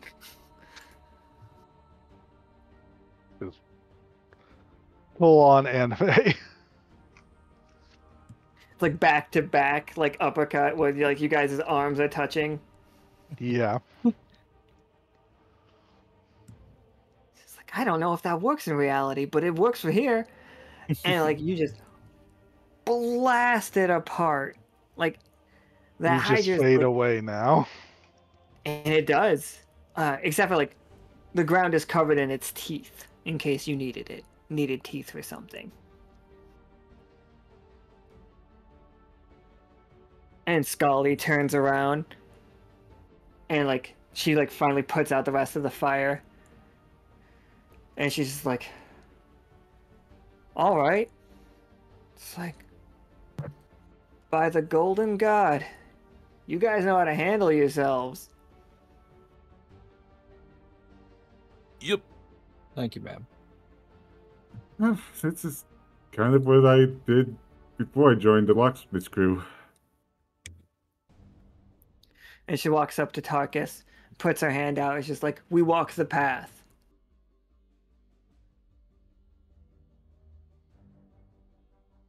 The HP damage I took in the dream transferred over here, yeah? Yeah, oh yeah. Oh shit. I think with that, Tarkus is going to collapse. The Tarkus. fire's going to go out. Oh, god damn it. Well, he walked the path.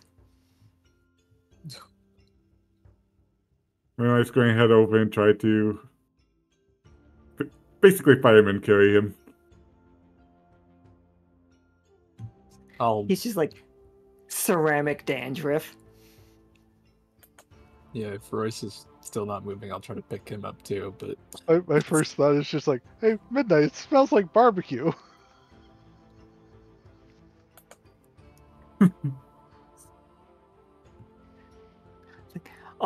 Yeah, 14, 10, and 5 will help you. Like, they're just like looking at Royce, trying to figure out how to do a gurney situation. I think we just have him in a like as a plank, and we're all just underneath him. Ah, okay. Can they even carry me? I think that is the situation that I think they came with a regular gurney, but like you're like some kind of like silver fire. Wait, yeah. What's Royce looking like right now? I survived because the fire in me burned brighter than the fire around me. That's so poetic. 14 just like pulls out his little like poetry journal and writes that down. Her little poetry journal.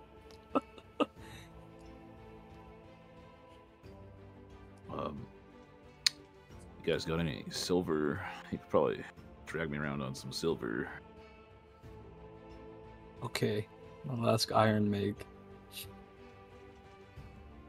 It's just like Iron Make's just like, yeah, I got silver. I don't got a lot of that stuff. Is expensive down here. He just like goes and gets like what look like two giant meat hooks. Oh. And he's just like, don't worry, I'm not going in him. Just like get it under his shoulder armpit. Did you say lube? Not loop. All Get your right. mind out of the gutter, you weird fire ghost. Oh, jeez. Officer Royce, we're just gonna move you to the wagon so you can keep rolling with us. Okay. The path. We follow the path. We follow the path, and like they all like start humming.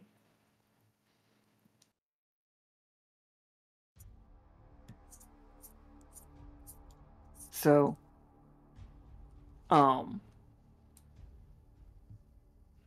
Tarkus and Midnight.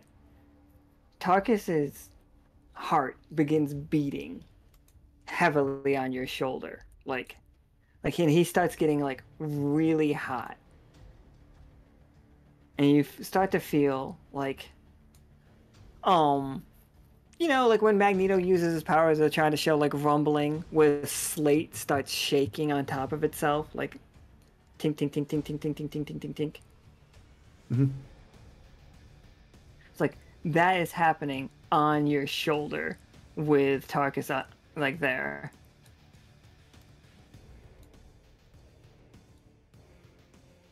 He's going to try to get him to the medical wagon, I guess.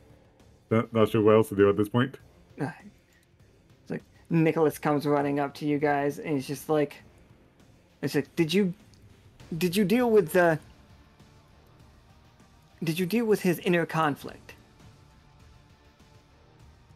I believe so. I mean, we killed the thing that was inside him, and well, he ended up killing it in the end. But yeah, I think so.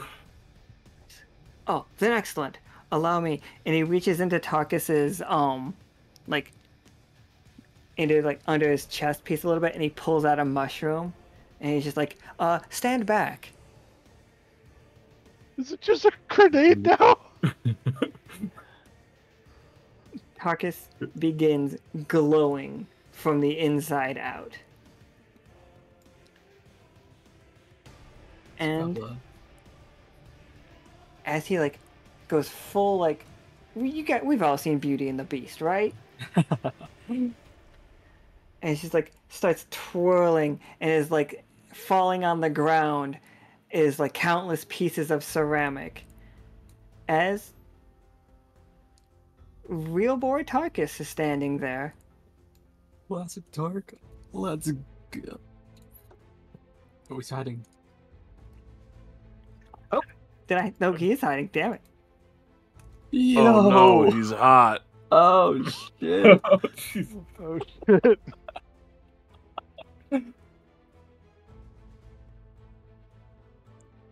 Marcus. Is that you? I'm a real boy now.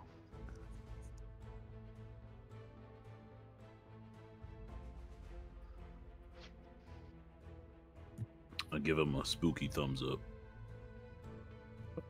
Like I'm a physical thumbs up. Tarkus, you're conscious. Like, I don't know where they got clothes to fit you because everybody here can like is basically roughly your size, but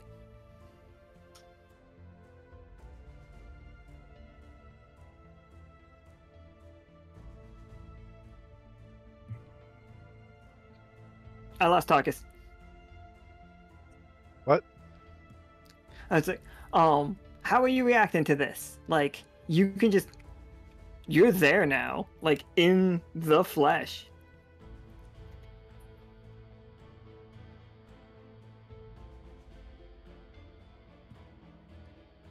I think Period of- Tarkus is just pinching the back of his hand. She's like, what is this?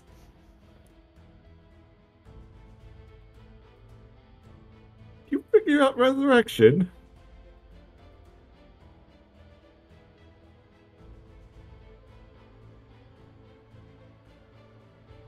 Maybe? I don't Whispertoon pulls recommend out it. his notebook. Damn. Good job. You beat death. Quite the feat. Riot looks over. You got hit so hard you turned into another guy.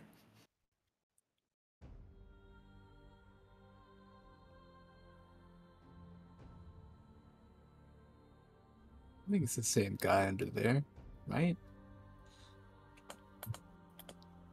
His legs all of a sudden wobbly. Happy birthday, Tarkus. Happy birthday. I just like, they're all like, yeah, happy birthday. Happy rebirth day.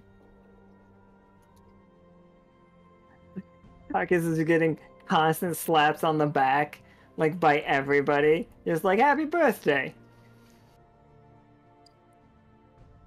Ow, ow, ow. Do you warriors celebrate birth and rebirth days on the path? We celebrate everything on the path. It's like a feast for everyone here. Yeah. Oh. And they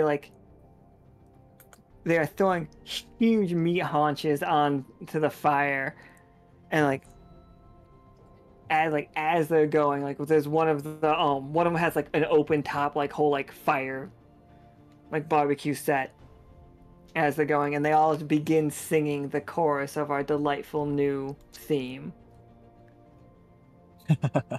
In the danger, don't know what comes next, weaving my way with each step, and then it's just the chorus. Wonderful. And that is the end of the first of then that's where the credits roll. Halfway through, you guys see Vidra, Arthur, Rennick, and Clovis coming from a distance. Off the path, just waving hello at you all, and Vidra holds her camera up and just starts taking pictures. Oh no. Oh no. Midnight is immediately going to be walking onto the border between at the end of the path and them. Just hold his hands up. Do not step on the path. Vidra, Rennick, they all know because they're traveling with Clovis to not step on the path. And Peanut sent them. They give you the rundown that everybody's been looking for you for weeks. It feels like you guys have been missing tops a day. But people have been looking for you for Royce? weeks now. Don't look at me. Okay, so clearly going through the in-between is not an efficient means of travel. Listen, I only messed it up a little bit. I can fix it. Hey, recon is about learning the unknown. We did that. I can fix the science. I can make it seamless, I swear.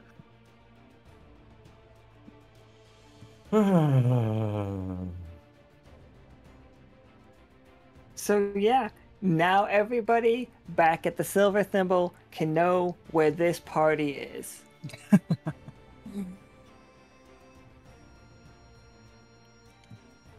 And yeah, you guys are efficient. This is the right team for the job. It really is. Team Silver Shadows at it again.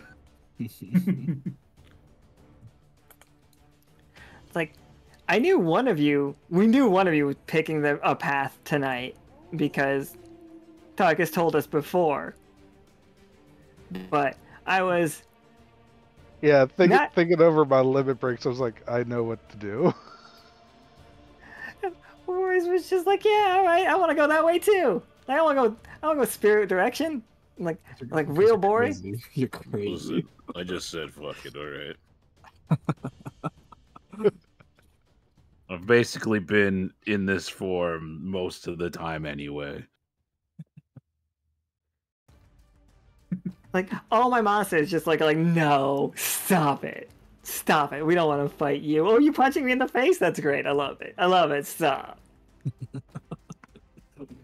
They respected the bird. Actually, Tarkus got beat up.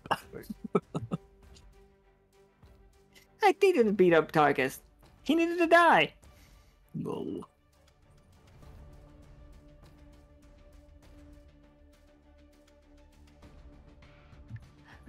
That was just great the first time. Just, no, that's not a 8. That's a 20. This has to happen. It's like nasty amount. Like, I do not know a time I rolled this bad playing this game. It's just terrible. I'm just going up through my terrible rolls. Maybe Roll20 was convinced Midnight was still going to play the step down bounty. You know, I Caustic, did that's a roll great 3 question. What It's is a Royce? head shrug. Yes. Cool. I have a thing that I've been tentatively calling this form. If he went this path. And it was either he is a spirit of like silver, which seems a little like wrong, but I was thinking like, what if he's just a spirit of Lockstitch? Oh man, like a counterpart to Leto. Yeah, exactly that. Yeah.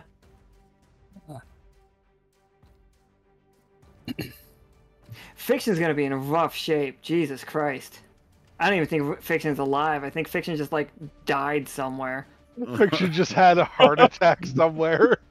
Like people just stopped believing. You guys ever see the end of that Merlin miniseries? It's just like where everybody just turns their back on Mab. That's what happened to Fiction.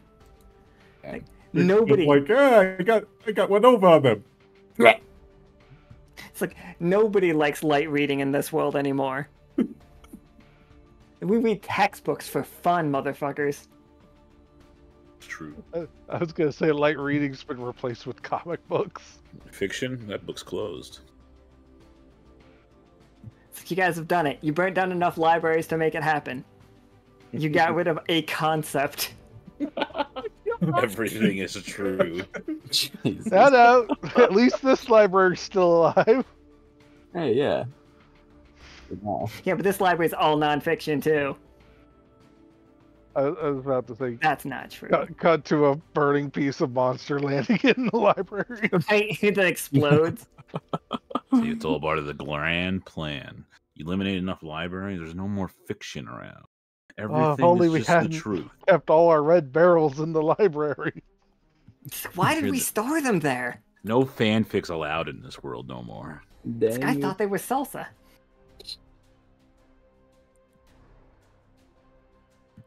Nightmare. Alright, so real quick recap for today's game.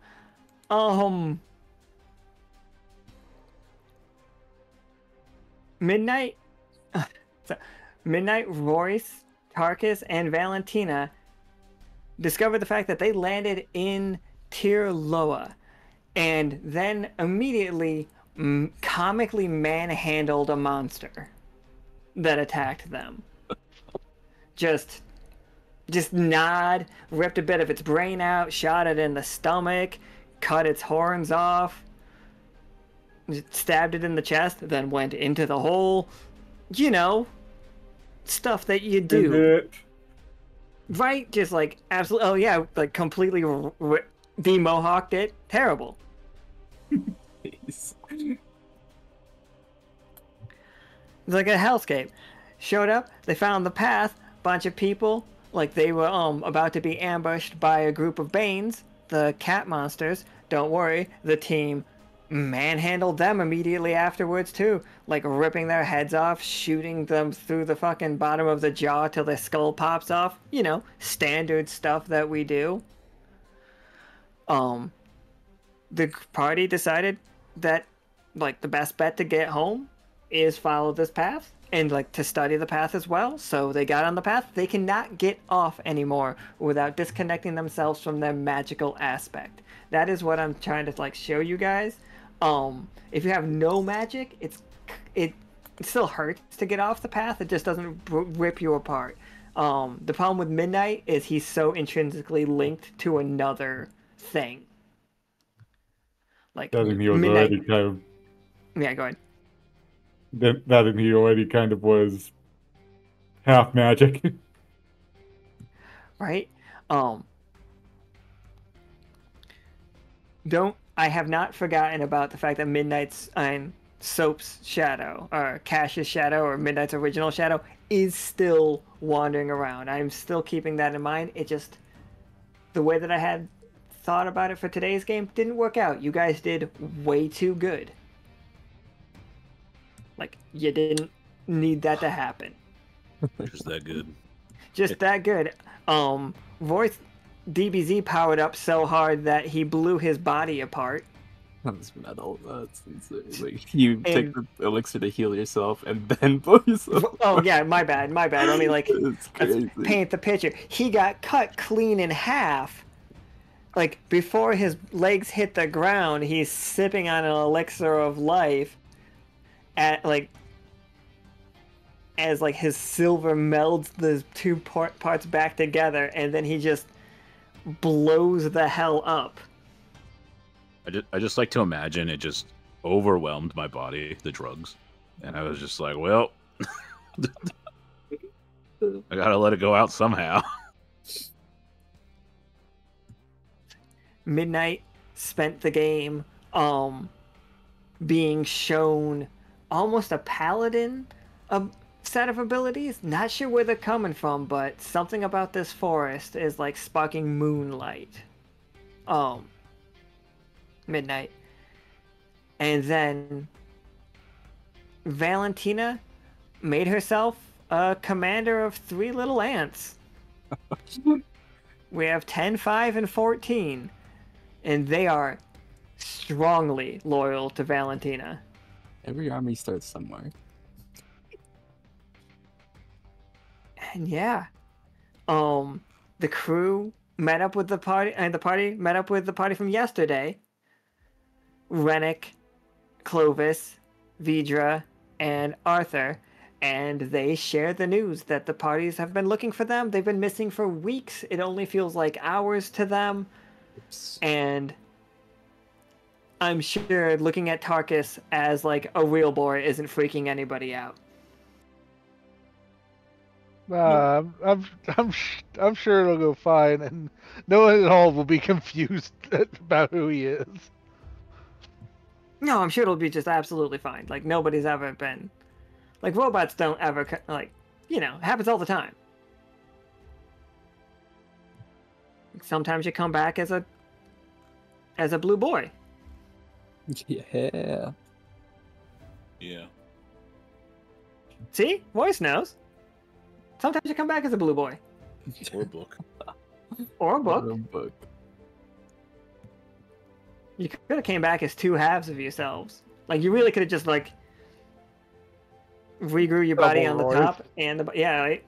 I was my original plan for helping Tarkus was just to cut off part of my body and use the troll's blood to regenerate it. It just give Tarkus that.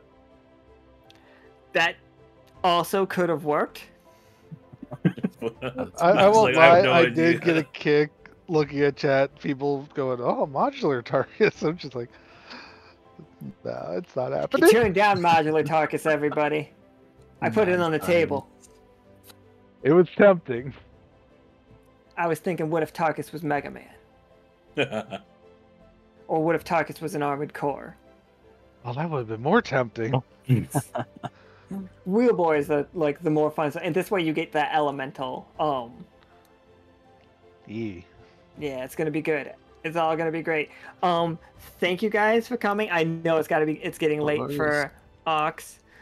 You guys killed it, right? Just fucking, and you still got it like done way faster than I was planning on. Like this game being done. Yeah, But we we know got the signed mention up that was important. We forgot to mention Midnight now worships Krieg. Oh, that's right. I'm sorry. So much fucking happened. I forgot. Midnight is a 12-point devotee to the golden gecko god that is Krieg. What are you gonna do to that man's ego, dude? Have fun with that, Osiriya. And it's just like he's like fucking like it's almost like he's like really into crypto. That's what I feel like how he feels like he talks. It's like guys, you gotta invest in Krieg. You gotta back him. He's gonna be selling NFTs now. Gosh. Guys, come on. Hear me out. The blockchain, though. I'm gonna beat the gecko out of you. Please do. It's just absolutely fucking whisper tune like coming up to midnight. She's like, "Oh yeah, tell me about this Krieg. Tell me about the word of." So it begins. Should never have unswaddled that boy. It's like in the future we will visit the golden shrines, that are all dedicated to the one, the true, Golden Lord.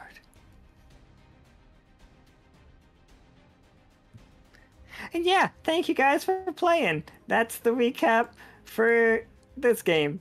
Thanks for running. It was a blast. Thanks for playing. You guys are fucking great. Thank you so much. And again, how great is that theme song? It's so good. Oh my goodness, yeah. It's pretty good. I'll have to like put the inspiration podcast and playlist on like in the workshop so you guys can hear what we gave him to listen to. Gloryhammer on there? Gloryhammer is not on there. Manowar is on there. Manowar. Like the old school, like Warriors of the World. Yeah, I do love when go ahead. metal songs drop lore in the middle of their... That's why I love Powerwolf. Yeah. I'm like, yes, tell me a story. We're sanctified by who now? Dynamite? Excellent. I'm here for Jesus.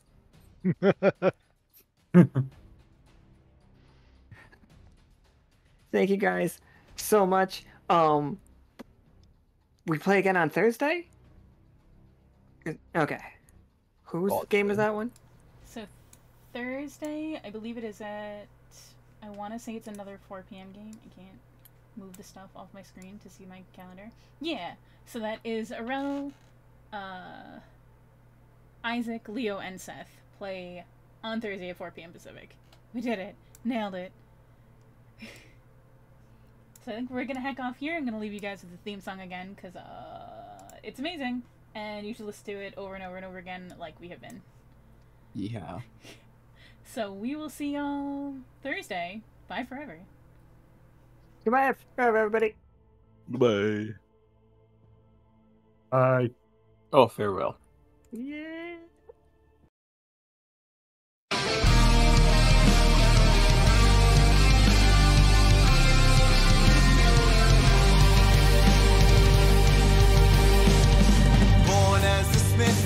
I forged my new home, protecting the crews amongst destiny's throes.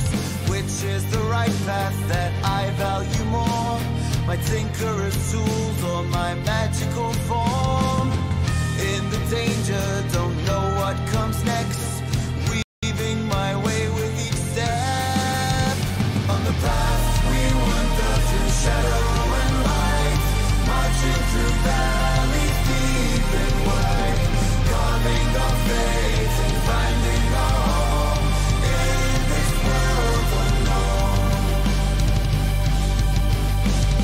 Tracker of wolf folk, cursed with a plight, to embrace the darkness or chase the moonlight.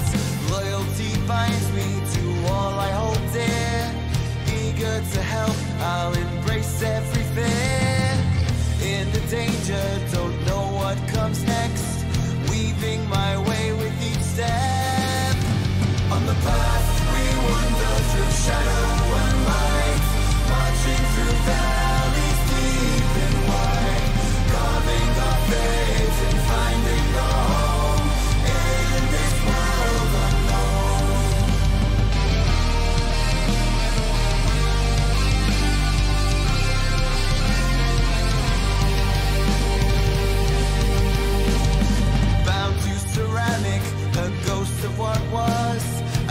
for the path to break free from my curse. Brave in the face of all my hidden strife. Forward I journey to seek a new life. In the danger, don't know what comes next. Weaving my way with each step. On the path we wander through shadow and light. Marching through valleys deep and wide. Carving our fate and finding our home in this world unknown. Trained to be loyal to colonies call, yet torn by desire to be something